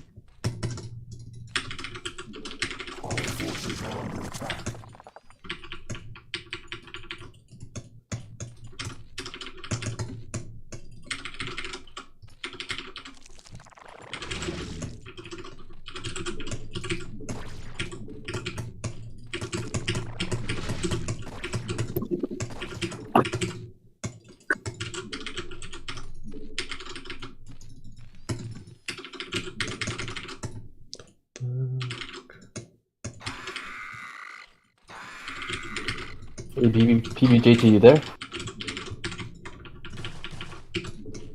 Yeah, what's up, man? You up for games or are you done? A couple people pinged me, but none of them are responding right now. It looks like Jinjin's occupied. You want to play? Alright, okay, sure. Never mind, Zen just got back to me. I'm so sorry, dude. I feel like an asshole. Alright, no worries, man. Good luck. Dude, ask him if he wants to play me after as well, because, you know, like, he stays up till like 2 AM or something, man. I always see him on. Man, you motherfuckers don't work. No, I mean, well, I got work, but I always do late shift and stuff. Usually. Oh, I got it. I'm like a night owl.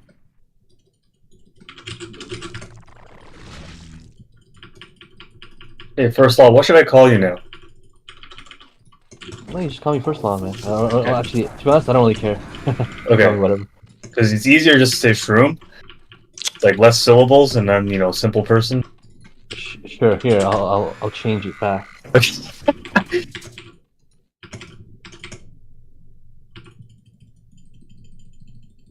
There, it's done. Thank you. Our forces are under attack.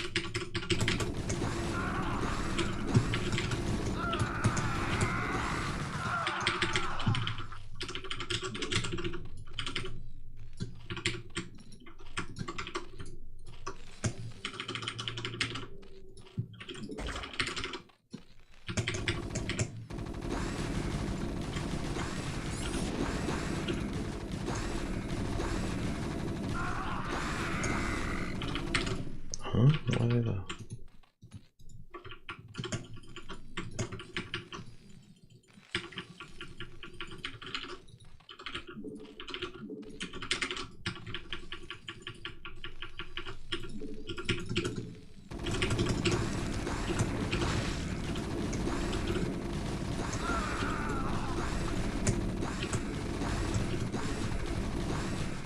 That did not go well at all. Playing like shit today.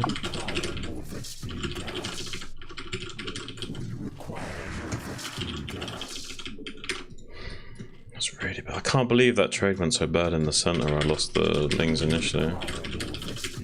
It's like one of the worst things that could have happened.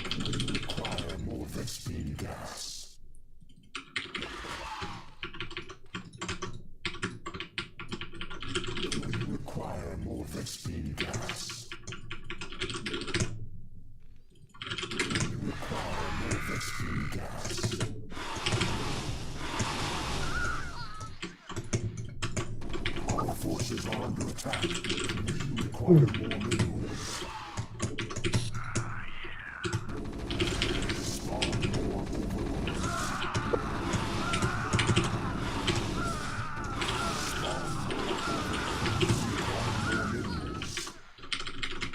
Our forces are under attack. Spawn more overlords.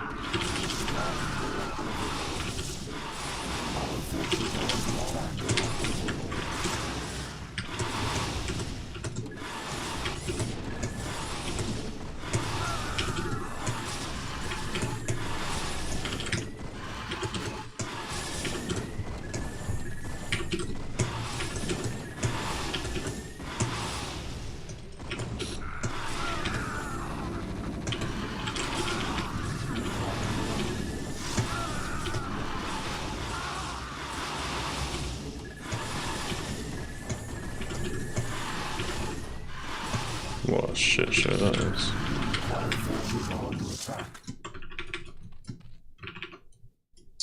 Really poor execution.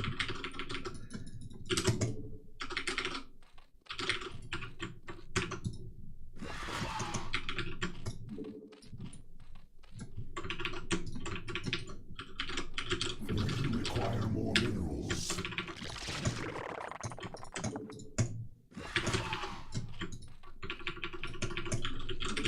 We require more minerals.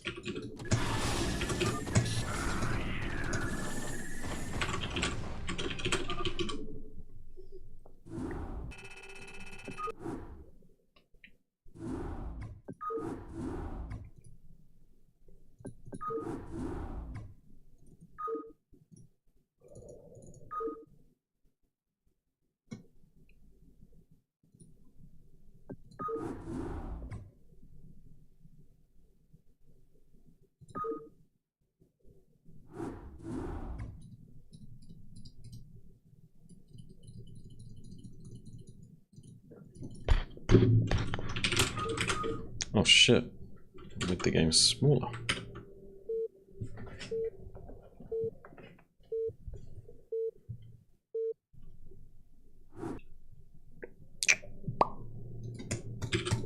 Require more minerals.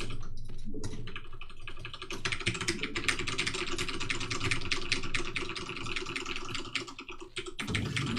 more minerals. Require more minerals. Require more minerals.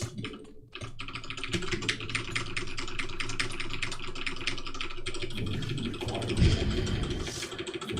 more minerals.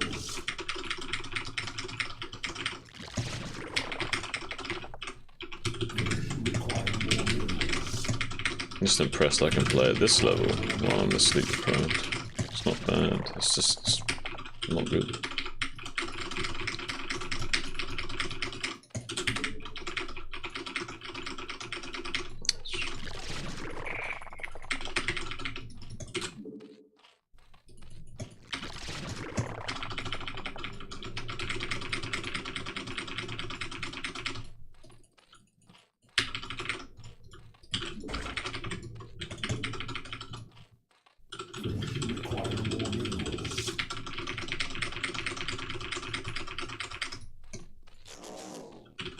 Require more minerals.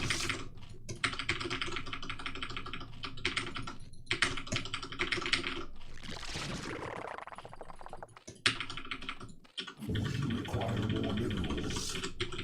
Require more minerals. Require more minerals. Require more minerals.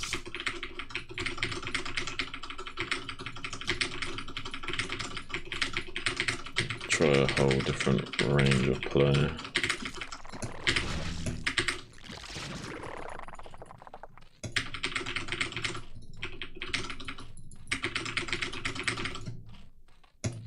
Try and cover a little bit of everything.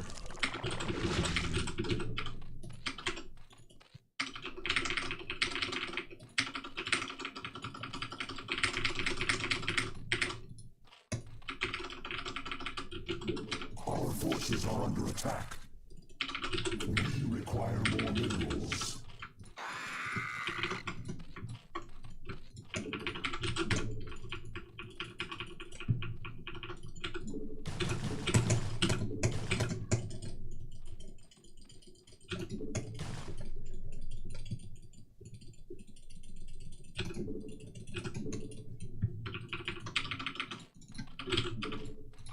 Oh shit.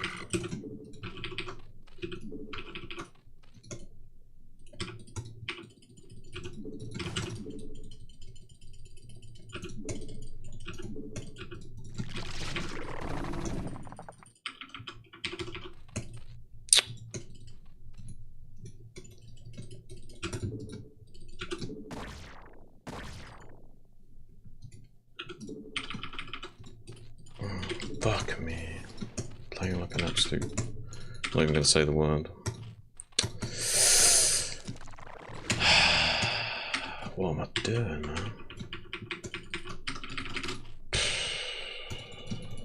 Completely forgot about it. Before I even did it. I'm so sleep deprived, I'm like brain farting on such basic stuff. Require more minerals.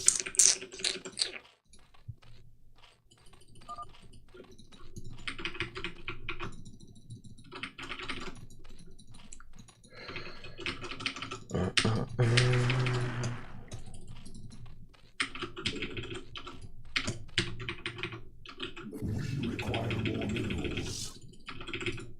It's okay. We'll never play this bad usually, so it's just like something to think about. Small. I'm talking to myself on my stream. I at least don't usually play this bad.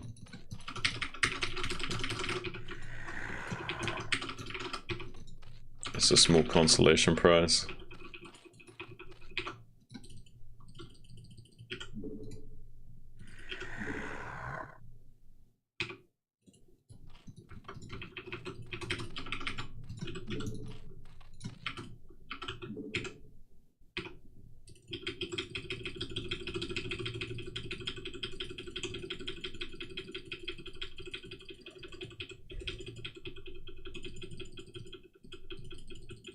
Evolution complete.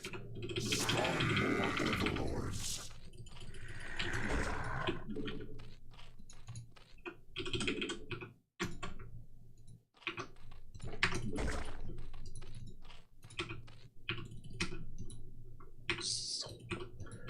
You're lucky the timing's late, Gingy.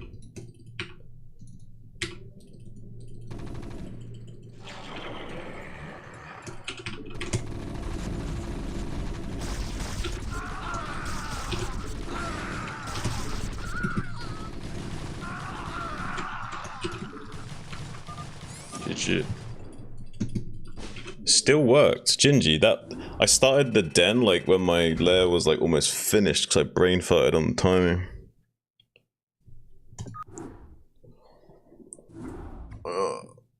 Playing like a sausage monkey.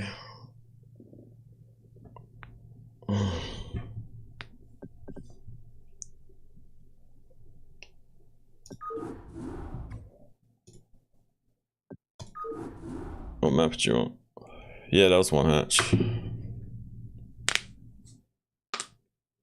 But I made so many mistakes. Like I didn't mine enough gas, and I didn't make my den early enough. So like everything was a little bit off. I don't know. It depends. Like they don't usually have link speed, so maybe you can pressure a little bit. But there is going to be like 6 to 8 links at least. You know what I mean? So it's like a little bit dangerous. Well, Lurker is that Lurker was slow, by the way, because my den was late.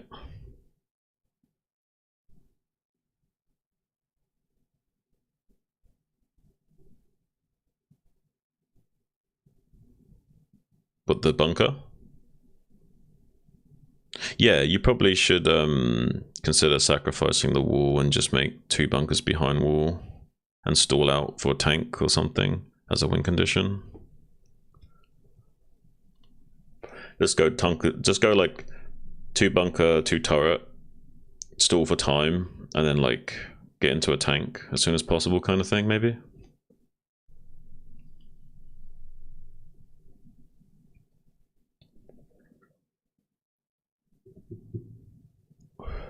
Have you played that? Have you got much experience against that? Do you know? Or have you not seen it much? I know that most foreigners don't play that build, so I don't know maybe how often you've seen it, but.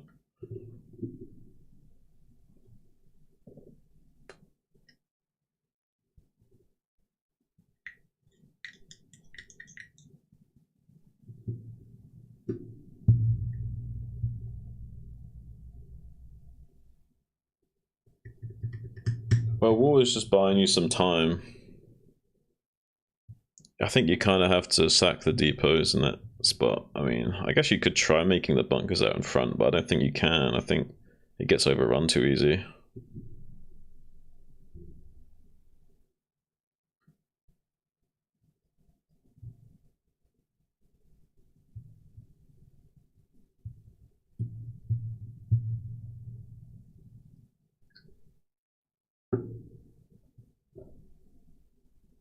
What map do you want?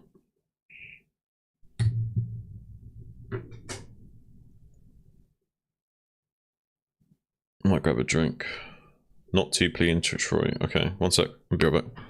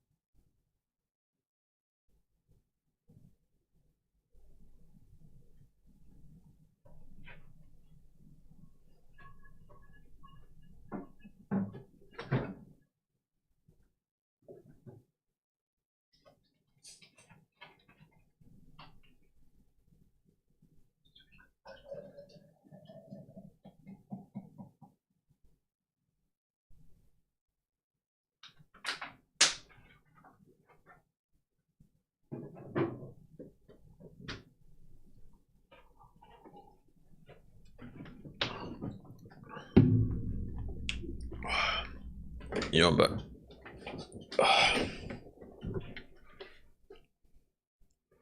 Yo, you okay at me doing like full range of play with you? So like, that might be a good experience for you getting like a random generator Zerg. Yeah, you want complete like full range of play? Okay, I like doing that. Well, would you prefer me to be like more like that then? Do you want me to be aggressive range as well? Like, do you want me to be like not only like, yeah, like, all right, I'll be broad, but I'll be focused on like ladder shenanigans. You know what I mean? All right. Let's throw you a standard polypoid game.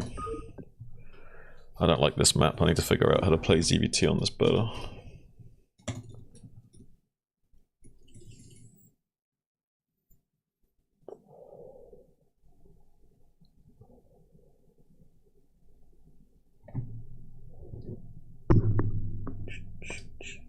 Shit, I need to get my phone charger. Phone's got like 2%.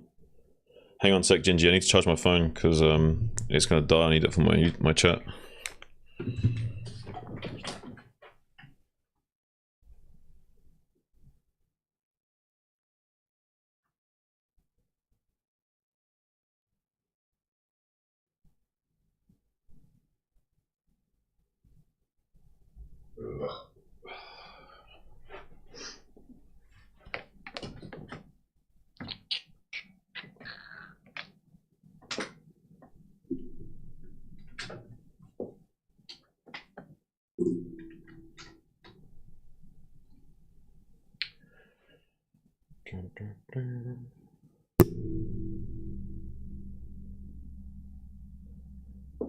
Okay.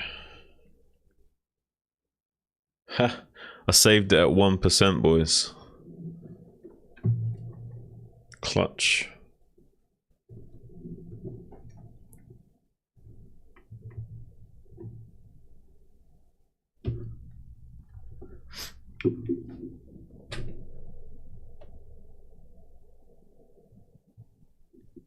All right. You ready, man?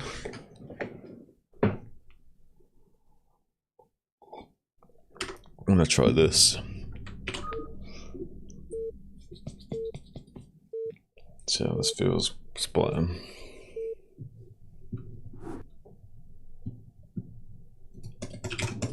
Require more minerals. Oh, it takes me back seeing those graphics. Oh.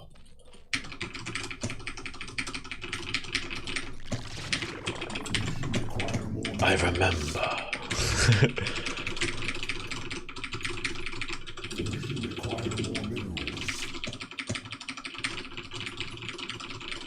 Jinjin, do you know how I can have it set up so I can listen to music without my stream being able to hear it?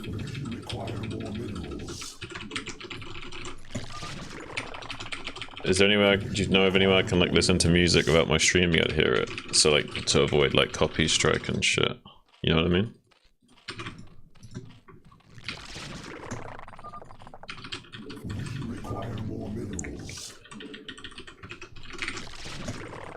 And mute.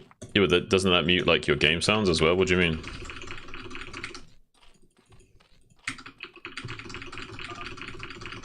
Mute the source. I'm not using Streamlabs though, I'm using OBS.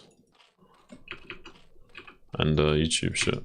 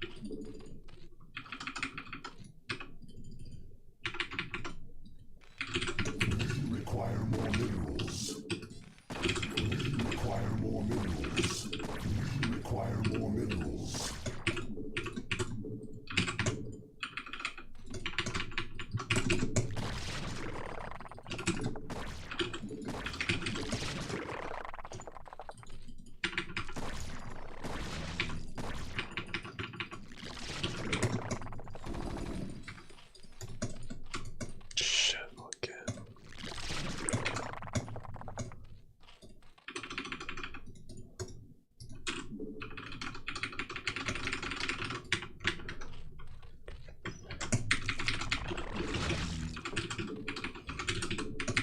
I think I was like trying to win the prize, like biggest sausage monkey or something.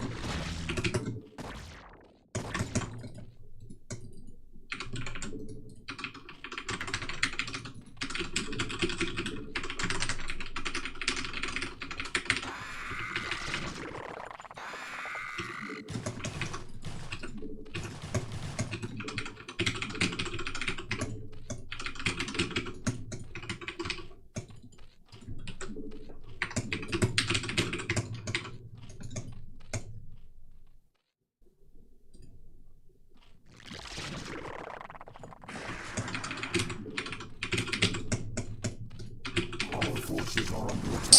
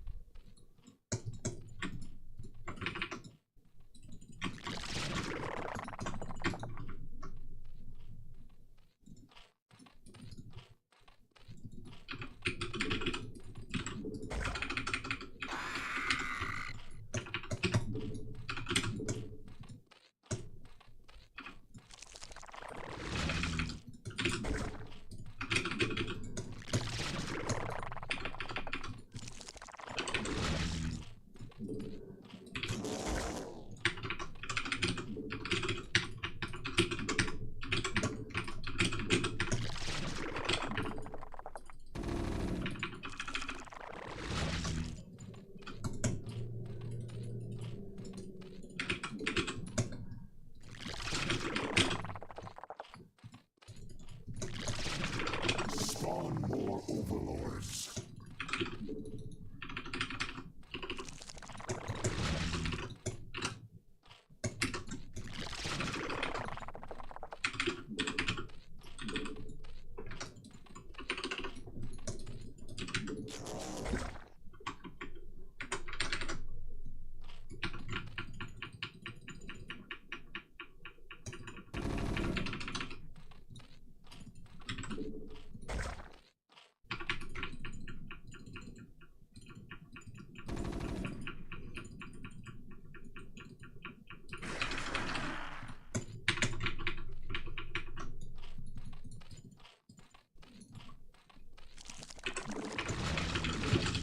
We require more minerals.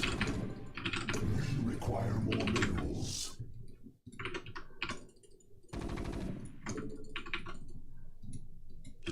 Our forces are under attack. We require more minerals.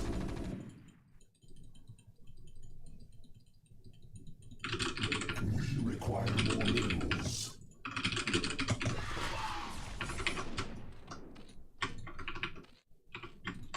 Are you still playing? Yeah. Okay. We require more minerals. The fuck?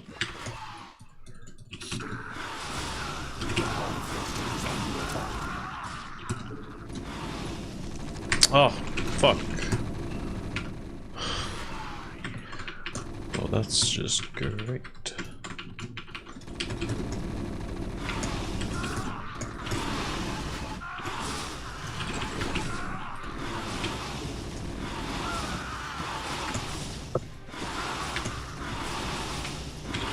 Our forces are under attack. We require more minerals.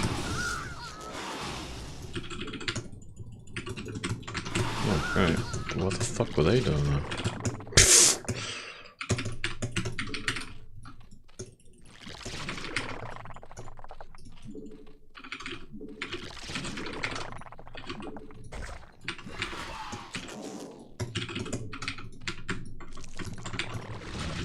We require more minerals. Spawn more overlords.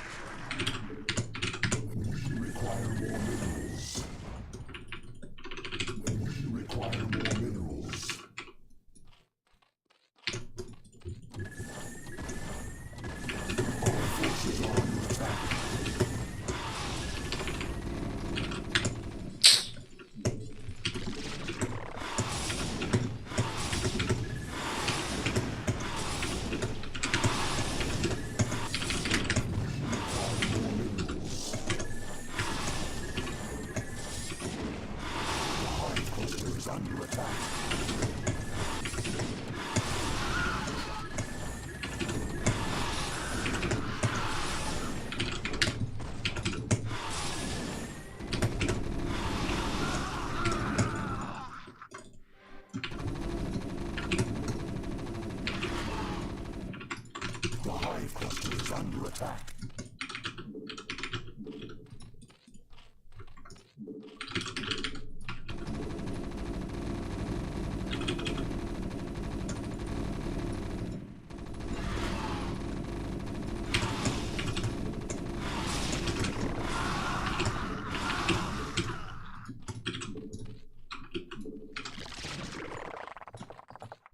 Evolution complete.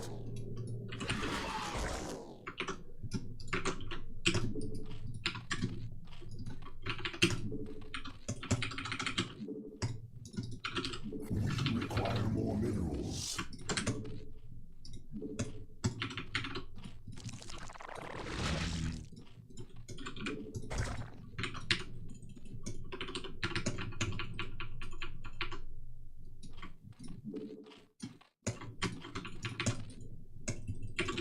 Our forces are under attack.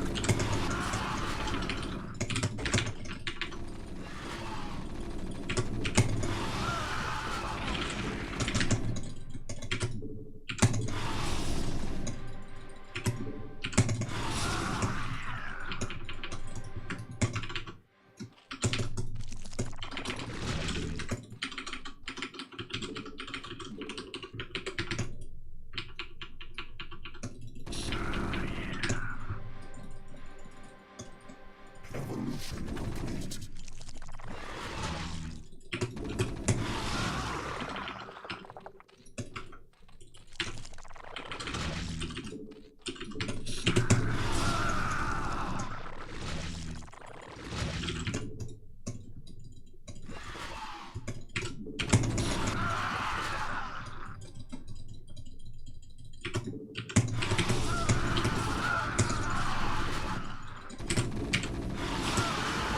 Our forces are under attack.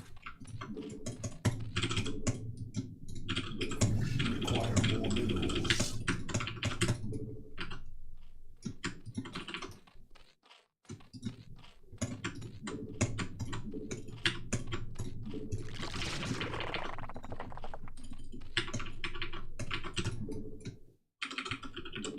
We require more minerals. Spawn more overlords. Our forces are under attack.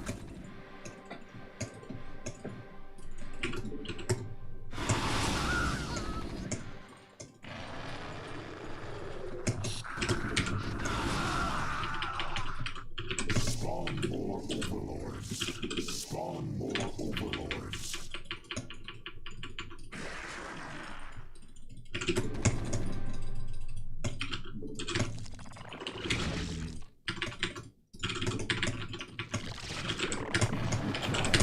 Require more minerals.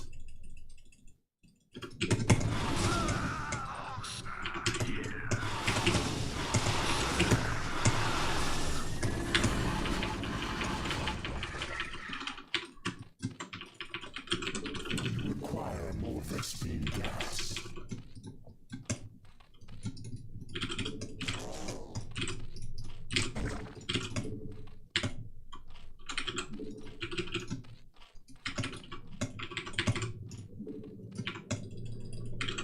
We require more Vespine gas.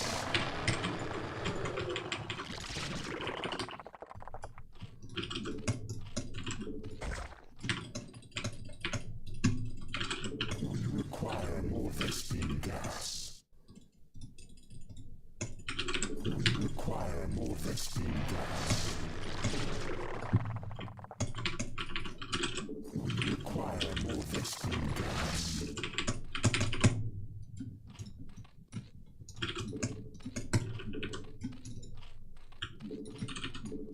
Spawn more overlords. Spawn more overlords.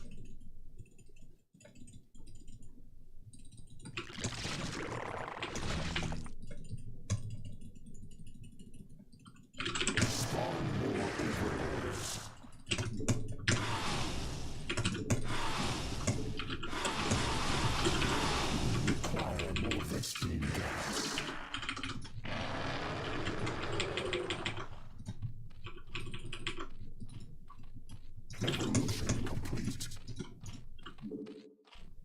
We require more Vespine gas. Evolution complete.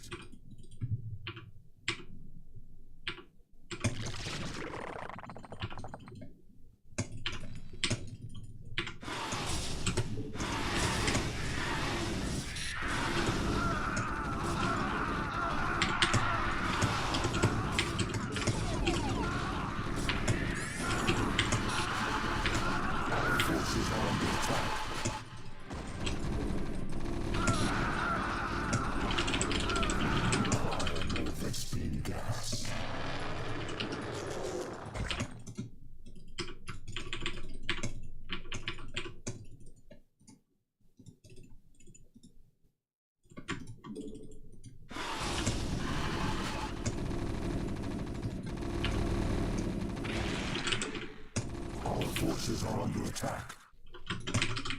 We require more Vespine gas.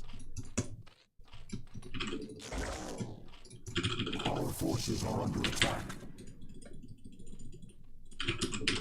We require more Vespine gas.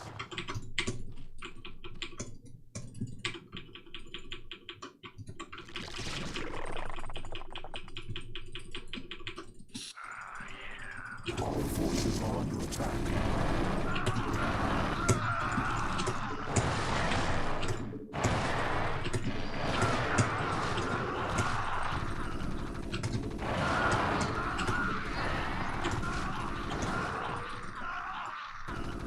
Our forces are under attack.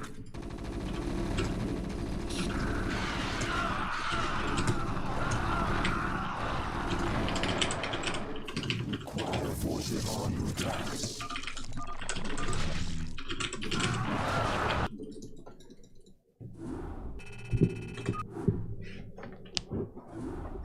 I double expanded after losing the third, so I went straight up to full gas.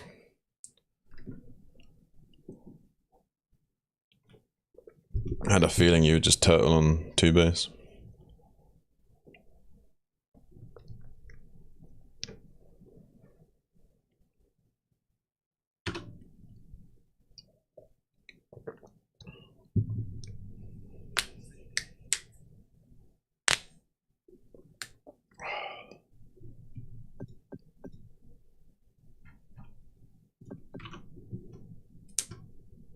Where'd I put my vape?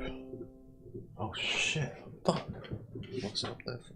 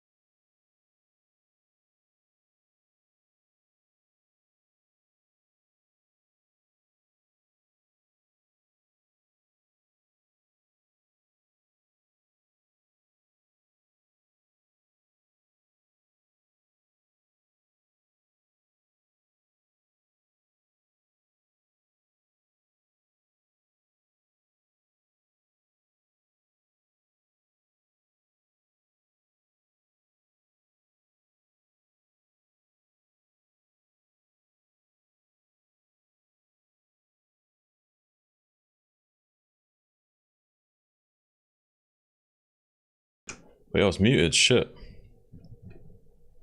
I was talking.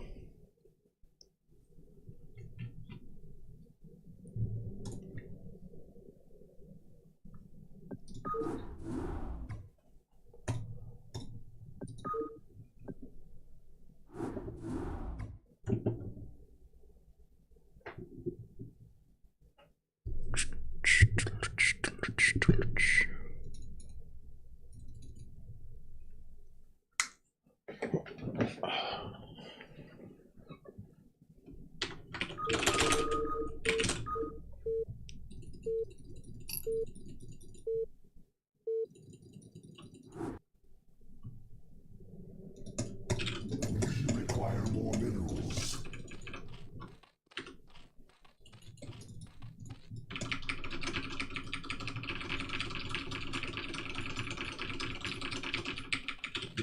Require more minerals.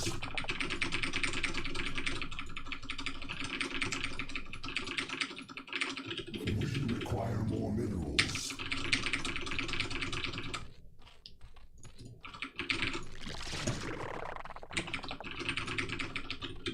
Require more minerals.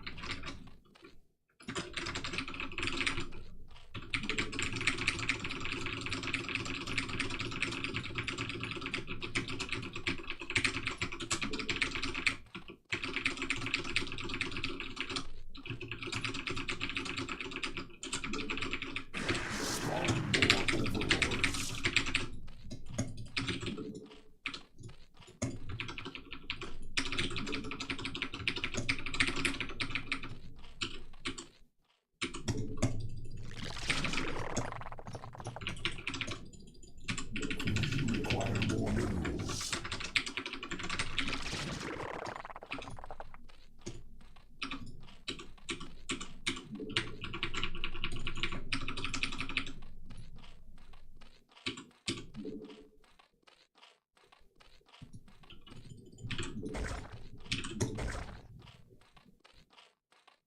Require more minerals.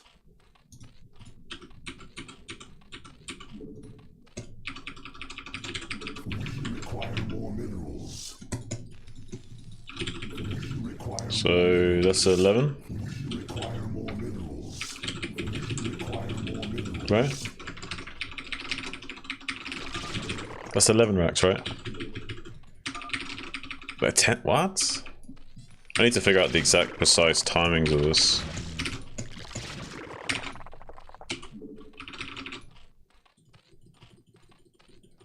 I'm a few seconds off figuring out what the fuck is what.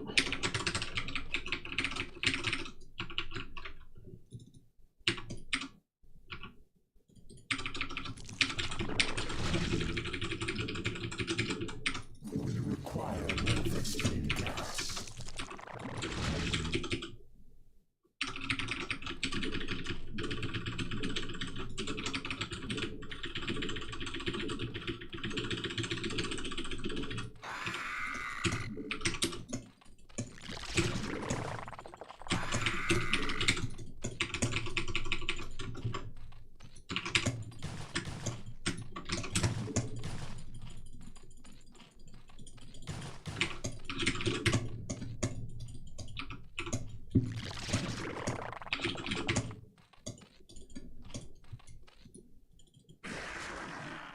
Our forces are under attack.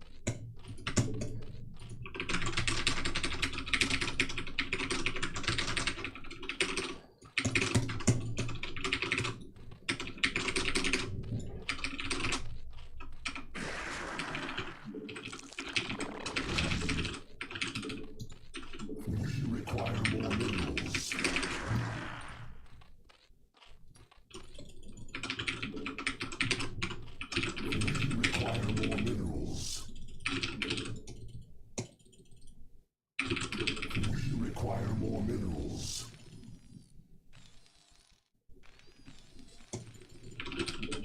We require more minerals.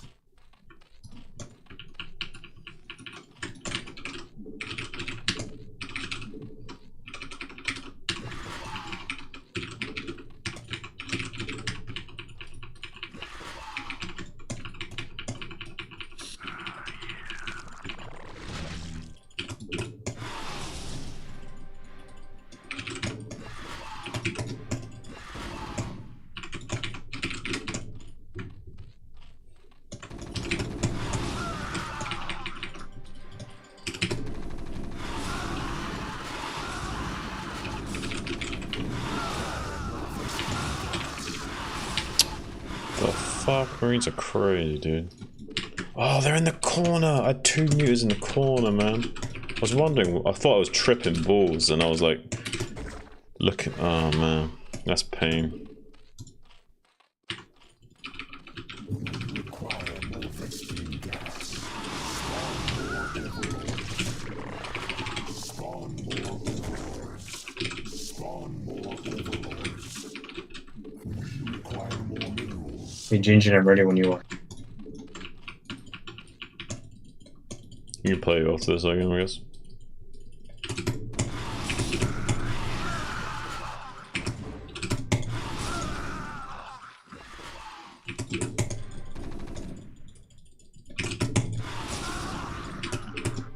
PBJT, you wanna go one? While Jinjin's playing? Let's see where the hell is this game? Require more vaccine gas. Alright. Alright, PBJT. I feel bad because yesterday I ditched Jinjin. Require more vaccine gas. Sorry, what Jinjin? I ditched him yesterday because I had to go to airport. Oh, okay.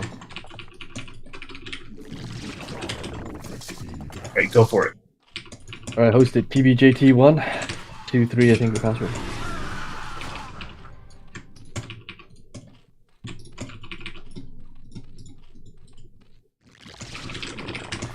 Require more minerals. I don't see it. Are you on east or are you on the west? Okay, hold on a second.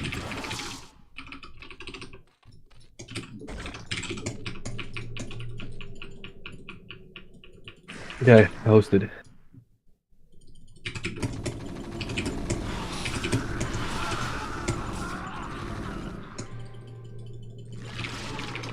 Our forces are under attack.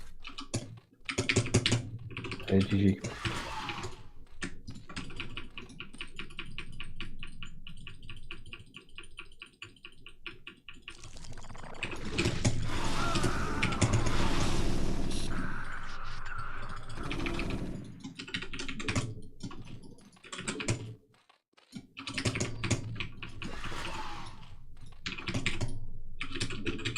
We require more minerals.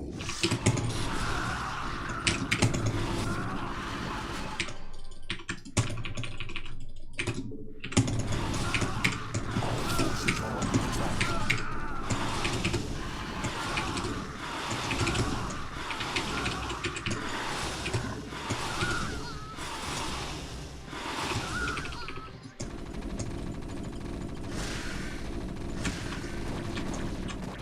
Our forces are under attack.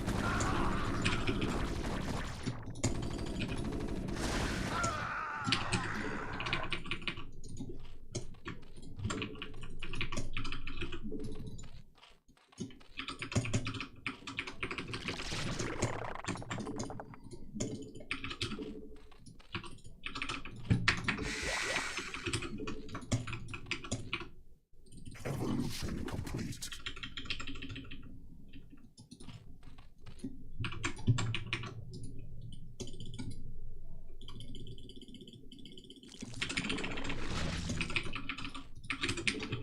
We require more vaccine gas.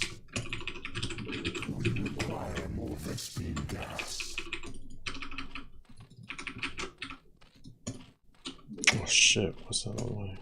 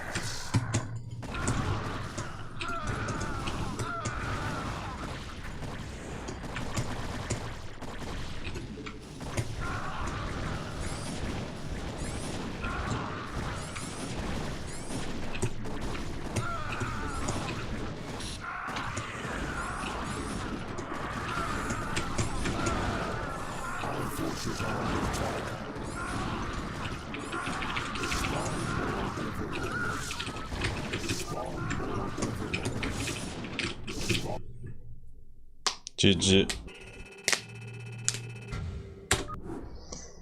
I think Thingy wants to play with you after his game. He was asking to play you.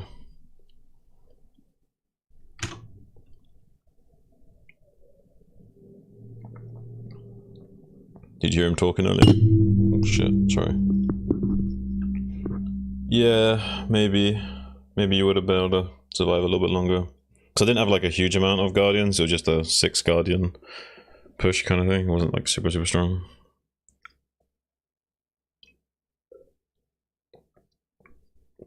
Our range was also late as well, so you could have been a bit more tactical with the positioning of the Valks and Marines and bought some time.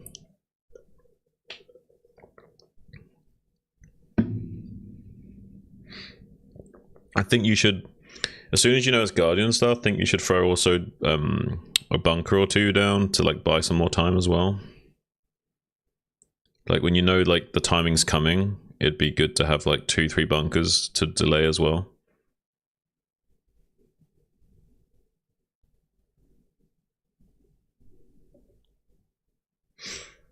Well, that too, but I mean the Guardians are morphing on the water, so you can't kill them.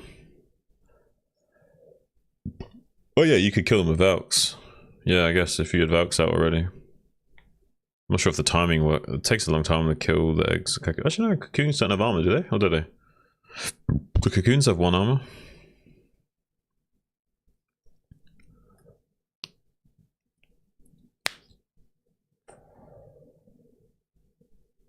I can't remember if cocoons have an armor or not. Hey, Post. Yo. You wanna play soon? Sure.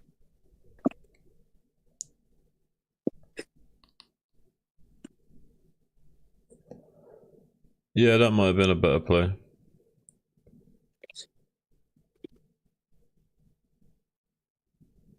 How had the game went? Huh? Um, You mean the last game, or what do you mean? like so far. I don't know. Back and forth. I was playing a bit like a sausage monkey in the first few games. I sharpened up a bit after that, despite being tired. My execution's still not great, but I'm actually playing a bit better.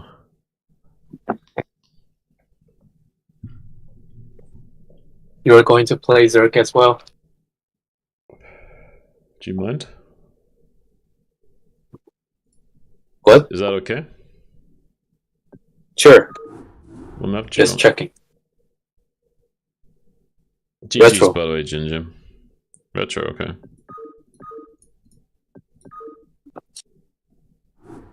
Retrospective.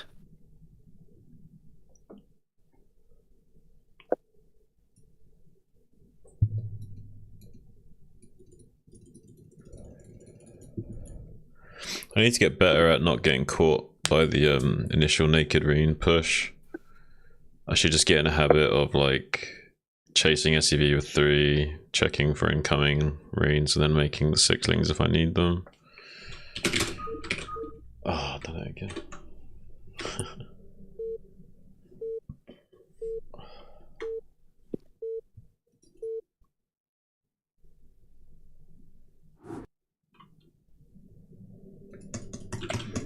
Require more minerals.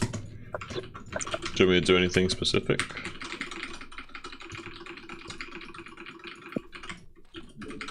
Post? Require more minerals. Not really. Okay. Require more minerals. Require more minerals.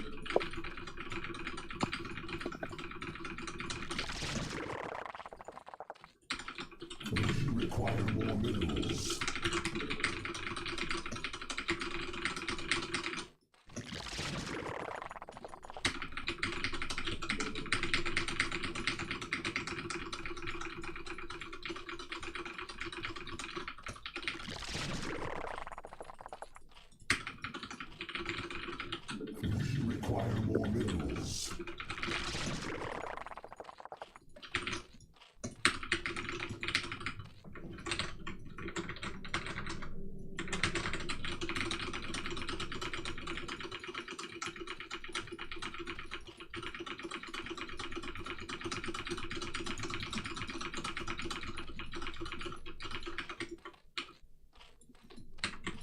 You said you are tired. Yeah. Then why are you wasting energy to spam your keyboard? Because it helps me stay awake. Really? Yeah. If I didn't do this, I would be falling asleep at my keyboard. Do you understand? I need to keep my brain active. You can spam in the chat.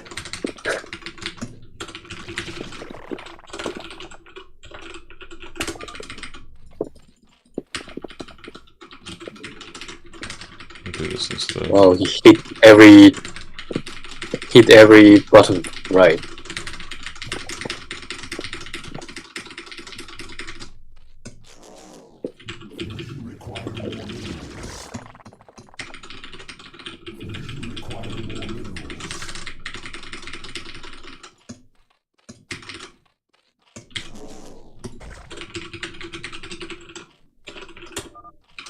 Really?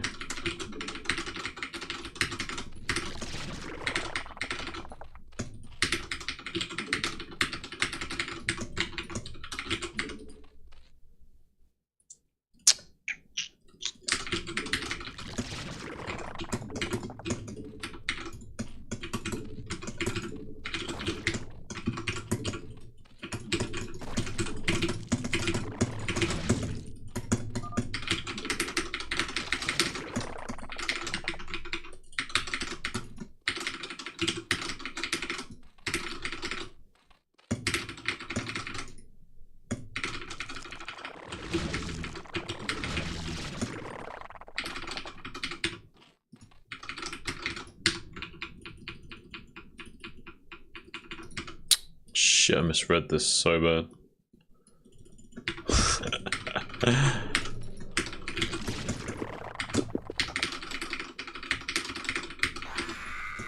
Misread what? Where you would spawn. Okay. Oh, Wait, did I make it? No, I didn't. Oh my god, I'm so bad. Holy shit.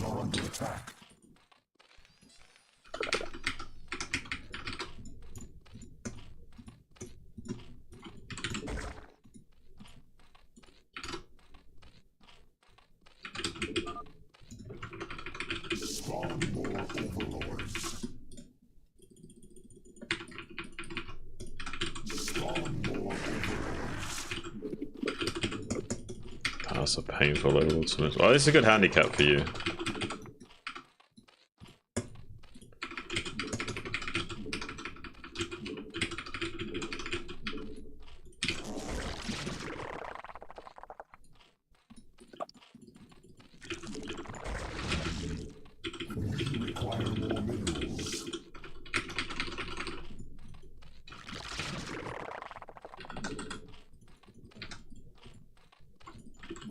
Require more minerals.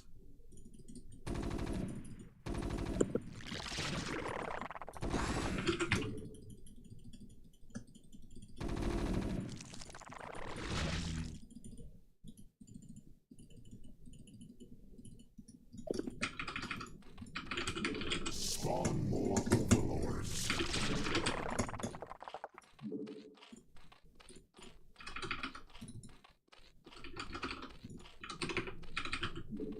Our forces are under attack.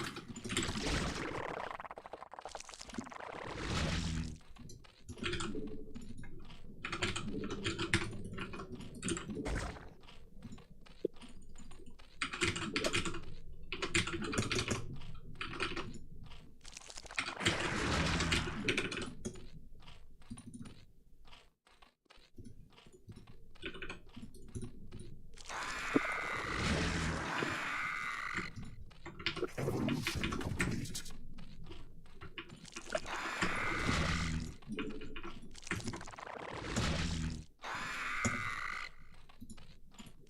Oh, I got 2 on gas. Holy shit. God damn, how do I even manage it? shit happens. Shit happens. Same shit, different day.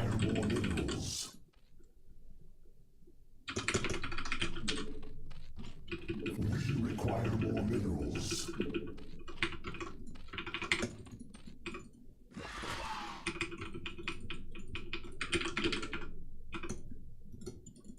Spawn more overlords.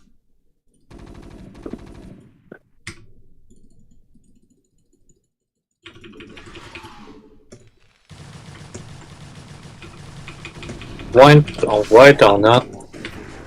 What? We require more Vespene gas.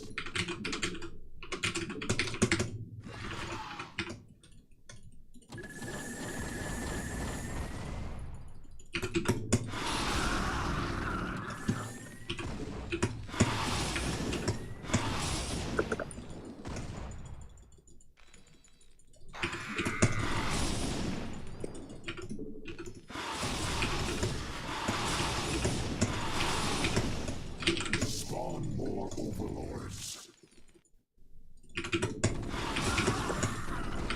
Spawn more overlords.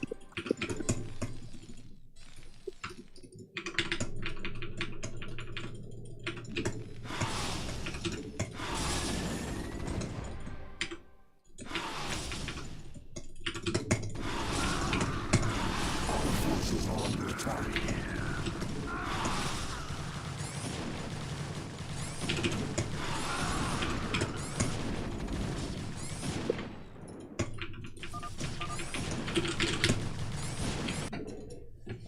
GG. Need bunker. Bunker defends the turrets and the natural, so the marines can be in the main. Okay. And it also helps prevent against But them. there's still a one gap that between the natural and the main. Hmm? The very bottom. Huh? So the very bottom of the map, there's a like blind spot, with a cliff, Okay. like where your mutant like stayed. Yeah. So how do I defend that position? Okay, so Like let's look at the replay together.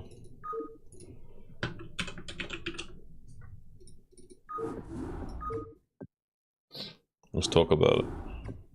Watch my stream. Oh, wait. I can't. I'll stream on. Yeah, I forgot. I'm streaming on YouTube, not Discord. One sec.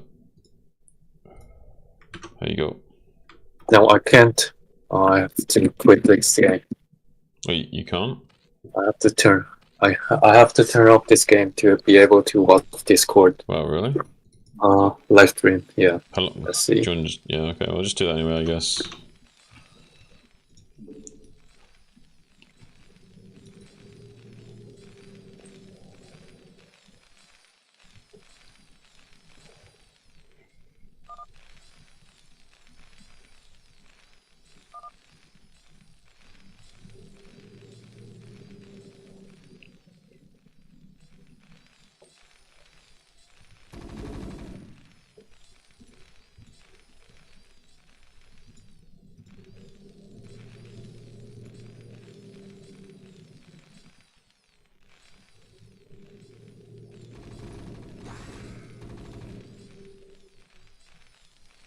That's risky to keep. I mean, if you don't see link speed, this is not too bad, but it's a little risky.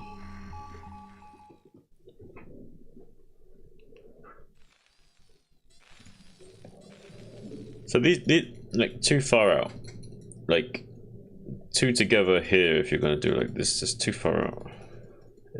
If you want a zoning turret for this space, it needs to be even tighter. Like it can't be this far out. This one's okay. This one's okay. For here, this pocket here, we could have turret here, two turret here. Maybe like two turret here, one turret here, one turret here, depending on the situation. If I'm going heavy meter or not.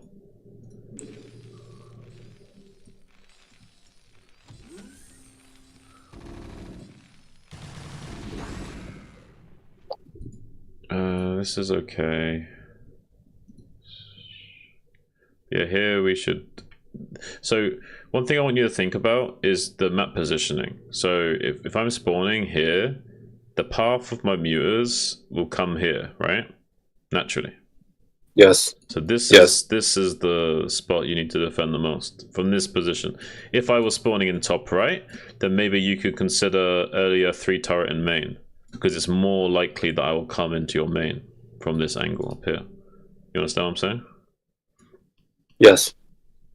So these places need to be more heavily defended depending on map positioning. So in this case, this is closest to me. This is at most at risk. So we need very strong turret timing. So say you'd have like 3 here, 2 here, 2 here, but these need to be tight. So like 2 next to each other here, maybe 1 here. You can add on the 4th here.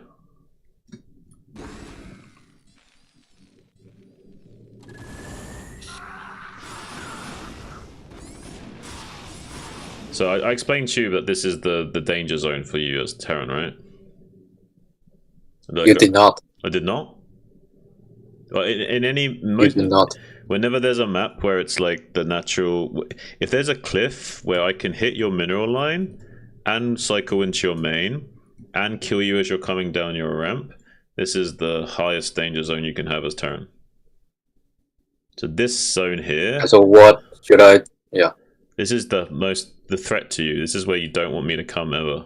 Because here I can snipe tech buildings, I can snipe SCV, I can do this Ling stab trick where I like pull your army into your main, stab the natural. That's why you need a bunker here. You have the bunker here, and the turrets here. The bunker will cover these 2 turrets, and I can't come in with Lings to attack the turrets for free. So you can have some Marines in a turret defending natural, while the rest of the Marines are in the main. Yeah?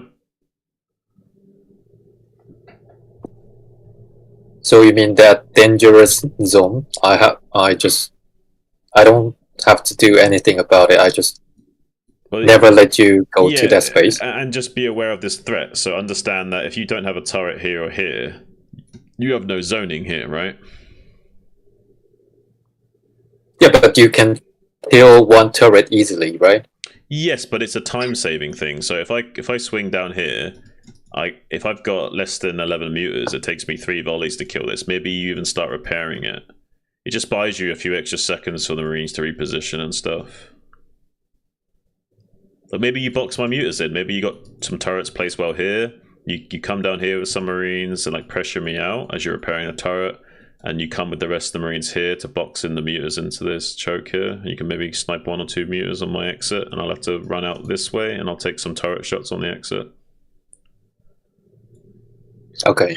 And another thing is that it seems like I'm always behind in supply compared to you. I think there might be some execution problem. Yeah, let me watch your build order a bit more closely. Like you always ahead of supply when your Remuta was out. Well, to be fair, I did 12-12-12 this game, so I was 2.5 hatch, so I had like more lava and stuff than usual. But honestly, I got Overlord stuck, so you shouldn't be this far behind. There's definitely something weird going on.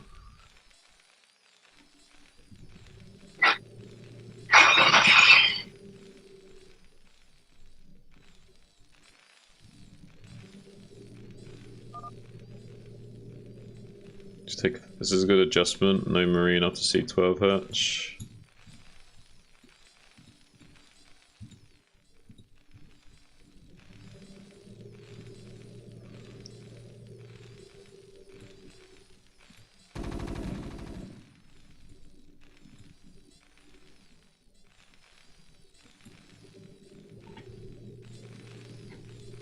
How was this transfer? 6, I think. Be a little slow with the transfer as well.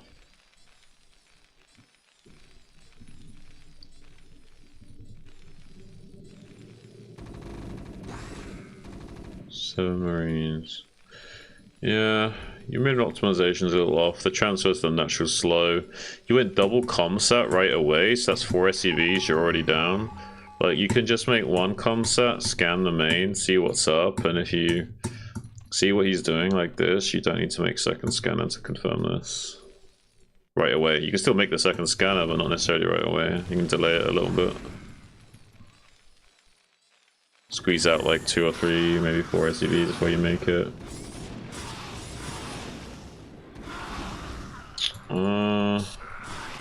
You're on 2 racks. I feel like you should have 3 by now at least. I want to rush 2 Valkyries. That was my game Rush to plan. Valkyries. Okay. I see that's why your factory's a little bit earlier. This is not how you rush Valkyries though. It's okay, but you might have to rely more on turrets. The natural has to be much more solid. You need a 3 turret in your main. 2 turret here is okay for a while, but we need 3 turret in main.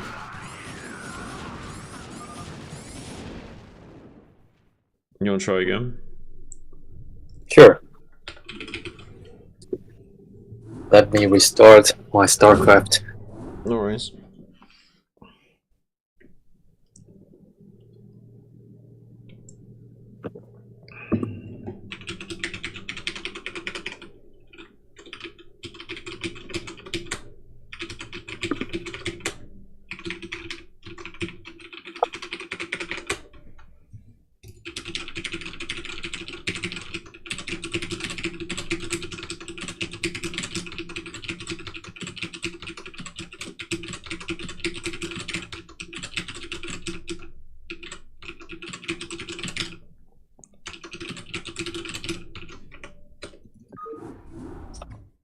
What map do you want?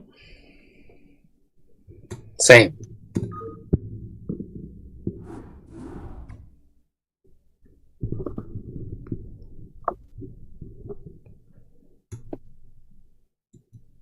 Wait, 1 sec, let me look at my OBS.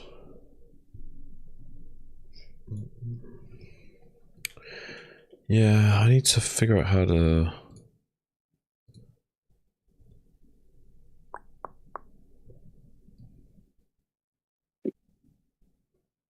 Desktop audio...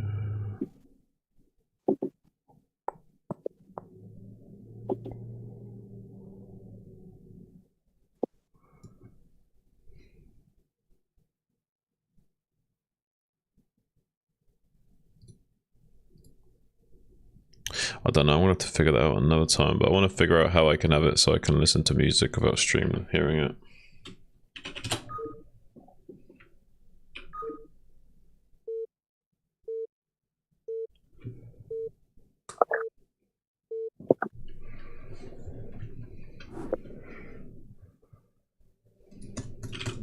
We require more minerals.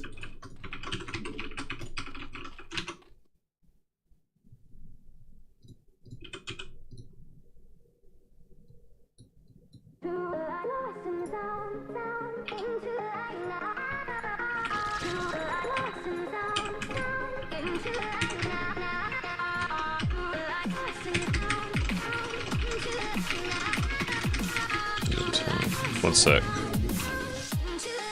Okay.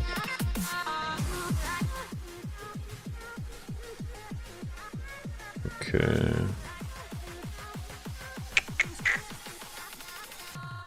I just need to end my stream on Discord. That's gonna lag a little bit. Alright, you ready? Yeah. 3, 2, 1, go.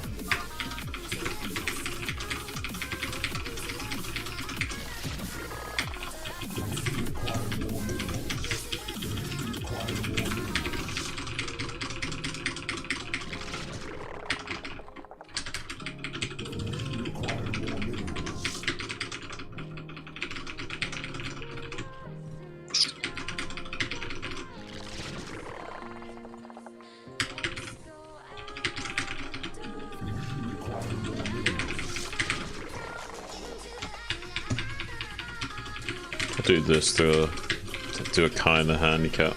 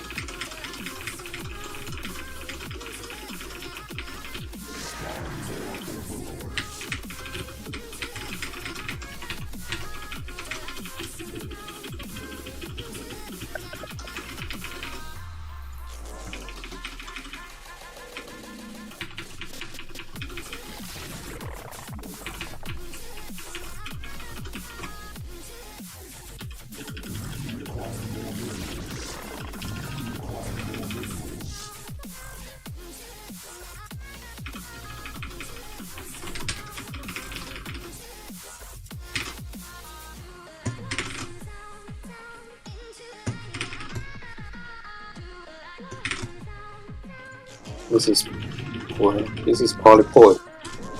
Yeah, you asked for it. I'd say retro. I think it's the same map. It's the same. You said same. What? You said same map.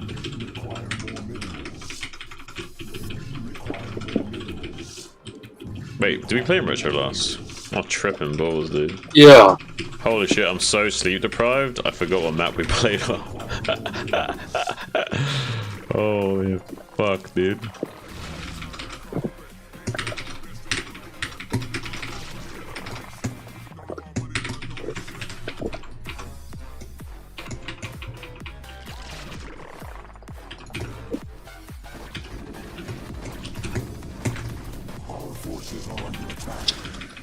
I hate deceleration. Like a passion, dude. Okay, it's good for you though. It'll give enough of a handicap and maybe it'll be an interesting game.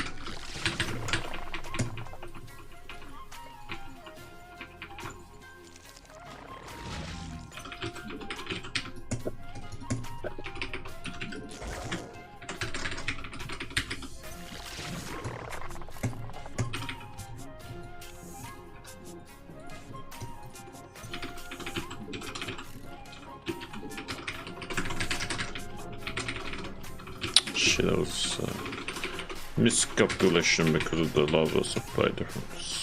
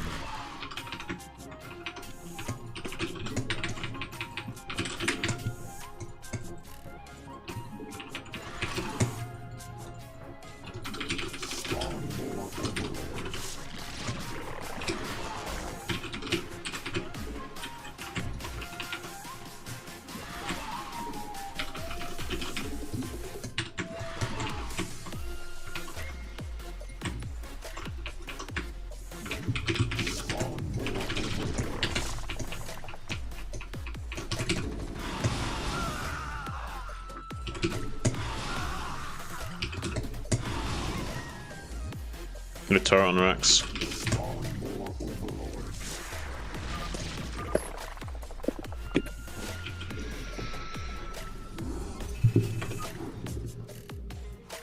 So I didn't make any sunken, by the way. Did you scan this? No, I didn't. Ah, Shiba. So you could have ignored those links. Alright, it's just You could have ignored those links and gone straight to me. And then you would have killed some drones and shoot the muters as they're coming out the eggs, and then it's really hard for me to defend. And my muter timings are off, so I probably wouldn't have been able to defend.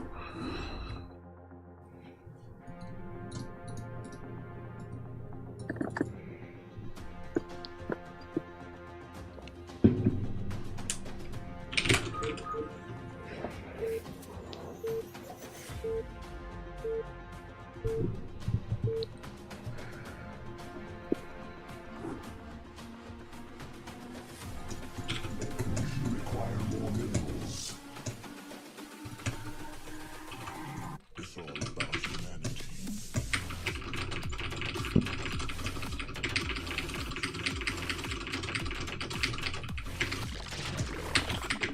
Require more minerals.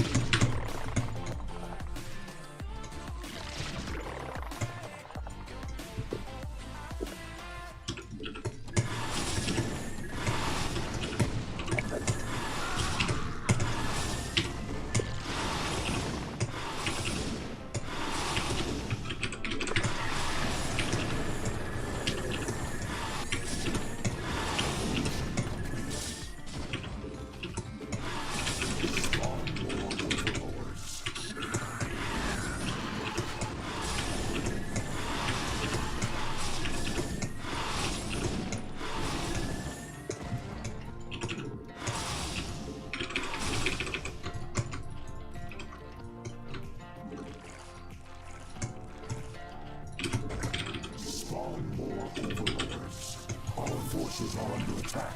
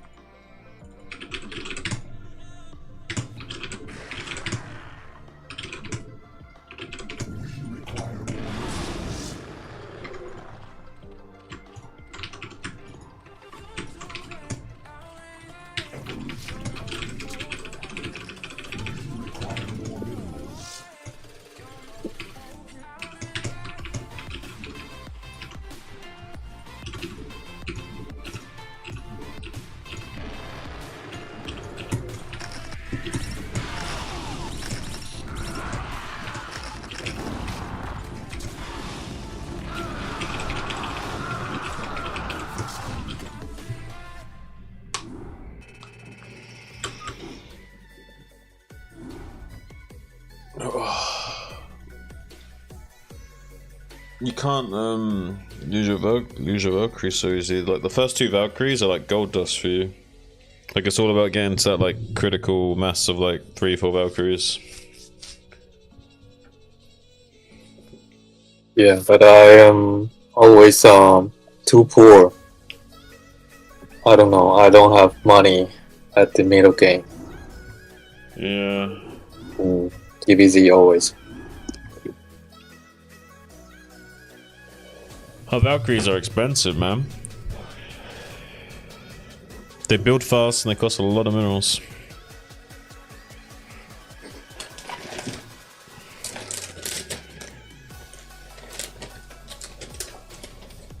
Yeah, I will fix that. I just need more practice. Do you want to keep playing TVZ or do you want to play a different matchup? It's all fine, I think.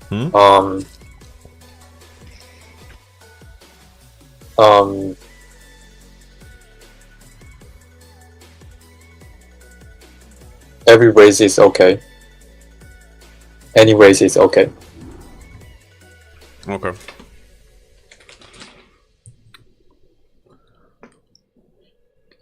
Well, do you want retro or map do you want? Sure, retro.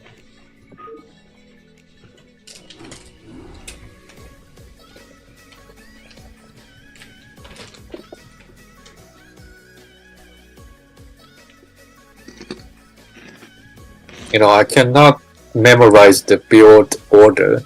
You know, I have to actually play by myself to be able to remember. I don't know.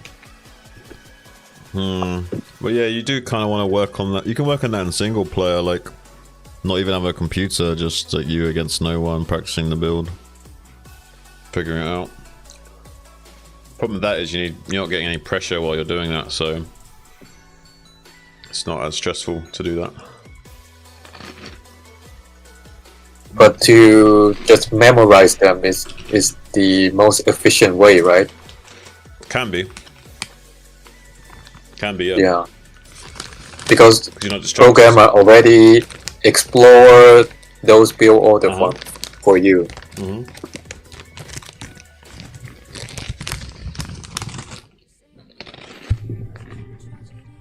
You ready? Yeah. Okay.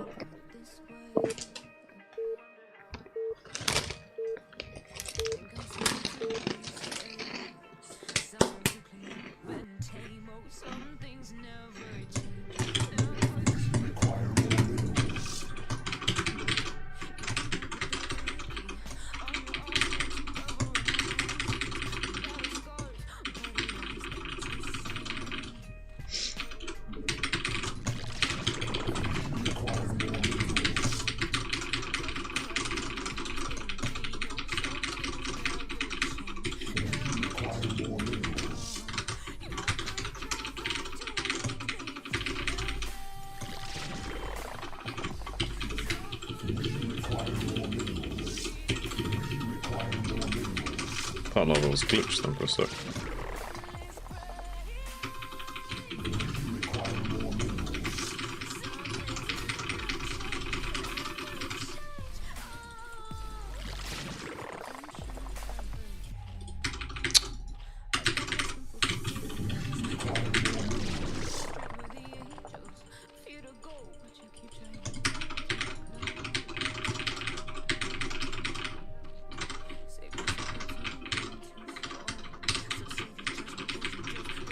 Yo, untouchable. What's up, my guy? You can chill out. This is like my normal like shtick, my guy. It's just my normal warm up to help me stay awake and, you know, functioning. I'm a bit sleep deprived, so this definitely helps me stay awake as well.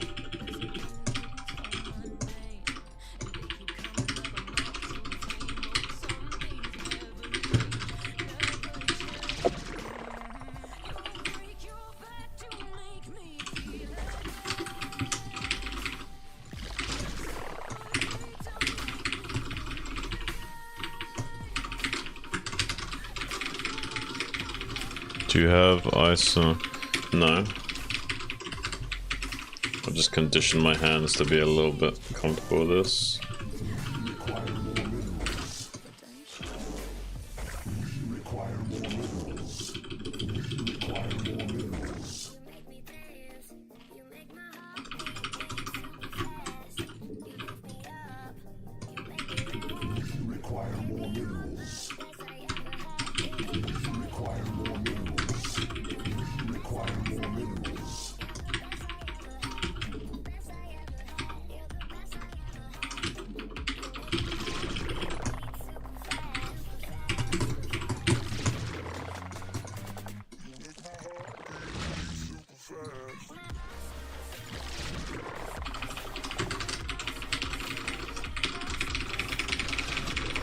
I don't really do hand workouts, dude. I'm not even playing that much lately. But I have like a map like 18283A. I do for mechanics practice and precision.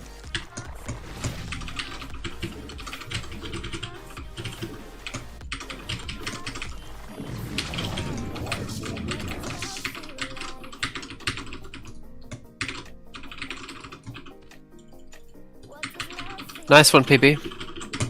What's up, Nagy? Hey, Zune. How you doing, buddy? PB just pulled off the sickest trick ever. I loved it. You know the wall ramps on Citadel? Yeah. So we had 3 different separate burrowed lurkers, right? Mm. And a good Terran would know, oh, only 3 lurkers, I could bust that with just Marines, right? Yeah.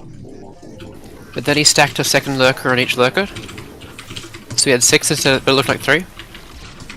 Oh. And it totally obliterated the Marines when they came in. Yeah, It was great. yeah. I love that sort of shit.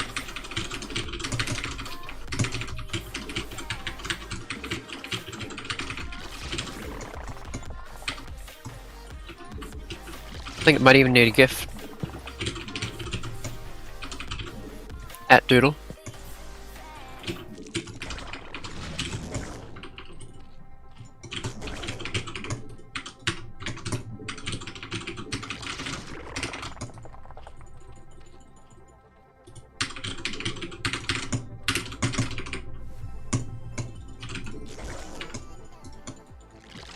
Sneaky.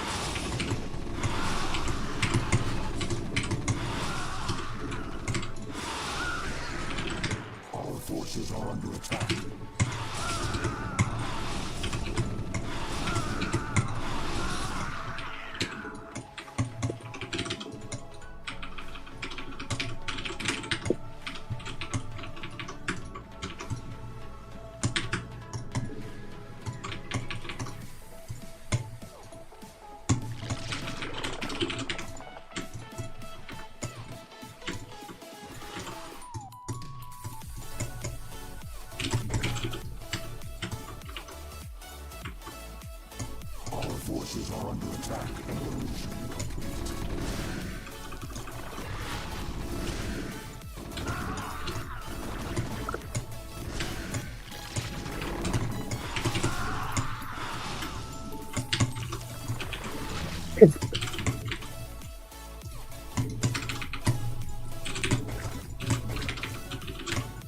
Our forces are under attack.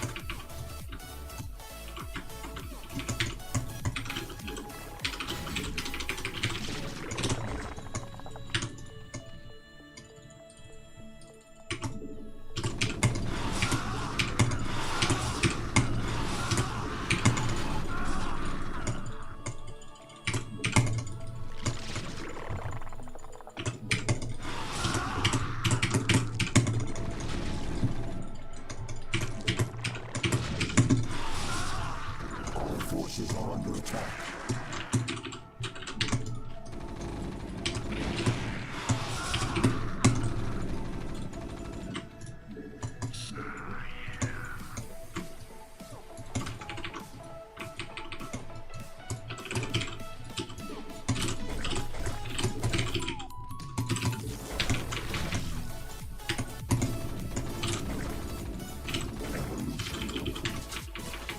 The hive tower is under attack. We require more minerals.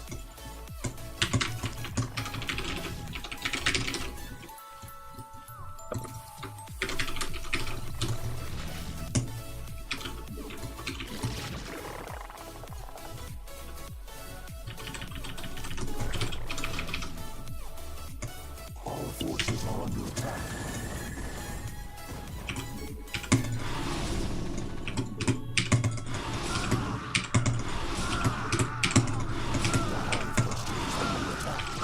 Did not go. Our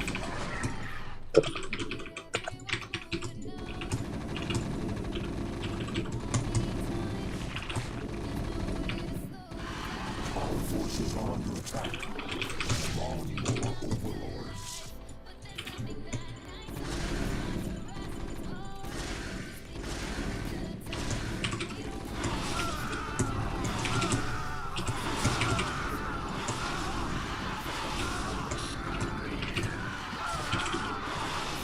Our forces are under attack.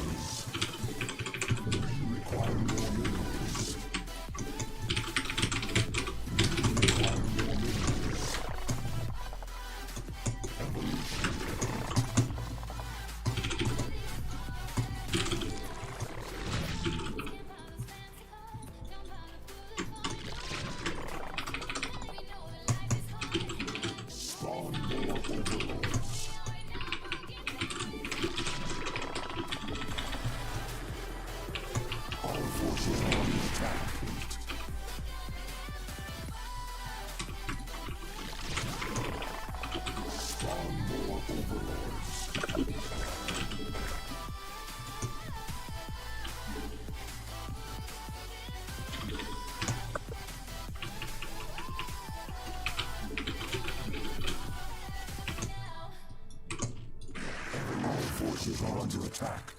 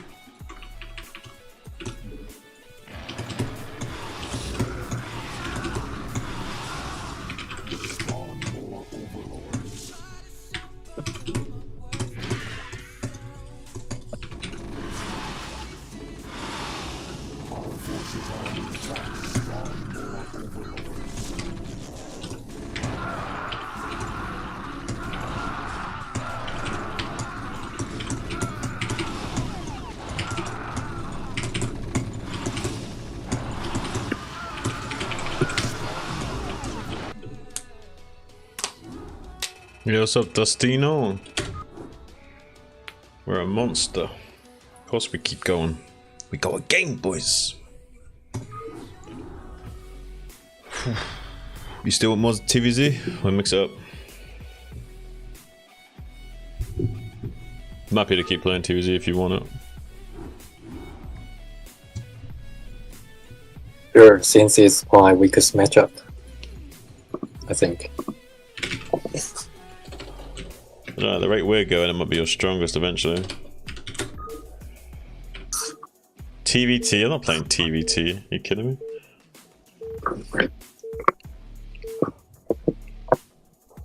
Oh, we could. You'll do one-handed challenge. Post. What? I'll try one-handed challenge. See if I can play one-handed. No. You sure? Yeah. Require more minerals. How sure are you? Require more minerals. Require more minerals.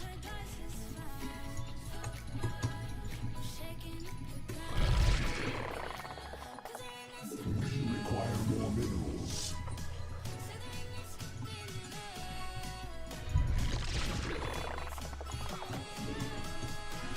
Let me try one-handed one game. I think you'll crush me, but let me try. No, I'm not. No, I play one-handed, not you. You understand? Yeah, but I'm. But what?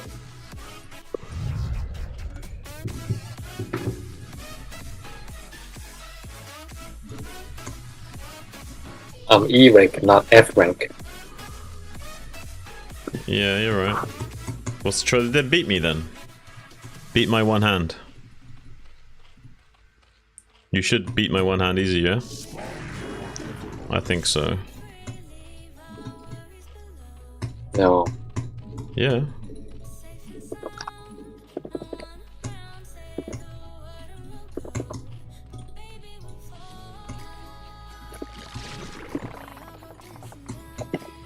That was late.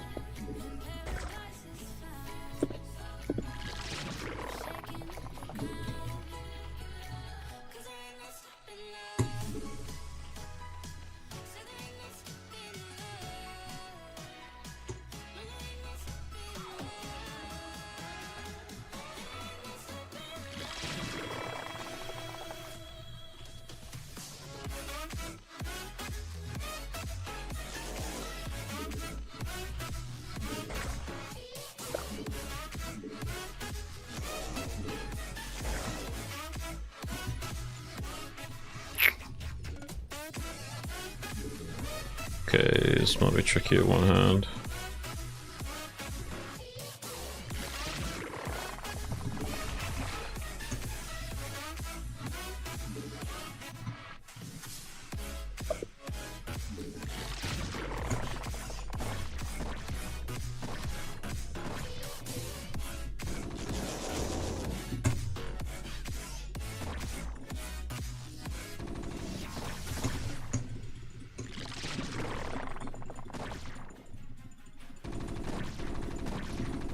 Our forces are under attack.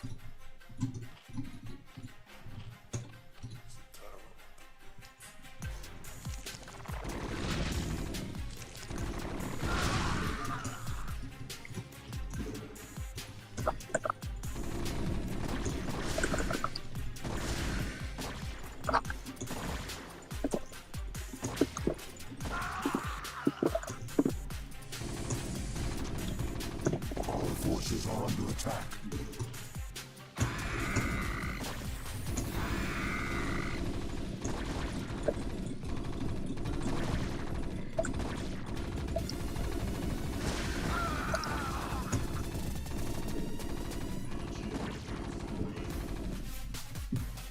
Our forces are under attack.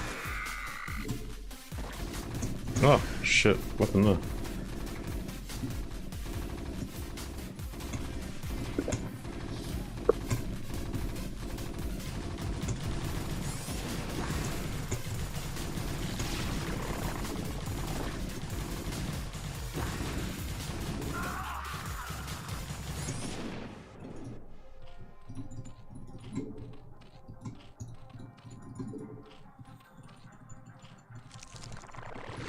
Took so much damage.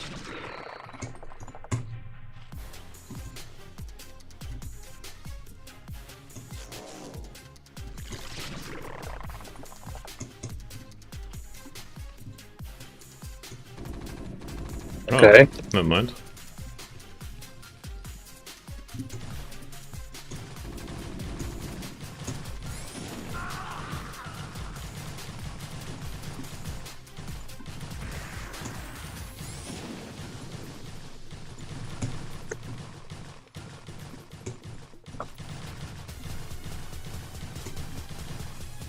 Our forces are under attack.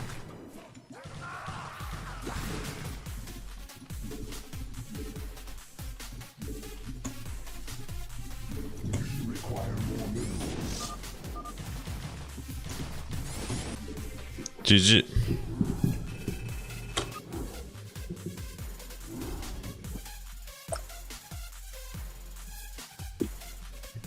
Alright, we will keep going Rhea until you beat my one hand.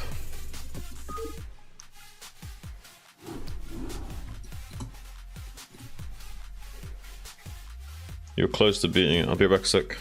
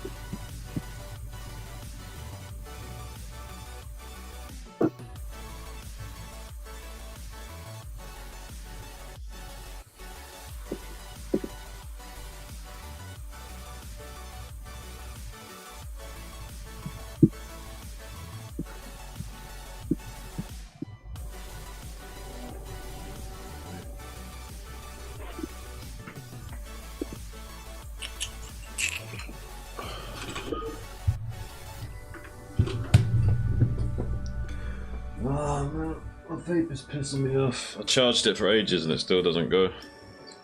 I need to buy a new one, dude. This one's fucked.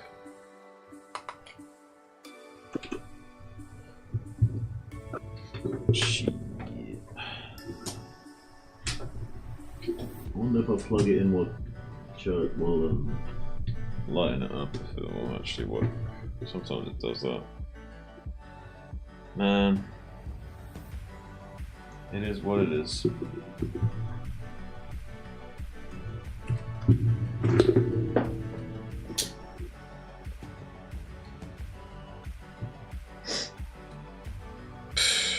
I charged it for ages and it still decides it hasn't got any battery.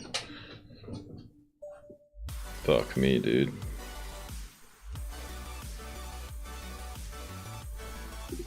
It's like basically on the verge of being broken.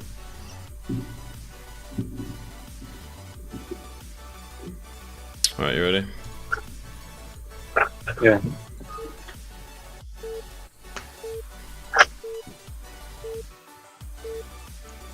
Drip campaigns, huh?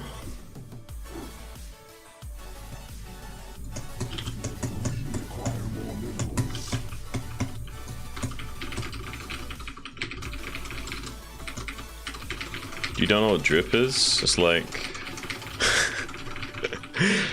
well, it depends on what context he means it in. Like, drip can just mean like having like, you know, really stylish clothes popping, you know what I mean?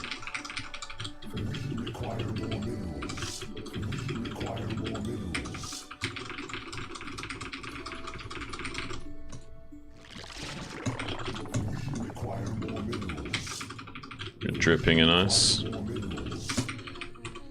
Oh wait, I'm supposed to be playing one-handed. Do you want me one-handed?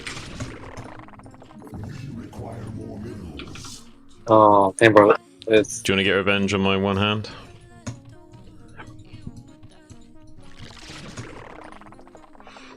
Tell me, you on one hand? Both are fine. Great job being decisive.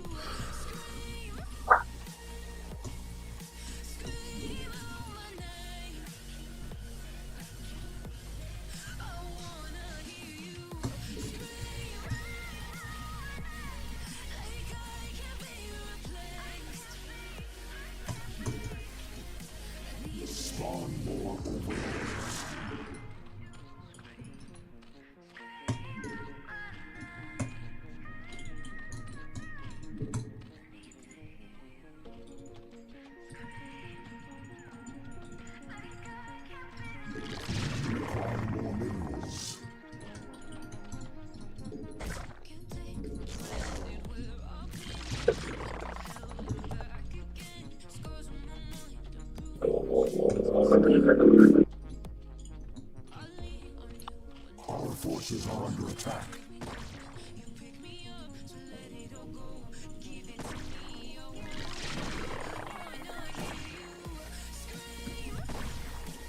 Don't do it. Don't do it.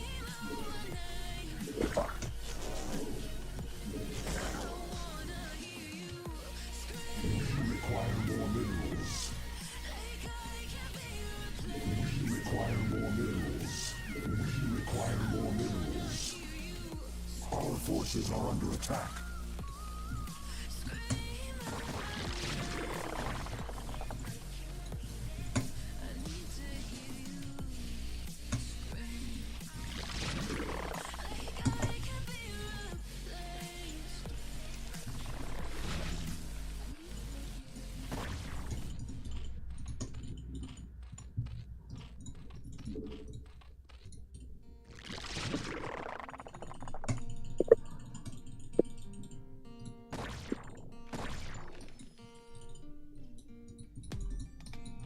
So I've come to the conclusion the rotten piece of We require more vaccine gas. dying slowly, rotting away. See, I just want to be able to climb without to get out.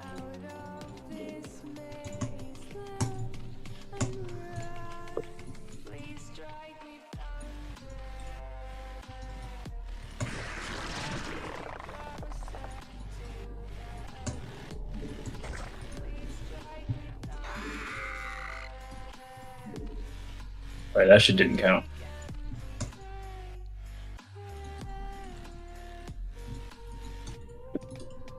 So I've come to that conclusion. I'm just one man amongst God. In this world, I love them, sure they'll do fine without me. The chemicals in my head will work as well. Require more minerals. These little things happen.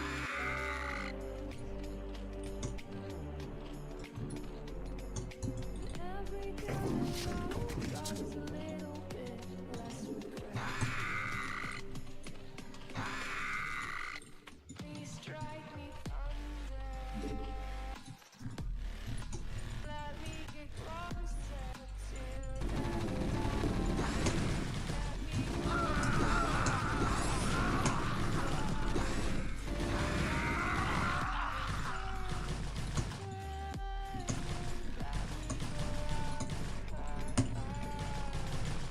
Our forces are under attack.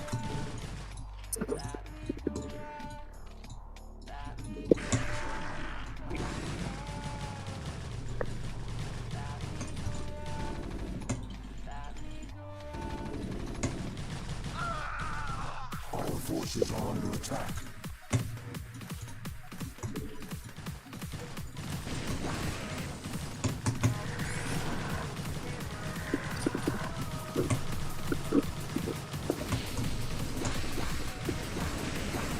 Evolution complete.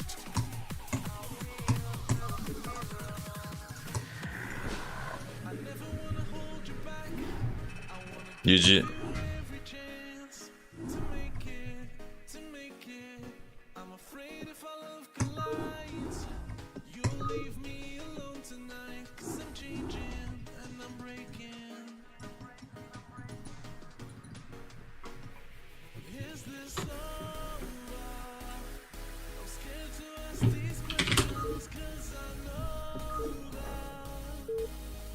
I think my mouse only play is not too bad.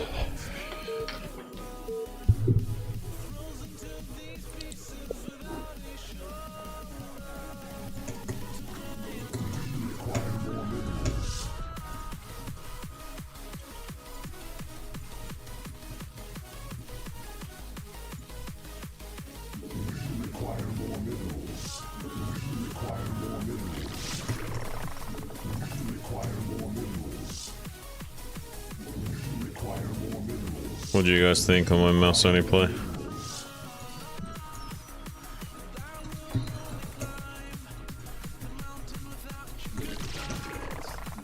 Require more minerals. Require more minerals. It's crap, yeah, pretty much. Require more minerals.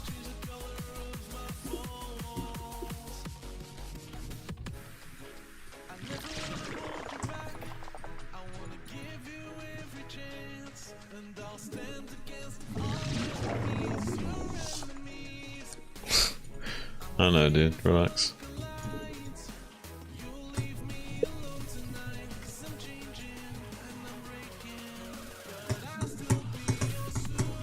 I know my one-handed play is fire.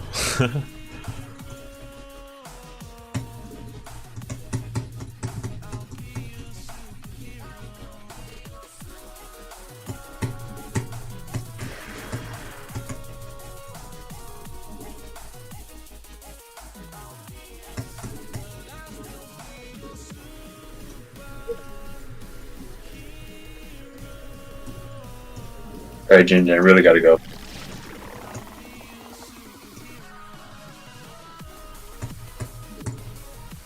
Thanks for the games.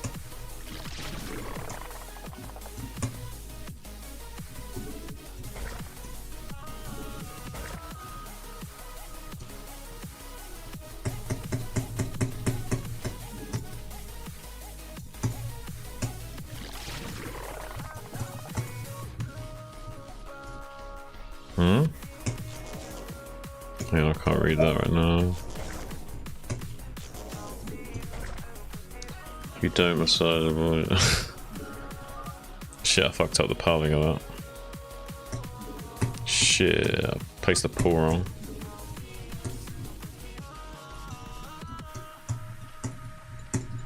God damn it, Bobby.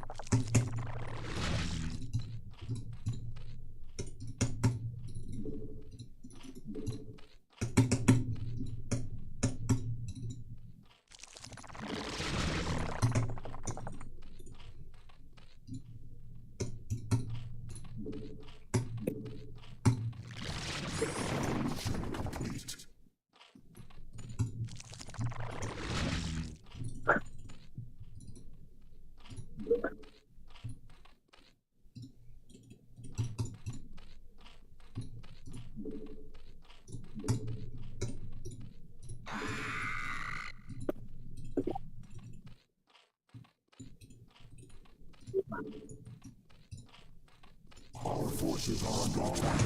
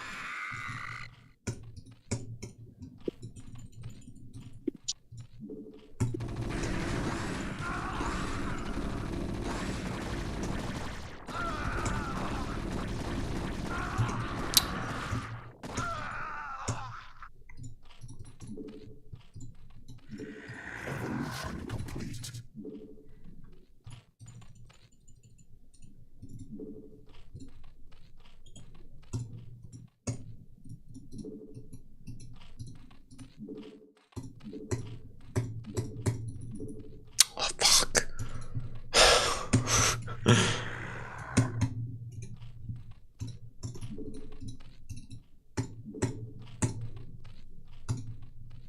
Spawn more overlords.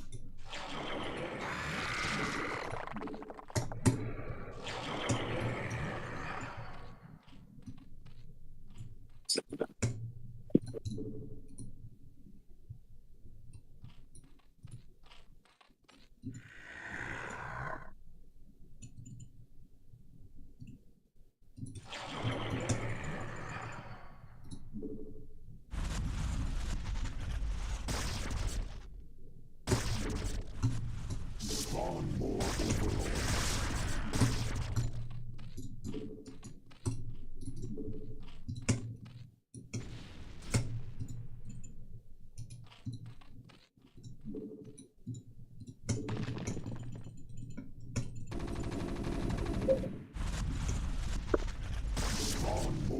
overlords.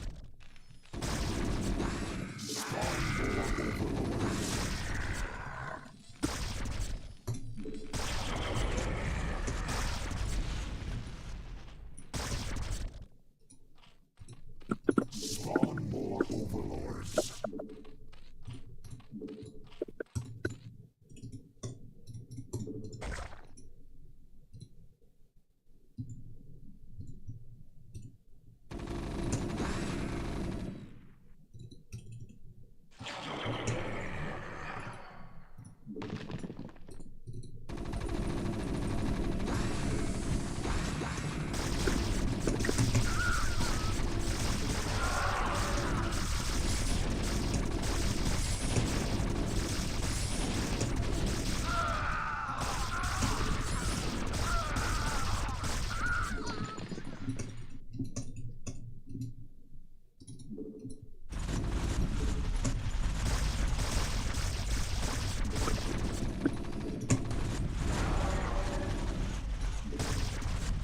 Our forces are under attack.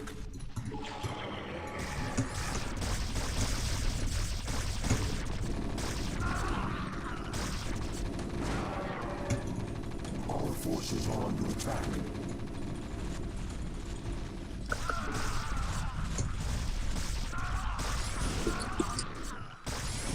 机制。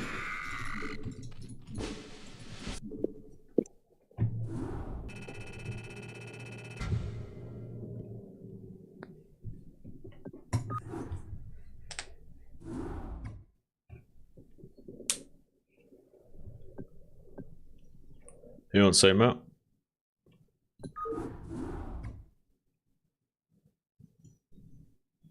Sure. How do I against this? You kind of did okay. I think your range was late. Though, I don't know. Oh, I upgrade range first. Did you? Seemed a little late. Yeah. I mean, you kind of did. Seems like what you're supposed to do, but maybe you didn't have enough, and maybe you lost these marines you lost at the start was a little bit issue. But you did some damage. Did you? Wait, how many drones did you kill?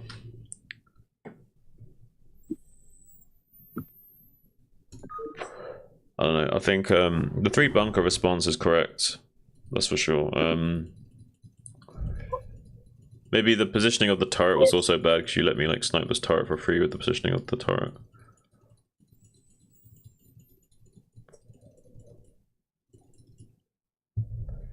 Yeah, I didn't know exactly how the turret's detection works.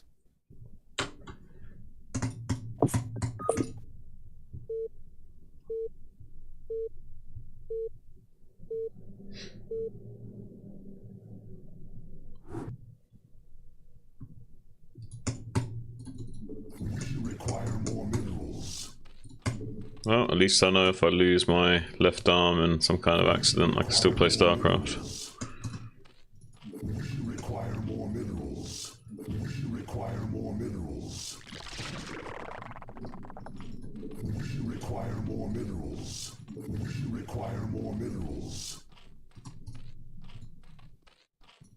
Require more minerals.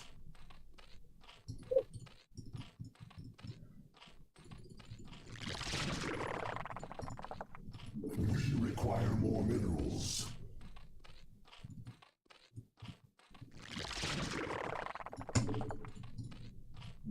Took a lava trick using a drone, maybe, as it hatches.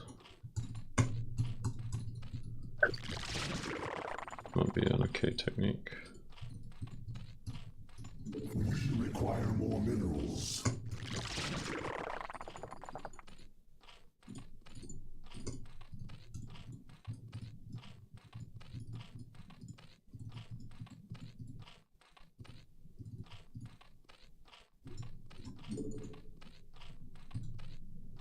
I should have done 2 at once, that was bad.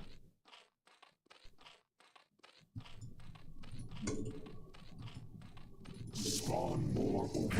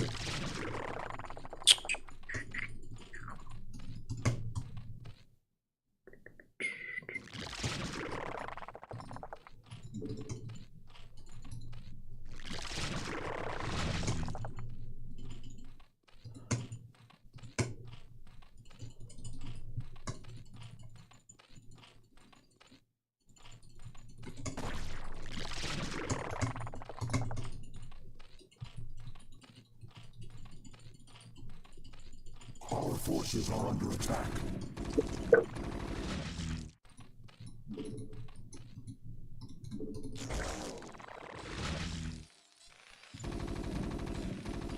The hive cluster is under attack.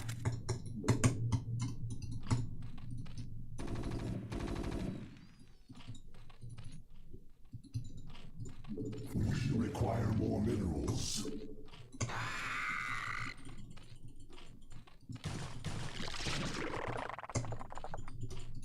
The fuck? The hive cluster is under attack.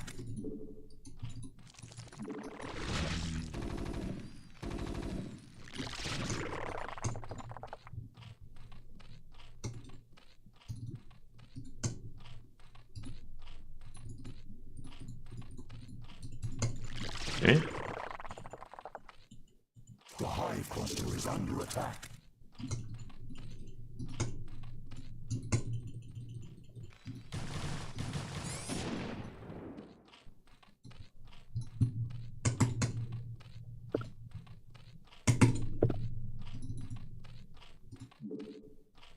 Spawn more overlords. Spawn more overlords. Oh, I forgot to make that. Fuck, what am I doing?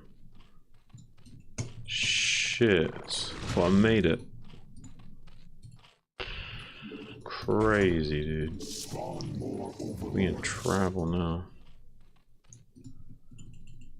Well, we should lose this one.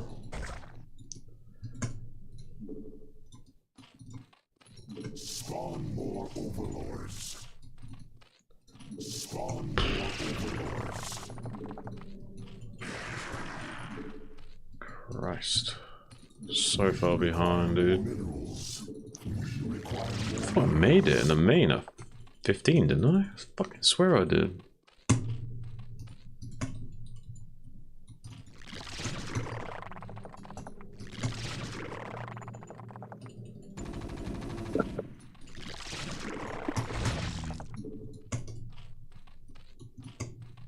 We require more minerals.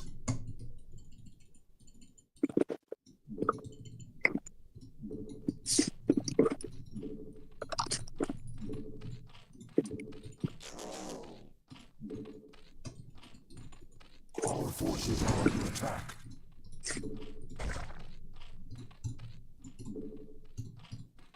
Spawn more overlords.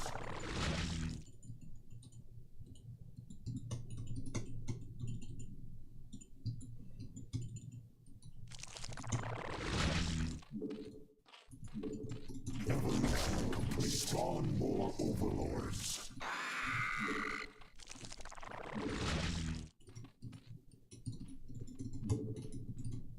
Spawn more overlords. Spawn more overlords.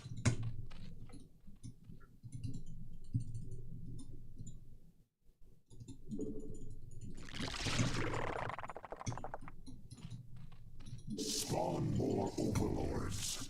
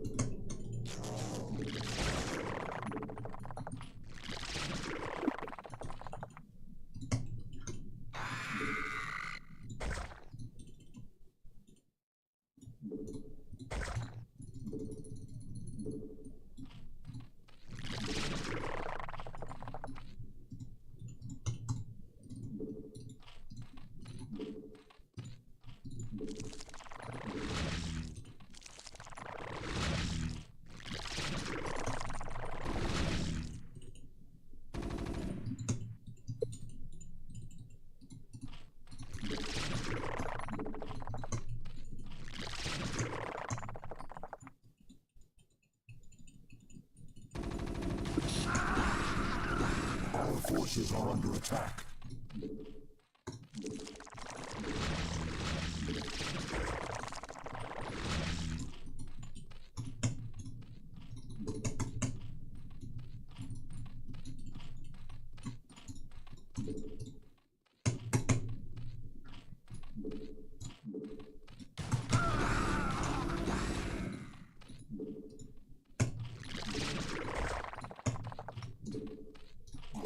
forces are under attack.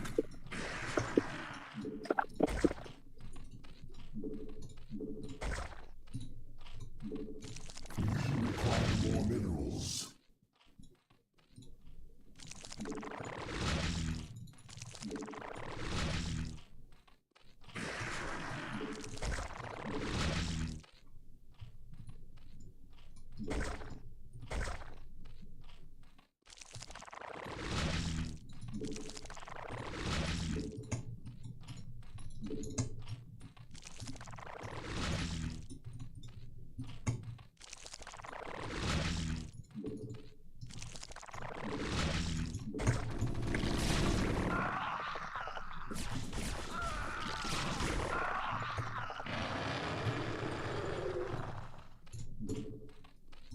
Evolution complete.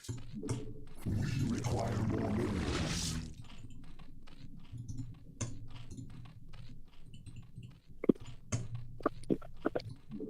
We require more minerals. We require more minerals. Evolution complete. We require more minerals.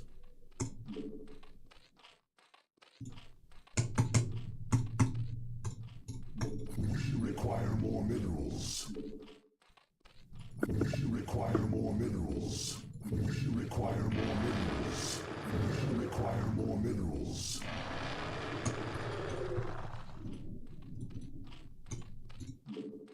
We require more minerals. We require more minerals. We require more Vespine gas. We require more minerals.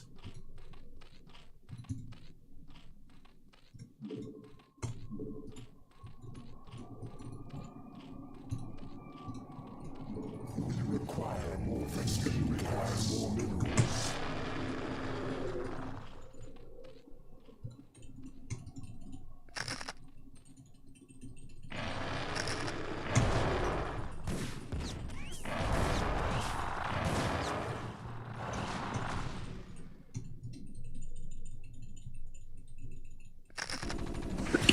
Our forces are under attack.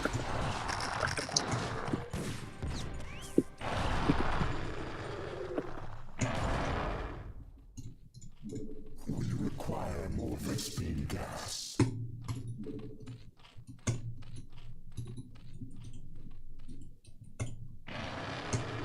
Evolution complete.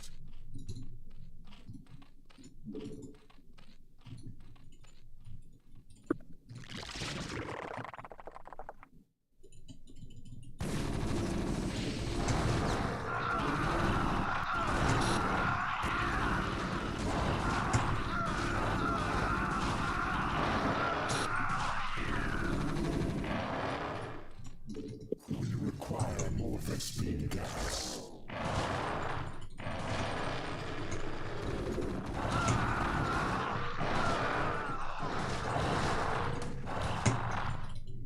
Our forces are under attack.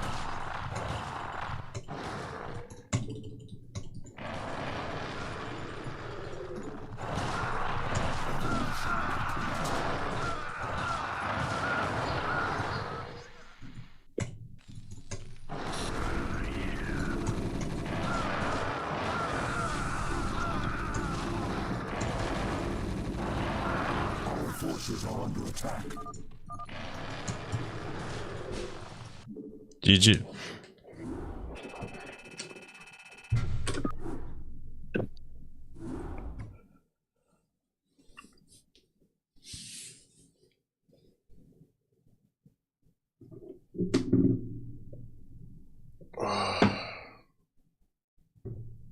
Look, one hand is pretty challenging, man.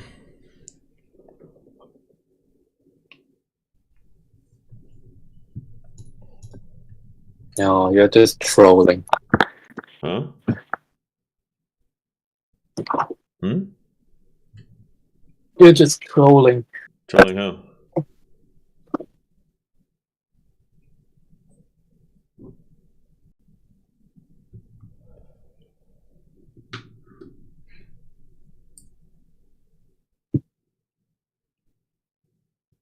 I'm just playing one-handed, dude.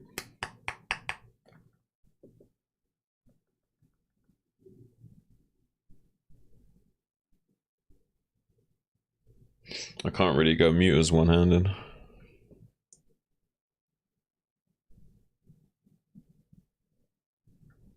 What is going on with this vape, man?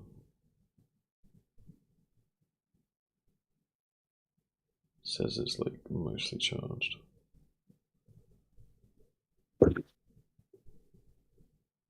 You done playing? Are you talking? Hmm?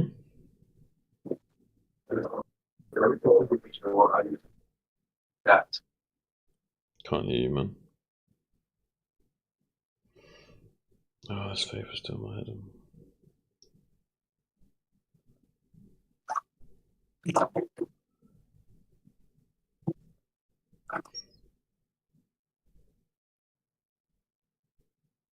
I have to order a new vape as soon as I can. Do you say you were done?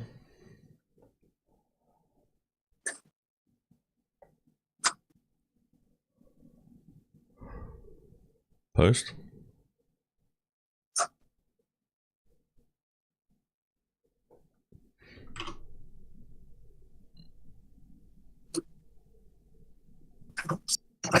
What did you say? I said, are you done? I can play one more game. I think it's 420. Yeah. Okay. Do you want one-handed or not one-handed? I could even play non-Zerg if you want. What do you want? Then you can go 14cc. I want to try my Bandit Imagination build. Imagination build? Yeah. Man, I'm really frustrated with this vape. I've charged it so much. I've even plugged it in while I'm trying to heat it up, and it's still not. I need to buy a new one, man. It's fucked. It's dumb. It says it's like 80% charged and it won't heat up.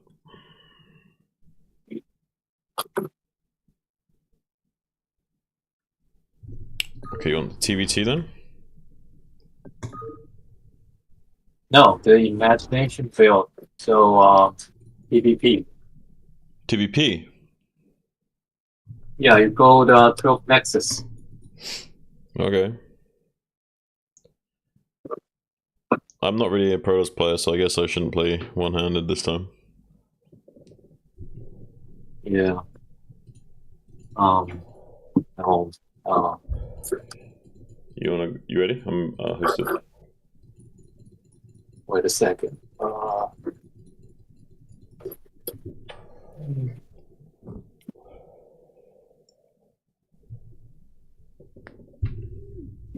I started to feel a little bit of frustration because of the, you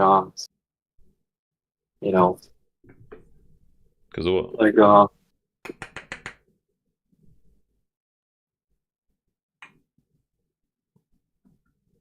like, there's no chance or something like that. Maybe. I feel like you could have done something to me at some point. A bit more aggressive to attack my third, or drop ship fast, maybe. Yeah, you didn't. You didn't. Hmm? I might need your feedback. Otherwise, I cannot analyze my own play. Well, I'm not too sure about how to play this particular situation because of playing one-handed, and I wasn't really concentrating on what you were doing. I was, trying to play one-handed, so I don't know. But we can look at that replay if you want sometime.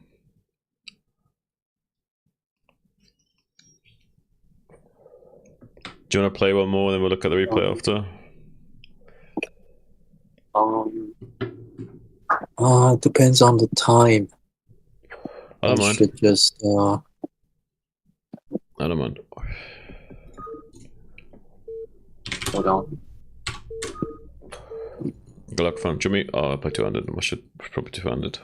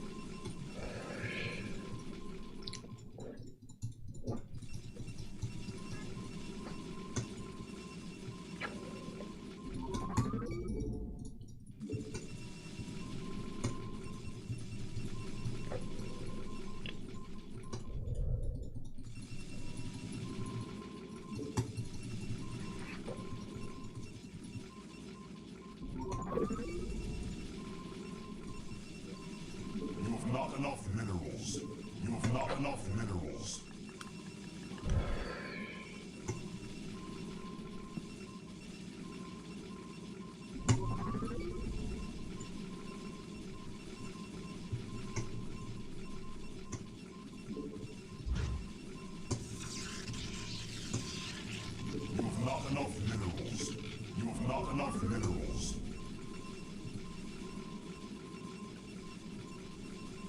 What the fuck did you do? Halving on this map is like dog shit too. You must construct additional pylons.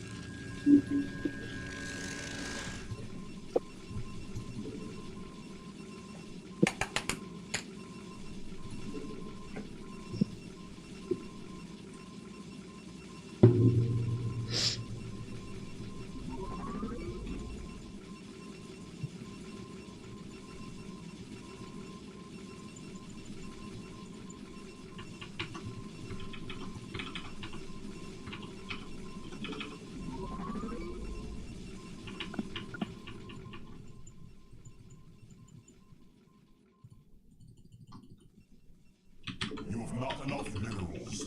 You have not enough minerals. You have not enough minerals.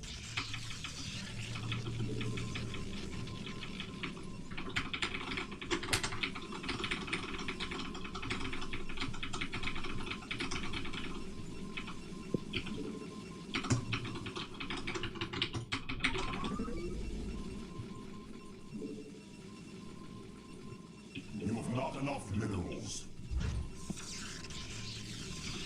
You have not enough minerals. You have not enough minerals.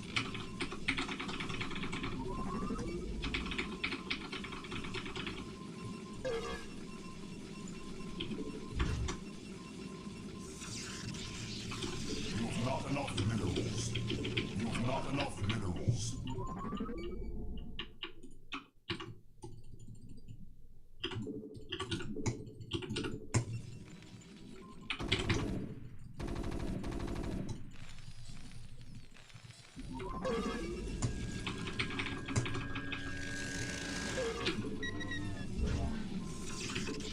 You have not enough minerals.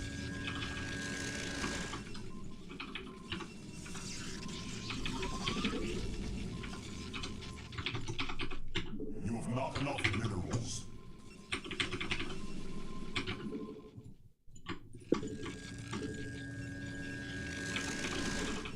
You have not enough minerals.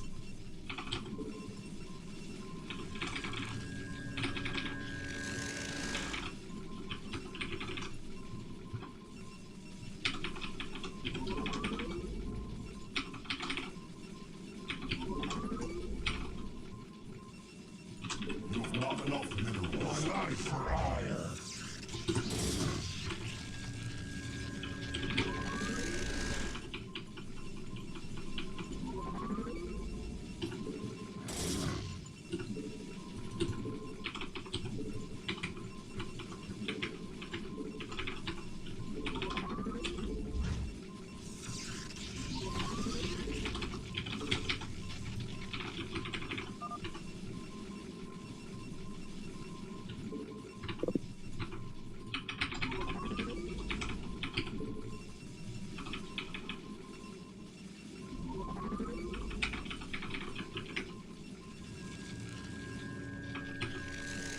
My life for hire.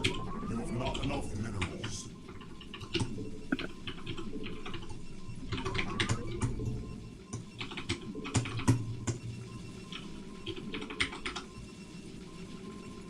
Your warriors have engaged the enemy.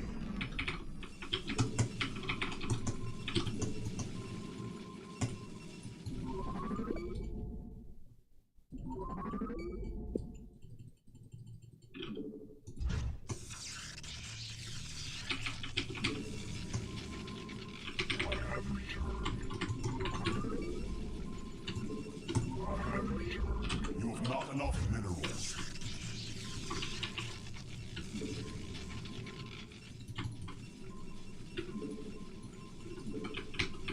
You must construct additional pylons. You must construct additional pylons. You have not enough minerals. You have not enough minerals.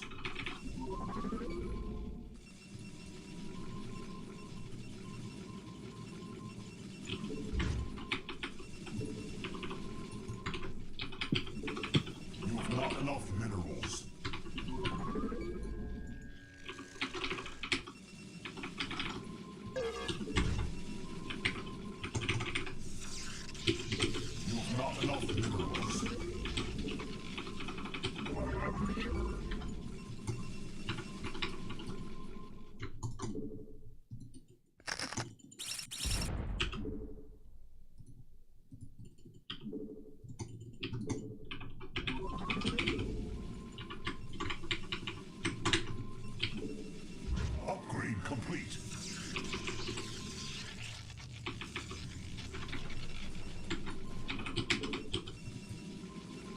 must construct additional pylons. Your warriors have engaged the enemy.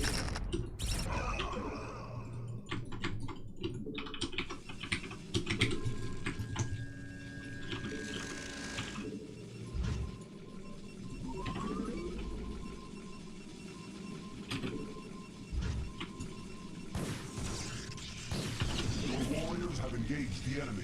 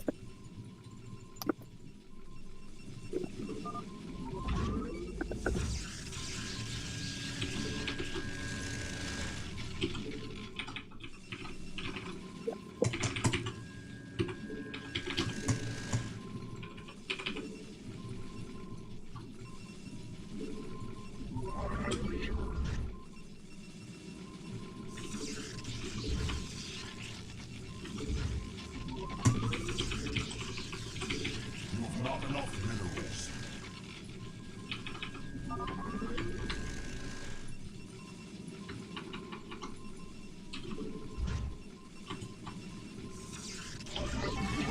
Construct additional pylons.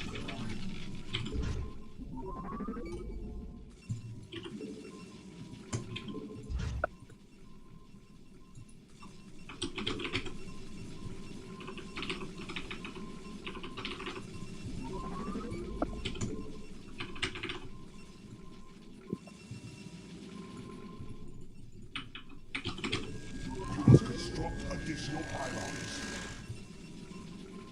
You must construct additional pylons.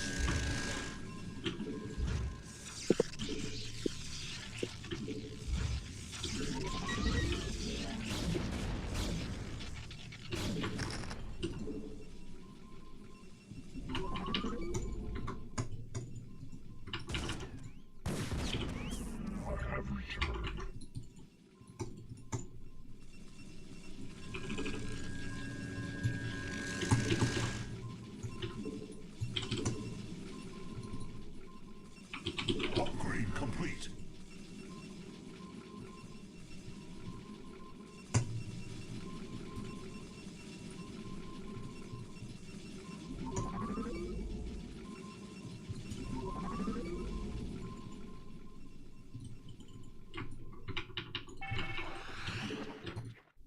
My life for hire.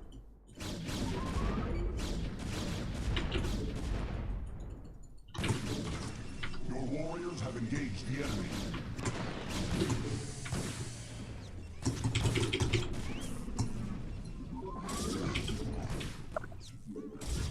We are under attack.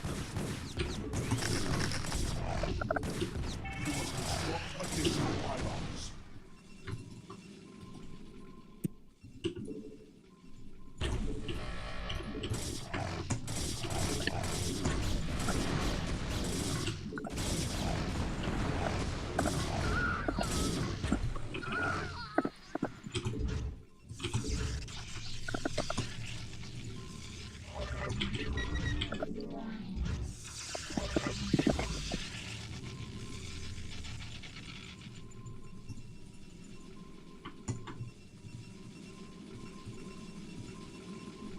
Upgrade complete. Your warriors have engaged the enemy.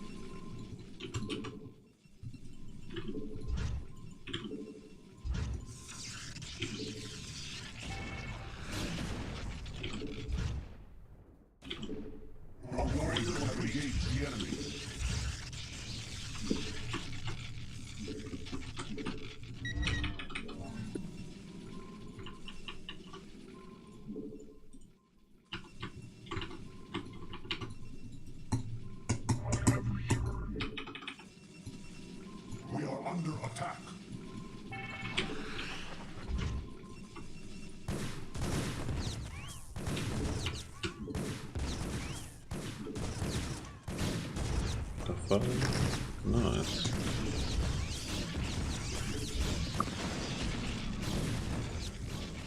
Your warriors have engaged the enemy.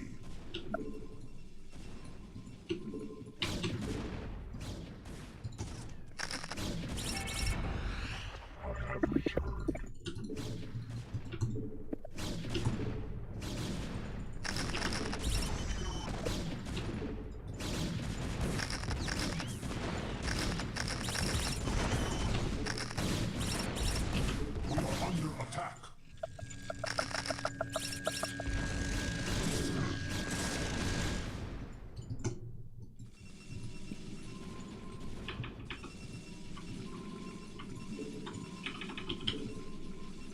Carrier has arrived. Upgrade complete.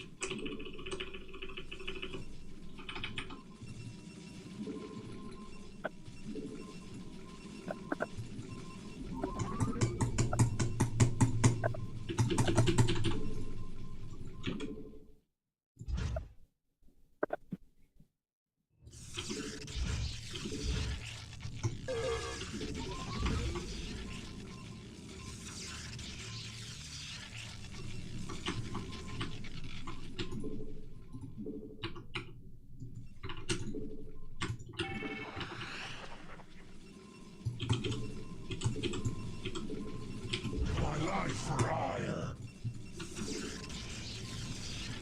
Your warriors have engaged the enemy.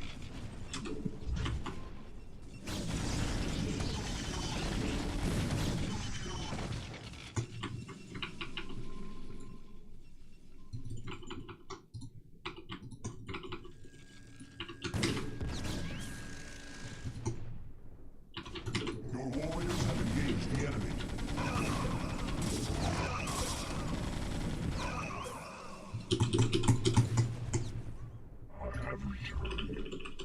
Your warriors have engaged the enemy.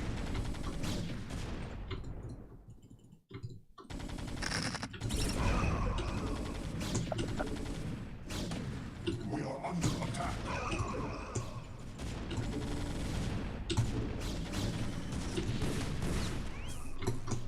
Upgrade complete.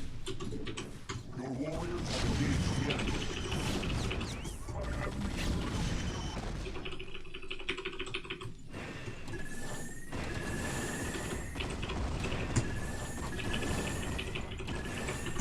Your warriors have engaged the enemy.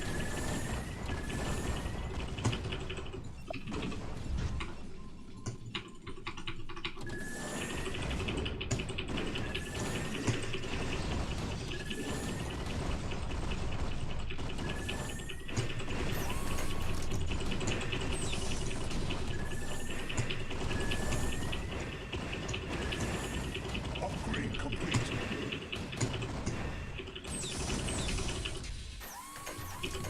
We are under attack.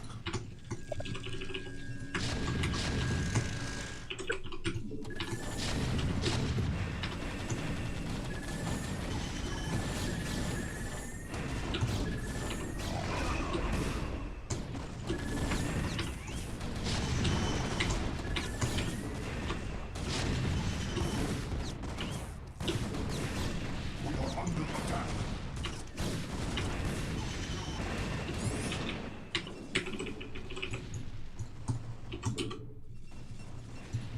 You require more Vespine gas.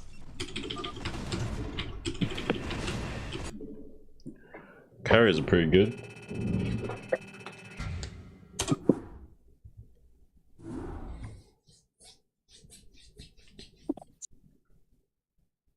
GG, man.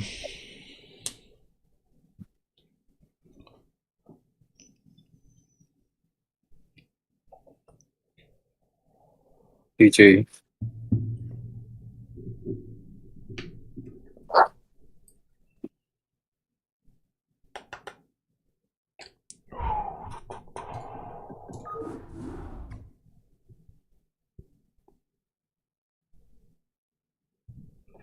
Damn, how many games is it playing?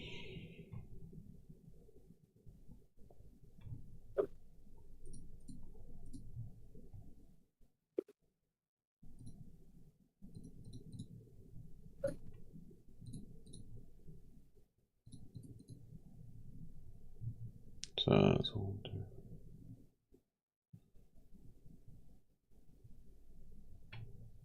15 games.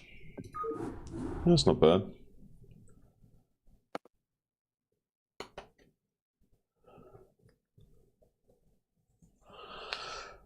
Oh man.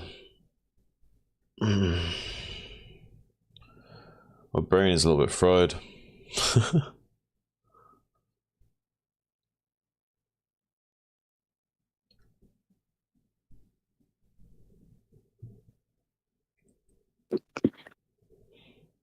Oh, did you see those lyrics? I think I sent them to you earlier.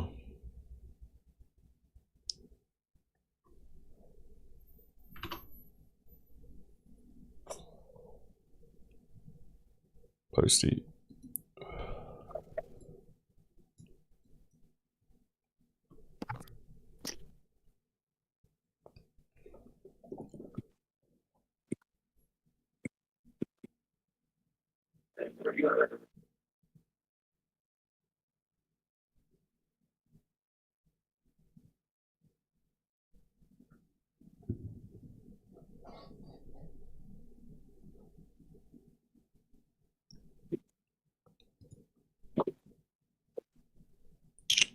I might rewrite some of this.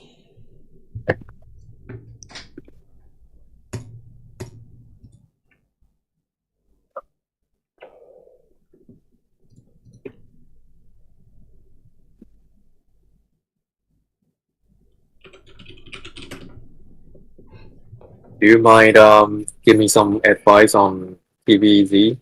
Like Sorry, what? TBZ? Oh, do you want me to go over that replay from before, or what? yeah, just general like build order or general advice, but actually I have to take off right Okay, now, so well, maybe enough time. We'll also get like a Terran in here that can help you build orders and stuff. like where did they get all their those resources, like build order resources? Who? What do you mean? Like just in general, like how do people get the build order?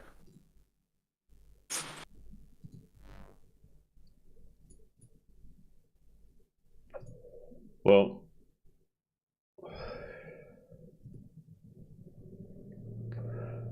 I guess it depends. Like, some people are reading this from like TeamLiquid.net, or some people are watching like pro gamer guides, or they're studying pro gamer replays, or getting some coaching in CPL. You know what I mean? If you look in CPL, there's like a whole, where is it? Wait. CPL. If you see like Terran discussion, there's people talking in there. There's Terran help channel as well.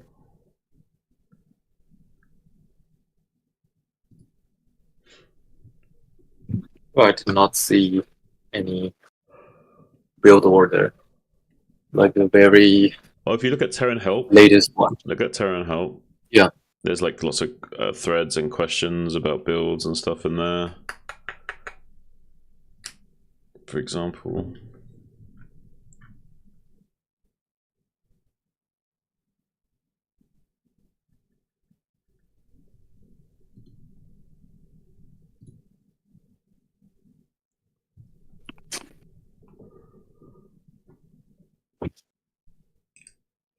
Alright, man.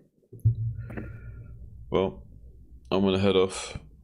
Hope you guys have enjoyed the stream. It's been a pleasure. My brain's fried, so I need to take off. But it's been fun. Hey, Posty, I'll catch you around. Yeah, hope to play with you soon. Yeah. Let's play with you soon. See you guys. Have a good one.